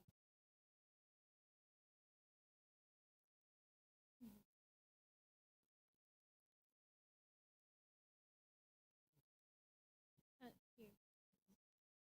Yeah, so it's just creating the youth, creating. Is it led by the influencers or is it a competition among? Um,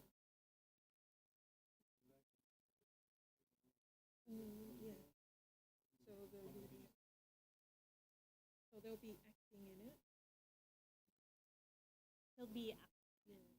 Well, They'll be more of- sharing it. They'll be talking about the competition, or will they be? They'll be the actual ones doing the.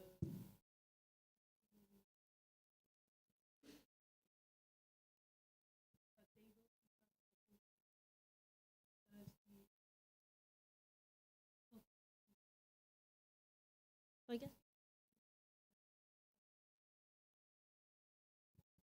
How do you get them there? Because you need to get them first before you get them to all of it.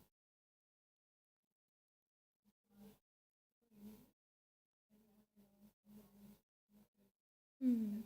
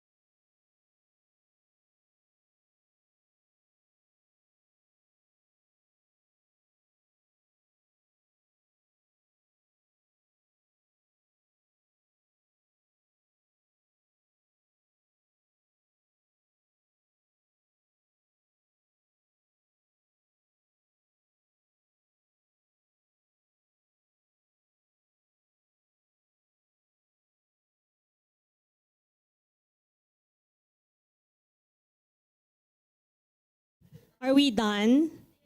Yes? Very done with everything? Okay, okay. You can I'll post up the last question, and then you can already get your drinks and your food. Is that fine? No? I heard a no. Who was a no? Feel free to raise your hand. If it's a no, then I can just post up the question. You can mull on it on your own. Then you can, then you could talk about it yourselves. And you can always approach me as we get along. Is that the preferred one? Okay. Everyone looks a little fried. Okay, next slide.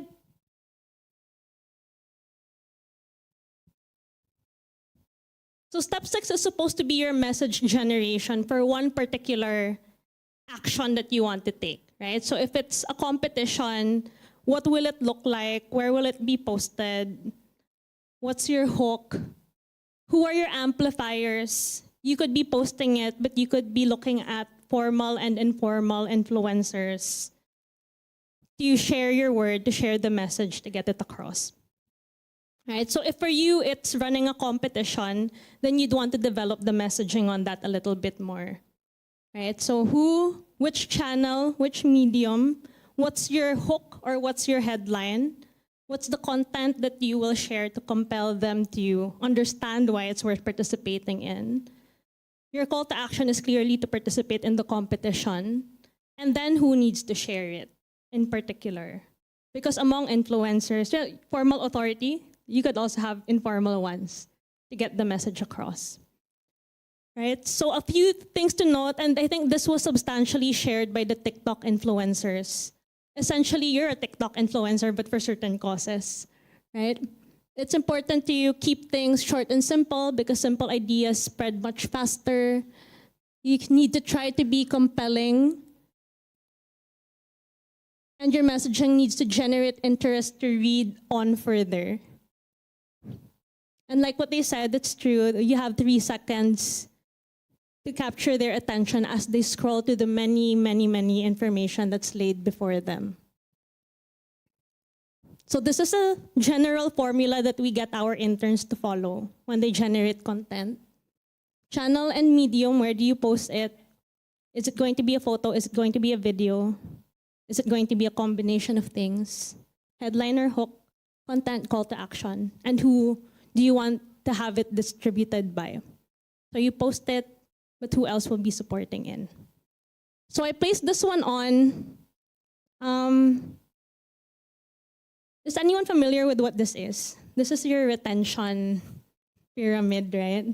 And it's a good reminder of how if you simply do lectures, retention tends to be very small. Reading, just the same, audiovisual as well. But people learn best and retain information best when there's demonstration, when there's discussion, when they are doing the practice themselves, and even more when they're teaching others. So when you start telling stories on social media, this explains why your video format is much better. It's easier to picture yourself in a certain experience, right? It also explains why delivering an experience, i.e. a trail visit, an immersion in the place itself, is a compelling activity to have. And why at a deeper level of engagement, if you have groups volunteering and participating directly with your cause, it's one of the best ways to get them as advocates and champions for your cause. Right? So just a few notes for you.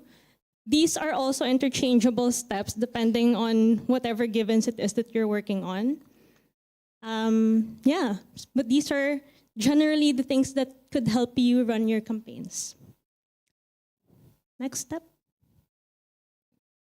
These are some examples of how we do content online. We had a few ones already earlier. You could take reference from that, Tree Massacre, etc. This one is more on storytelling, right? Instead of simply saying there are fireflies, you try to describe the experience of having fireflies in the place. Instead of saying we're going stargazing, the sky is so nice, and you try to make it more visual in the text that you have. Next.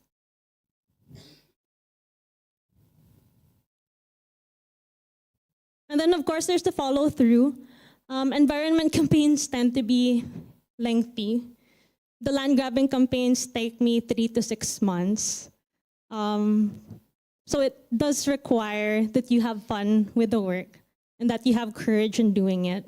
It wouldn't be called conservation if something isn't getting threatened or something needs saving. Of course, it's quickly and fast changing, so you need to simply measure your success, even just in the first 15 seconds or 1 hour of posting, and then adjust the content as needed. 3 would be to anticipate disinformation and misinformation. That will always be the next step, especially if you're going up against syndicates or illegal offenders. You can be sure that they will hire a PR firm back. And you already assume that, so you can plan out your plan Bs when it comes to content. Or you can already do your pro-fence, meaning before, this is the most effective way of countering disinformation for us. Instead of waiting for them to launch an attack, you anticipate what they will say, and you already address it online. And then 4, of course, that you be patient, because environmental conservation is a long-term initiative. And it will require your resilience, no matter what field it is you're looking at, e-waste, youth engagement, or land grabbing. So build your resilience, right? Still do things that are enjoyable, build community, grow your power. All of that's very important. Okay, I think we're good. We're okay. You are free to have your coffee. Try not to fall asleep while having your coffee. I will share the slide. If you have any questions, just let me know. Okay.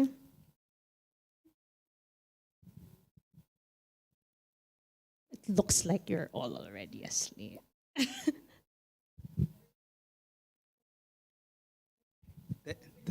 Thank you. While my friends are going to have a cup of coffee, I have a little question, and you know that there are so many wars nowadays happening. There's one Ukraine-Russia war, and then Syria war, and so, a couple of them. And if you follow the news using the YouTube, what my observation is that the title or headline is quite different than what the contents are. And from the headlines, it looks that something great has happened, and this is really an exciting news. You feel like watching the video, and then when you watch, you find out that this is not consistent with the title. Is it some kind of unethical tactic which the media posters use so that you watch it? How to identify whether this is genuine or not, or how to judge there about some kind of disinformation, misinformation in those contents? Thank you.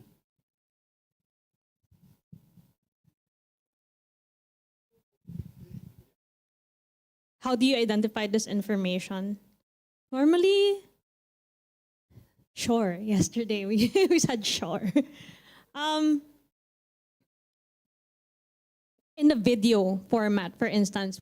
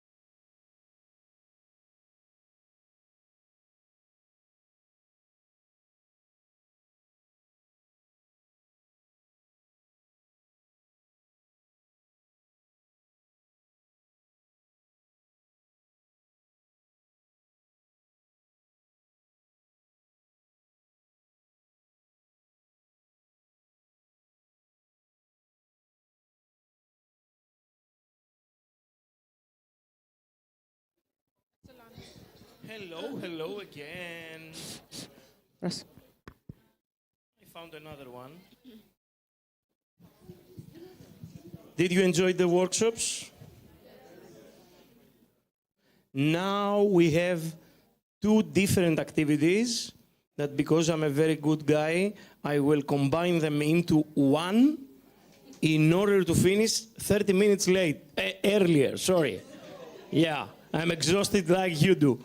So we have a brainstorming session and we have a panel around AI solutions together with Anna. So what we are going to do, we are going to do a shorter brainstorming session that will be an open mic session. So I will give you the challenge. The challenge is to say ideas that can support your communities, that can support what you are doing, and can be implemented with the help of DCN and our partners around the world. So I will pass the microphone to the ones that they want to speak. And of course, we are going to record the session, and after that, we will have a discussion with Anna how AI, artificial intelligence, can help in terms of how it can help on environment, how it can help on education. By the way, except of doing the moderator, I teach data analytics and AI at the University of York for many years now. So we will have a very lively discussion. But we can start with the brainstorming session. Do I have any volunteers that they want to speak and share the idea with an audience? I see you, I see you. I see you, I see you, I see you. Do you want to do the music? Okay. Actually, I can't sing.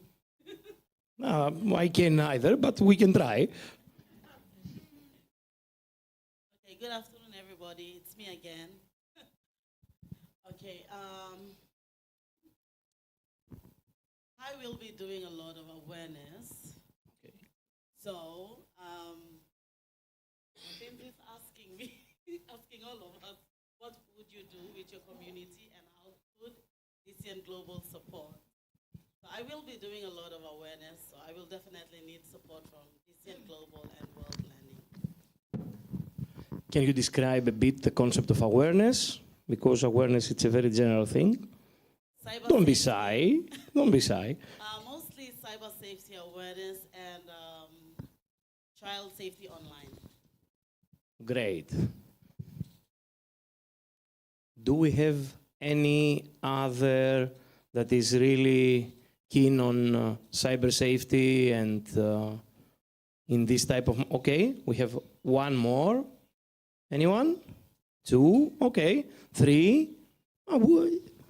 We can create a team. Okay. Any other ideas? Okay, yeah, great.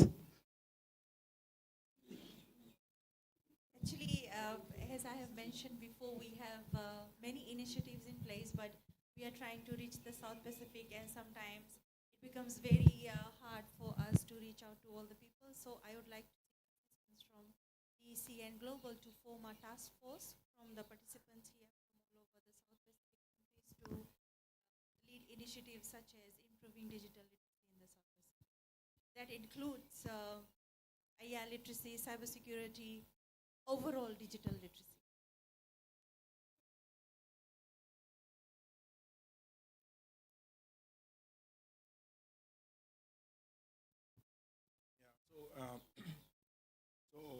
Same idea around digital safety, cyber safety, digital security, cybersecurity, but focusing in the different niche areas like tourism, the community, digital literacy with cybersecurity, and then maybe stimulating that market again, like building digital solution for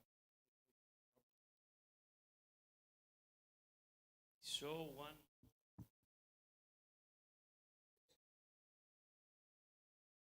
Thank you.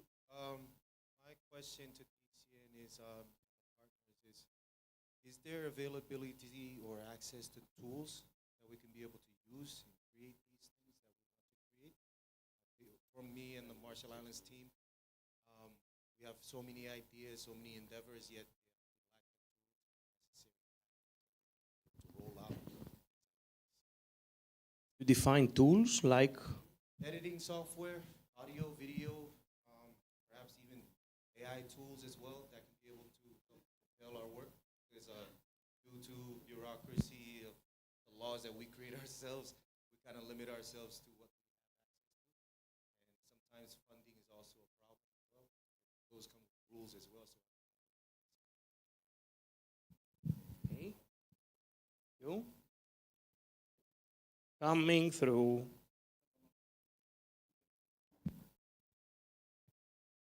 Good afternoon all. I think much of what we have before is around strengthening our engagement with the community. Most of the topics we have covered and how we can to the community, especially the mature population that have been able to engage with social media or the new technology.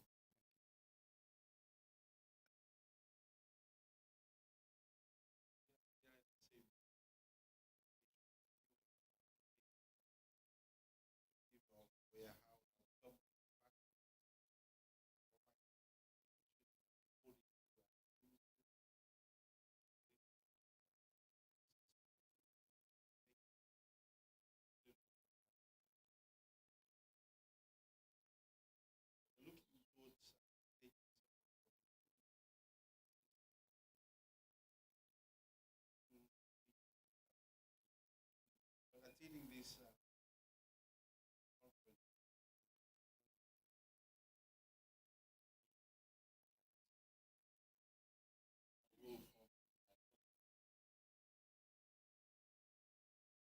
We have any other ideas? Okay.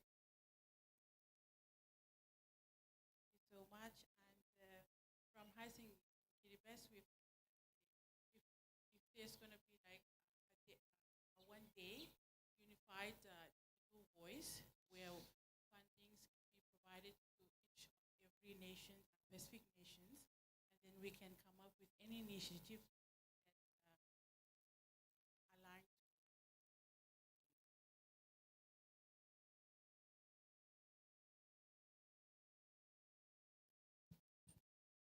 Do we have any other ideas? Someone that has a comment? Okay, yes. Coming. Okay. I come from the sector.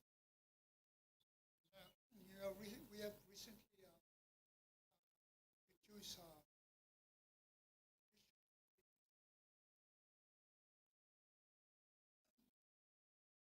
I think that this is the area we give us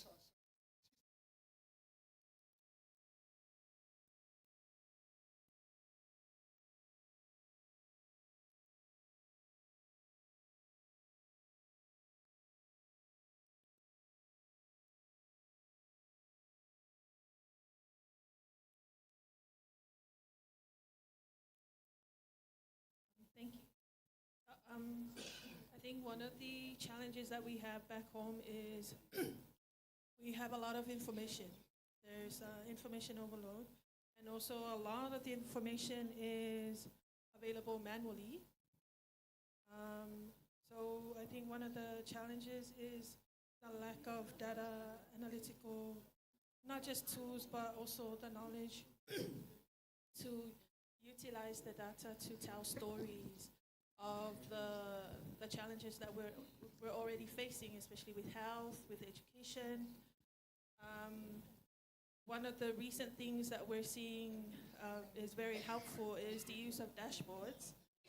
But even presenting data on dashboards is also a knowledge that we really need. Combating issues such as NCDs, which is one of the main issues in the Pacific. And also with the digitization, a lot of the information is available manual. So how to transfer that information into digital form. We did a program on health climate early warning system, and that required the meteorology office to backtype all data from back in the 1970s. If it comes to when we're talking health data, that's millions of information from how many register books cannot be done. So that will be one area very important, not just for health education, but also in the new platforms of commerce, how to digitize that information. Also, we hire so many technical assistants to develop strategies, develop policies, but tracking progress. When it gets to progress, 2 or 3 years we need to review.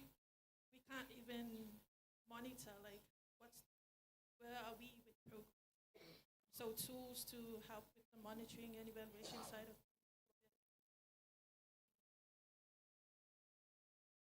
yeah. So broadly here from Solomon Allen, I think sustaining such activities is one of the key things. And I think one thing that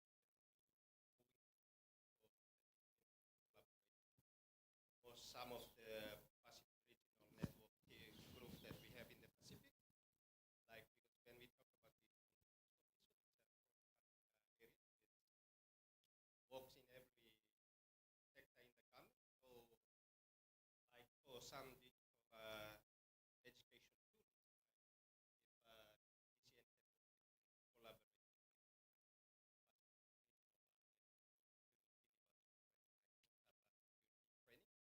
So I think I know, like for UN group, we have cybersecurity training that we did every regular training just to protect the organization and the government.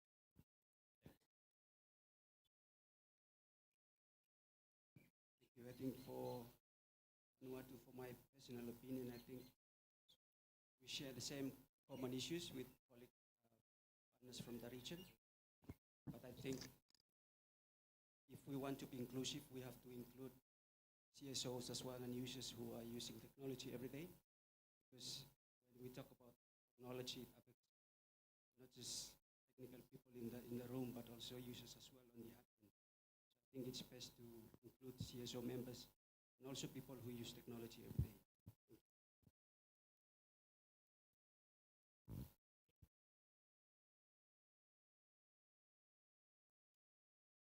Thank you, Dimitri, and thank you, everyone. I'm just writing along the comments earlier on from everyone, colleagues, about collaboration. I think it's important, DCN, to collaborate with organizations like ourselves, the Global Forum on Cyber Expertise, where we focus on cybersecurity, we focus on digital transformation. I think, these two work streams connect. And we want to bring the same people to one meeting rather than have separate meetings. Like we're going to have our one separately, and we want the same people plus our own audience. And with DCN, you want the same people with our audience, so it will make sense that we're all in the same room talking about the same things that impact on our organizations, our countries. Thank you so much.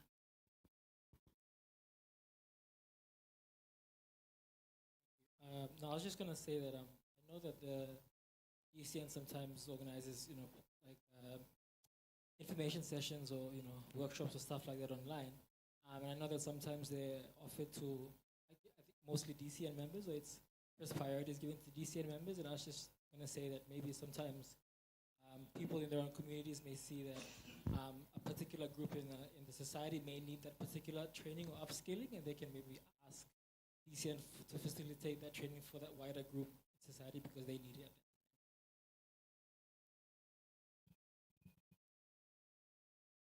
Any other? As regards the trainings, yes, we can facilitate the trainings. We can organize virtual trainings with experts, with domain experts around the subject of digital transformation, cybersecurity, and many other subjects as regards media literacy. The reason that I'm doing this open mic is because now you are DCN members and you are members of the Pacific Hub, and we want you to know each other, to reach to each other. We are here 2 days, and now you understand more of what each one of you does, so we can start facilitating conversations not from top to bottom, but bottom up.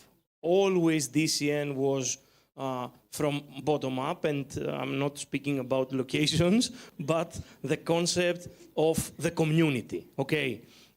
So we have the community, you are the community, you need to start interact with a unified voice. We can help you in terms of trainings, we can help you in terms of tools, we can give you know-how and things that we tested around the network, because we have a global network of members, so there are things that worked on other parts of the world. There are things that may work here and they didn't work in other parts of the world. So first, try to communicate to each other, connect to each other, and then, of course, we can facilitate new conversations, new trainings, new tools. We constantly trying new tools.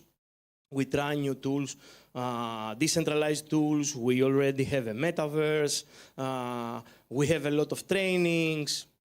We are trying and we do experiments with AI models. So we have a lot of new technologies and old technologies like actual humans speaking to each other that also works. And we want you to don't be shy, reach out, connect to each other, send us an email, send us, contact us on LinkedIn, on social networks with your idea. Okay, of course, we are there to help. We don't have infinite amount of resources, but we will try to facilitate and to give traction to the things that they have your commitment, and we can do it. Now, I want a big round of applause for Anna in order to start our conversation. Hello, hello. Oh, you have one, okay. Oh, let's go upstairs. Can we close the projector and bring it? Yeah. Yeah. Come closer.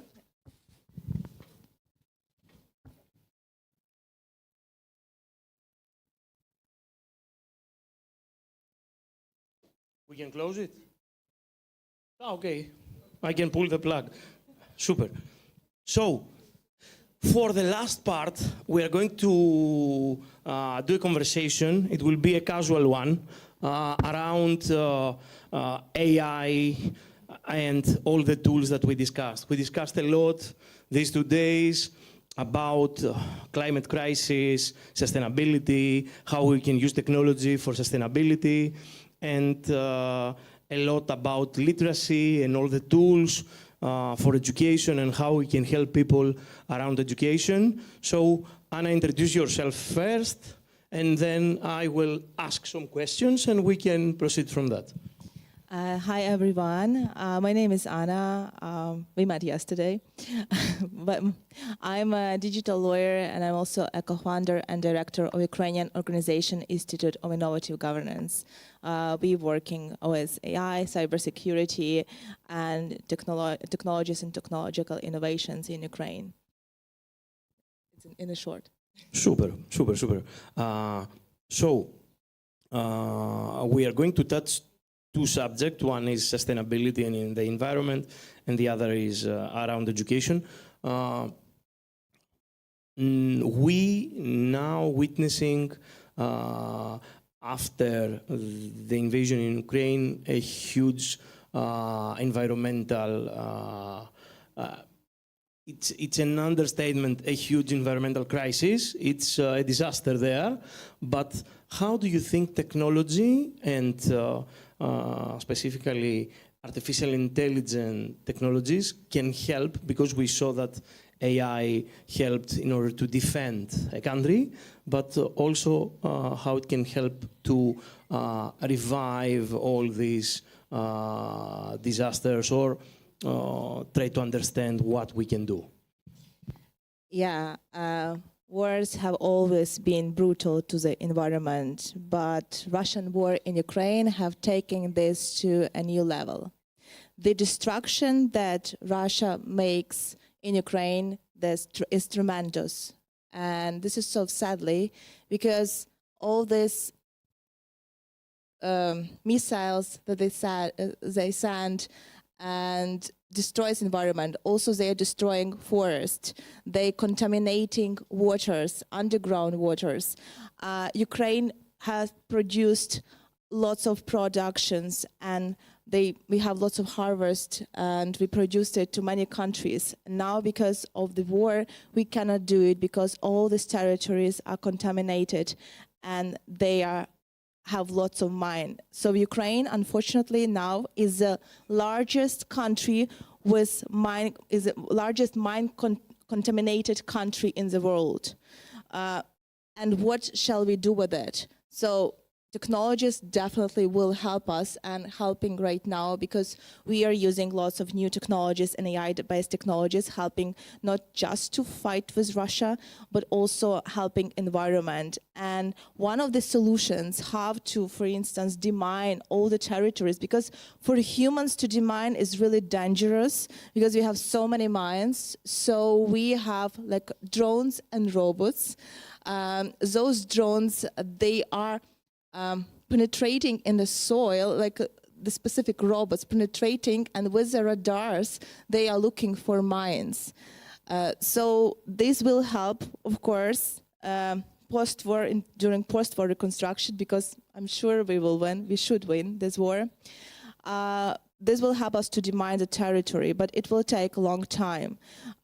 Now we have satellites, and that also help us to track what is the destruction and what can we do with it. And we again talking with other partners and government about post-war reconstruction. How can we reconstruct all the damaged buildings, but also environment? And also we need to analyze the cost of all this that the war cost. So satellites, drones, and robots definitely helping us to analyze the situation and predict also, like make some predictions. Super. As regards that, and we are talking about artificial intelligence and we are talking about new tools. One clarification that I need to make as regards AI is what is artificial intelligence, okay? So artificial intelligence is a general purpose technology. Every time you are referring to artificial intelligence, I want you to have in mind electricity. Okay, so artificial intelligence is like electricity. And now we are in an era that artificial intelligence is like we just invented electricity. So before 100 years that we invented electricity and we start harvesting electricity, everyone thought that we are going to have electricity just for light bulbs, okay? So that we are going to have bulbs and we are going to have light inside our houses.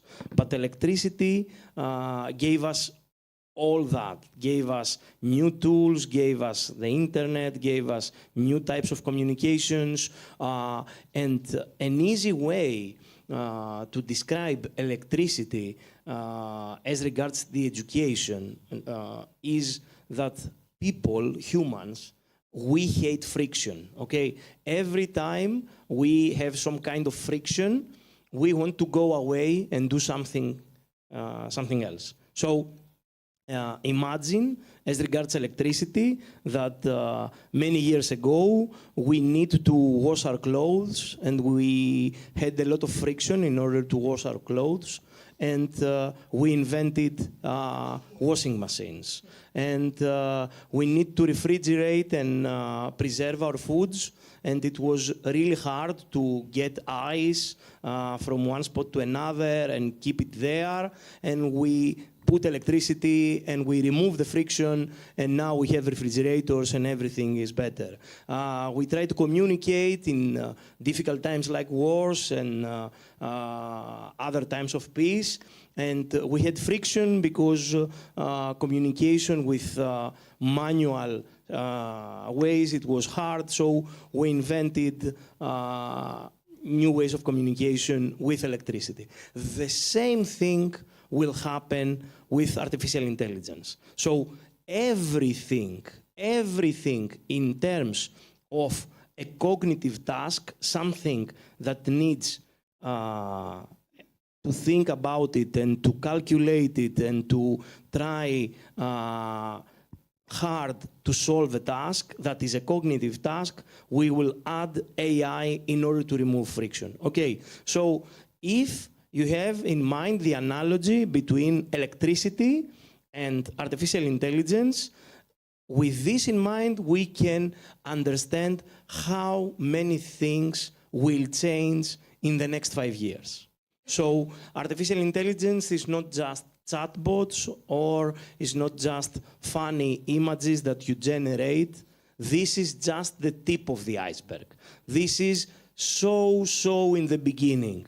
We have a huge amount of tools, different AI models that we can create, and we can create actual impact. Two things that I want you to have in mind as regards artificial intelligence and the use in education. One is SLMs. SLMs is small language models. In many cases, we tend to hear LLMs, like large language models. We tend to hear ChatGPT and GPTs, general pre-trained transformers, these models that are already big model, and ask for instructions. It will give you step-by-step instructions with code that you can copy-paste, and you can run a terminal super easy in 5 steps. It will give you all the code, and this code can be run in your laptop. So from an education standpoint, it's easy to start experimenting with these models. They are essentially free, and all you need is your laptop. There are websites like Hugging Face that these models are deployed online, but even without an internet connection, I had a similar problem, let's say 3 days ago. I landed, my eSIM didn't play, and I need to do some research around a huge PDF database that I have locally, but I didn't have access to my model that is hosted on an Amazon server. I download it, it's 1 gigabyte, I ran it in my local PC, and I did the work.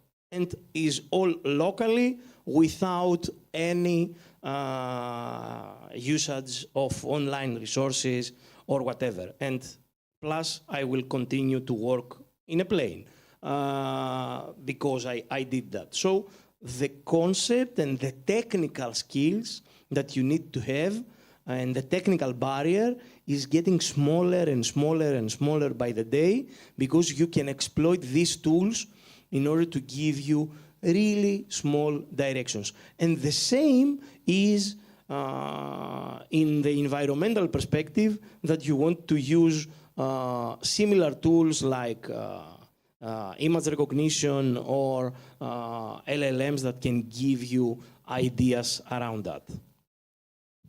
Wow. Okay, sorry. Yeah, I agree with you. I mean, just, there are lots of AI tools like LLM and small language models. The thing is, you need to lots of them. You need to know how to use them and which tools are really good to use. It's about, again, digital literacy and digital skills that we've been talking today.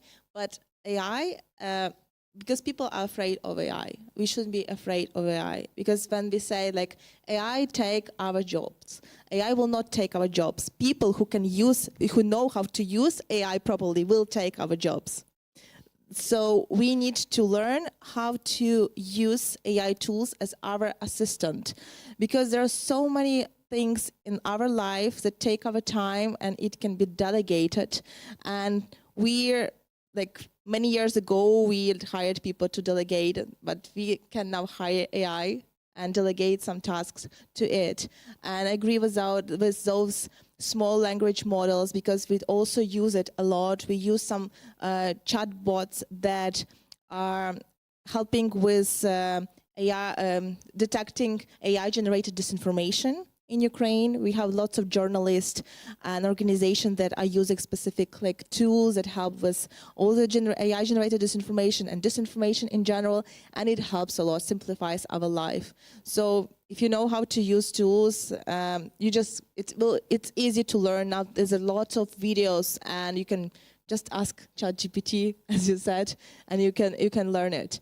And AI in reality is really helpful for education. And it's not about small language, but I just read interesting fact about new technologies in China that they use for schools and educating people.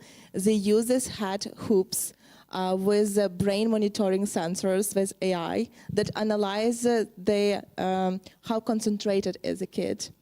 And then this tools that's very biased, of course, but still like helps to enhance the educational process with this concentration. But at the same time, they send it to parents. So it's a different side of this.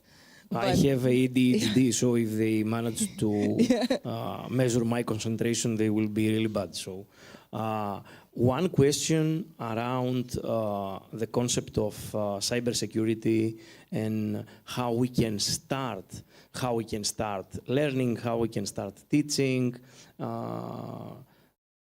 based on your experience. Learning and teaching, you mean AI? In tandem with cybersecurity or with these skills that are really close? Okay. Well, for cybersecurity, and we've been talking here a lot about it, and I'm so happy there are so many specialists in cybersecurity. And this is important to learn some basic skills, first of all, for yourself. Because, I mean, as we are going online more and more, and as we're going online, it's kind of dangerous sometimes. And we should be aware of all the dangerous situations might occur.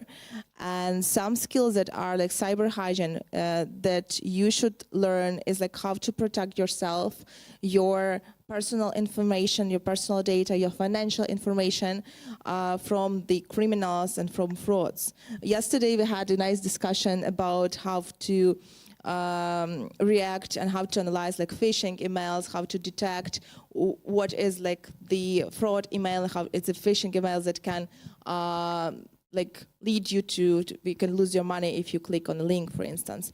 But also it's important to analyze how to secure also your phones with two-factor authentications. There are so many easy steps that you can do just in 5 minutes, like even to put two-factor authentication on your phone, to have strong passwords, because we usually have very easy passwords. So don't use your pet names or your birthday or your phone number. 1, 2, 3. Yes, 1, 2, 3. There are some tools, and I can share with you, but probably you know about them, that can generate you strong passwords, like as strong as possible, but you can also memorize somehow. And please don't use the same phone, and I know this is difficult, for your bank accounts and your personal or your work or your personal life, because it's also very easy to get information about you and to steal your finance, like your money. So those are like basic steps, but there are more steps like how to protect. It's also about sharing your geolocation all the time, and also public Wi-Fi. If you're like somewhere you're looking for Wi-Fi, sometimes it's dangerous to connect to public Wi-Fi. So be aware of this too. There are so many things you can learn, but there are basics that I said that you can do in 5-10 minutes just to protect yourself. Can I ask how many of you are using already an AI tool like ChatGPT or Claude or Gemini, or even tried something by show of hands? Okay, great. And how many of you already have a paid version of this tool, like a subscription? Okay. So the rest of you are using the free versions. Okay, okay. I will give you a very small example about the free version and the paid version, and why it's critical to invest in this type of technologies. I totally understand that, okay, there are many different subscriptions, and some of them subscriptions are significant, and it's okay to use the free version. The difference as regards the tool between the paid version and the free version is the description and all the details that you can give to this tool. So imagine you have a tool like ChatGPT, which is a 1 trillion parameters, something that is huge, has a lot of data. And in the free version, you are doing a question, you are writing a prompt, and out of all these trillion parameters, must understand what are you saying and give you an answer, okay? So the difference if you have the paid version is that it has a memory and remembers who are you and what are you asking and all the details about you, and also has an section that you can give some instructions on what the answer should look like. Okay, for example, we have a lot of discussions around AI and having hallucinations. Okay, hallucination is not the proper word. The proper word is confabulations, because in order to hallucinate, must have senses. Okay. So these AI tools don't have senses. They don't have empathy or any other human property. Okay, they are just LLMs, large language models. They are trained by giving them a sentence that we cut in half, or a word that we cut in half, and we train them on how to predict the next word. So every time you give a prompt, the model try to predict the words based on the things that you say. So choose your prompts wisely. Try to prompt these tools in a very inclusive way, because you will get better answers. Try to do the investment. I don't get any fees from OpenAI when you subscribe. So it's a really, it will make a real difference if you start giving instructions to these tools, and the more detailed the instructions, the better the answers that you get. Okay? So this is one thing. Yes? Just want to ask about that you mentioned hallucination. This is very interesting. And we also say AI biased. Additionally, this is why you need to check, but that's great. Like even like a paid or free version, you always double check the information that AI generates, because it's usually hallucinate, it's usually biased, because this, as we've discussed, AI is trained on all the data that is online, on historical data, and usually the historical data is biased.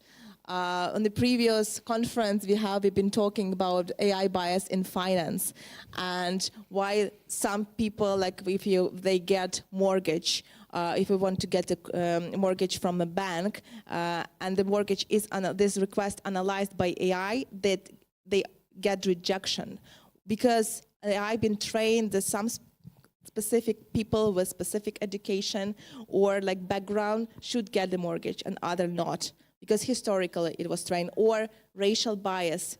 AI was trained like that they prefer like men, not women, right? And they will provide like more like help, like financial support, not support, but loans to men rather than to women. So therefore, because it's trained on historical data, on the data online, it's usually biased. And when you are asking AI for some information, double check, because it can give you perfect answer.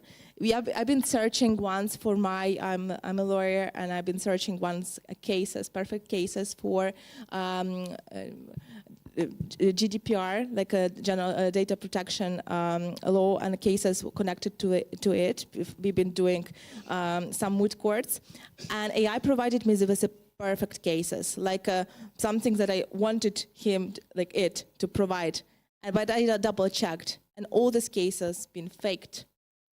But it's just me sitting home, like doing like some work and researching. But it's a real case when a company hired a lawyer, junior lawyer, and gave him all the paperwork and to prepare some documentations to the court. And the lawyer used AI with all these fake cases, and they didn't check, they just trusted him. And you know what happened actually. It was a huge problem. So all the time check the information that AI gives you, even if you're like sure like it looks like perfect or okay, but it still might have minor mistakes with the dates, with all the time when I ask about some war in Ukraine, it usually gives me a conflict or some civil conflict, like what? Like different information from reality. Yeah, because all these models are not trained to fact check, okay? They are models that create words by predicting the next word. So they are there to create the perfect answer, not the truth, okay? Not the fact. And as regards different populations of the world and different areas of the world, believe me, in Greece, for example, Greek data and data in Greek language in this type of models are 0.0005% of the model, if in many cases they are existing, okay? And of course, we have our research, we have our models, large language models that are 100% Greek. We do the work, but in terms of big corporations that they are creating these models, they are not that inclusive in terms of race, in terms of color, in terms of languages. So the best way to do to work with these models is to always fact check.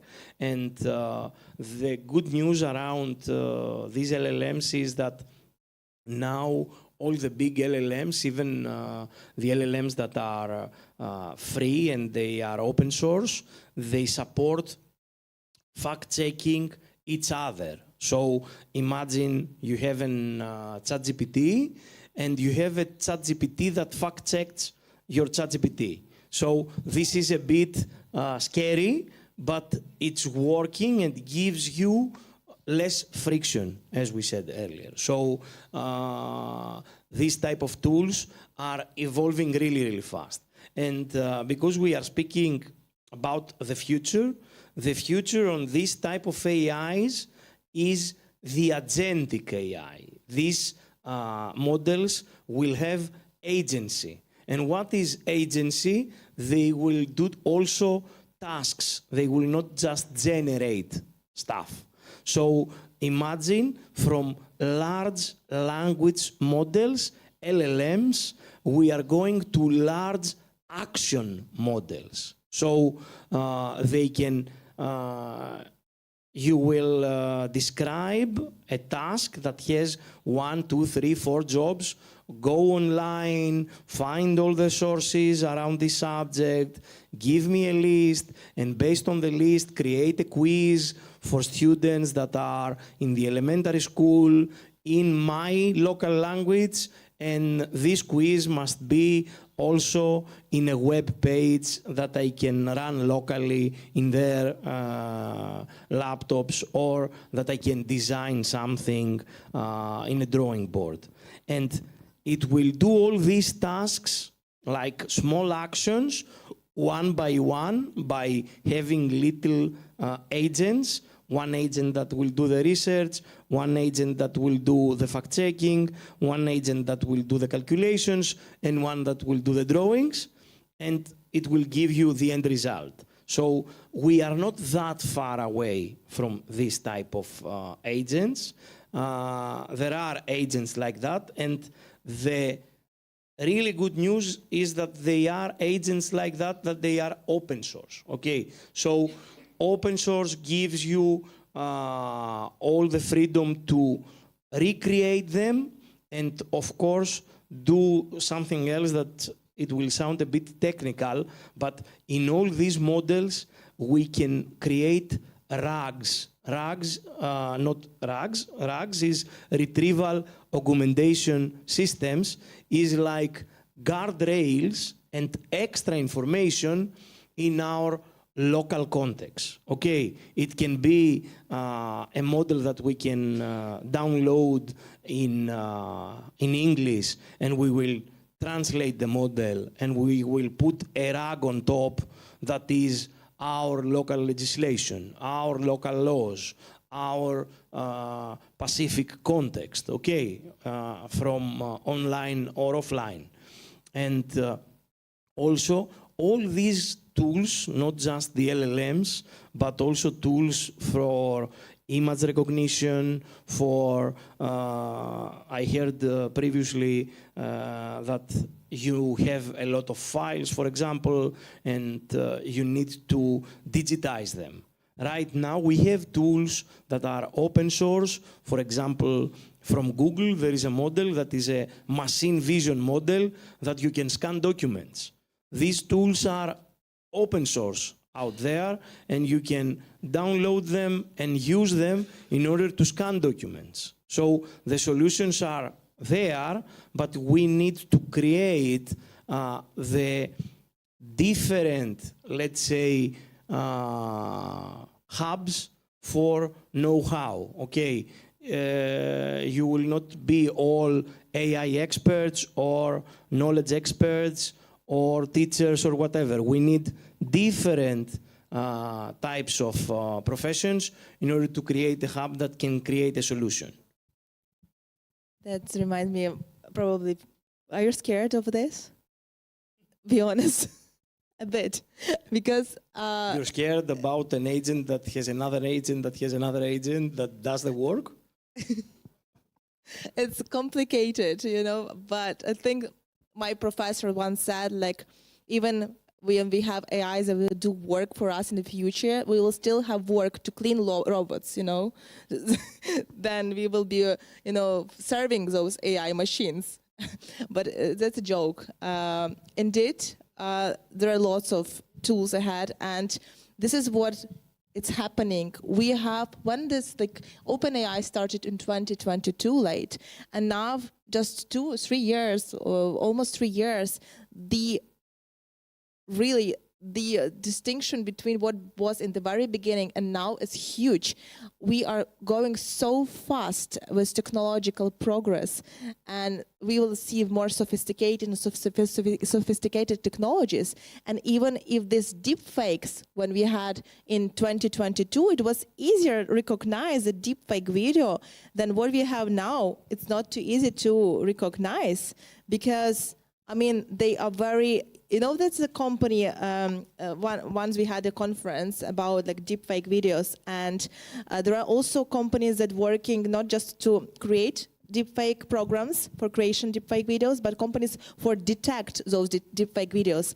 And they said like, well, at the very beginning, it was like the person who is like a deepfake is not blinking on the video, is staring at you. It was really easy to recognize this is not real. But now the companies they are detecting said it, and companies who are developing those programs, they said like, okay, let's make the person blinking on the video. So it's so difficult to, you know, to detect for companies to all the time to go faster and faster. And we have now avatars, people like, if you're using Zoom, and you had like Zoom during COVID, we had all the Zoom COVID, you know that there is a possibility to create your own version, the own version of you, like your clone, a video of you, a voice of you, so you can sleep.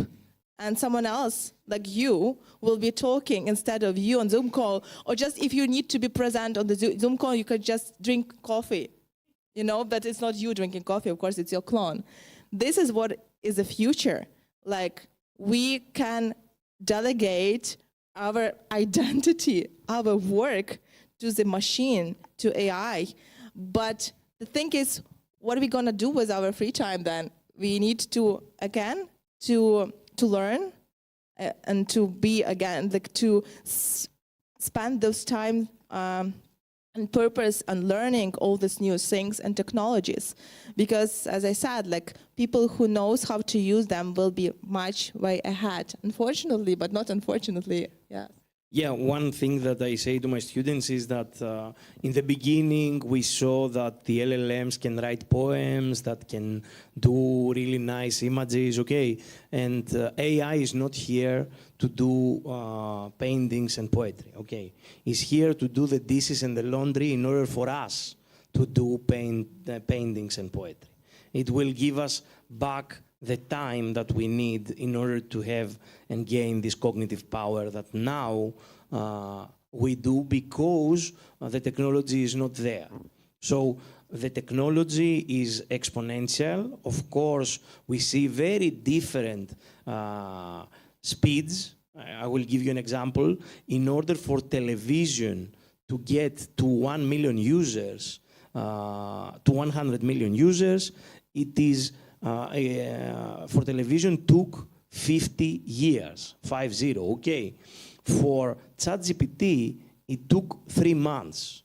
For Pokemon Go, less than a year, okay. So the exponential speed of these technologies is here not to intimidate us and say, okay, this is too fast, I cannot catch up with all these technologies, but it's here in order for us to understand all this capacity and say that I will catch the wave now, because imagine that you are in front of a new revolution, a very huge thing before 100 years, and you are in front of Thomas Edison and Tesla inventing the light bulb. Okay, probably by now you will do things around electricity. It's the same thing now. You are witnessing a very new revolution around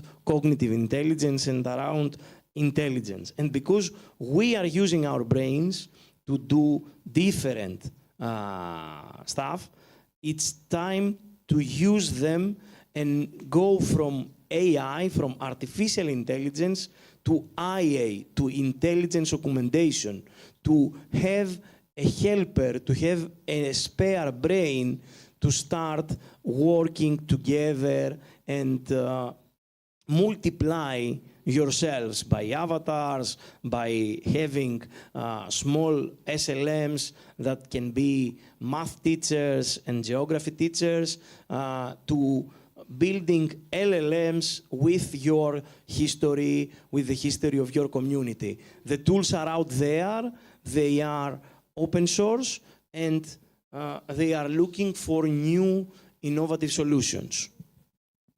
just to add a bit that we've been talking about education, it's again, I think that now education is much easier than it was 20 years ago. When I was at school, I had to learn lots of books, to read all of them. I didn't understand math or like other subjects, and it was difficult to read all this because we didn't have educational videos and fun educational videos on YouTube. Because now for kids, you don't understand the subject, you open YouTube, you Google it, and you have all possible videos entertaining you and explaining in entertaining way how everything works.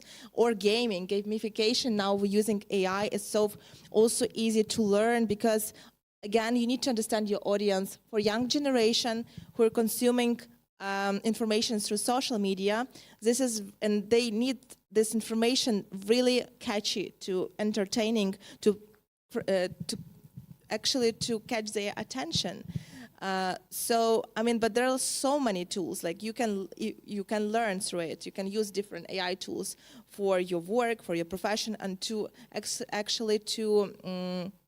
help with your qualifications. So now just use those tools, and this is a great opportunity, a great time we live in. We have time for 2 questions, and then I will ask for a final statement. Do we have any questions? You are already too tired? Okay, easy. Super. There was a question? Yes. No. Okay. So, one thing, Mariana sent on WhatsApp the evaluation form. I will keep the doors closed until everyone submit the form.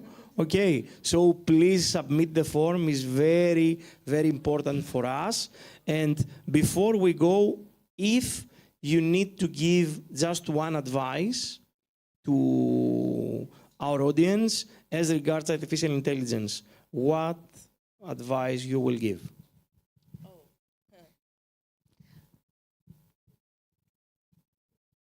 The advice, don't be afraid of the future technologies and use this opportunity to help yourself, to assist, because now we sometimes procrastinate and we have this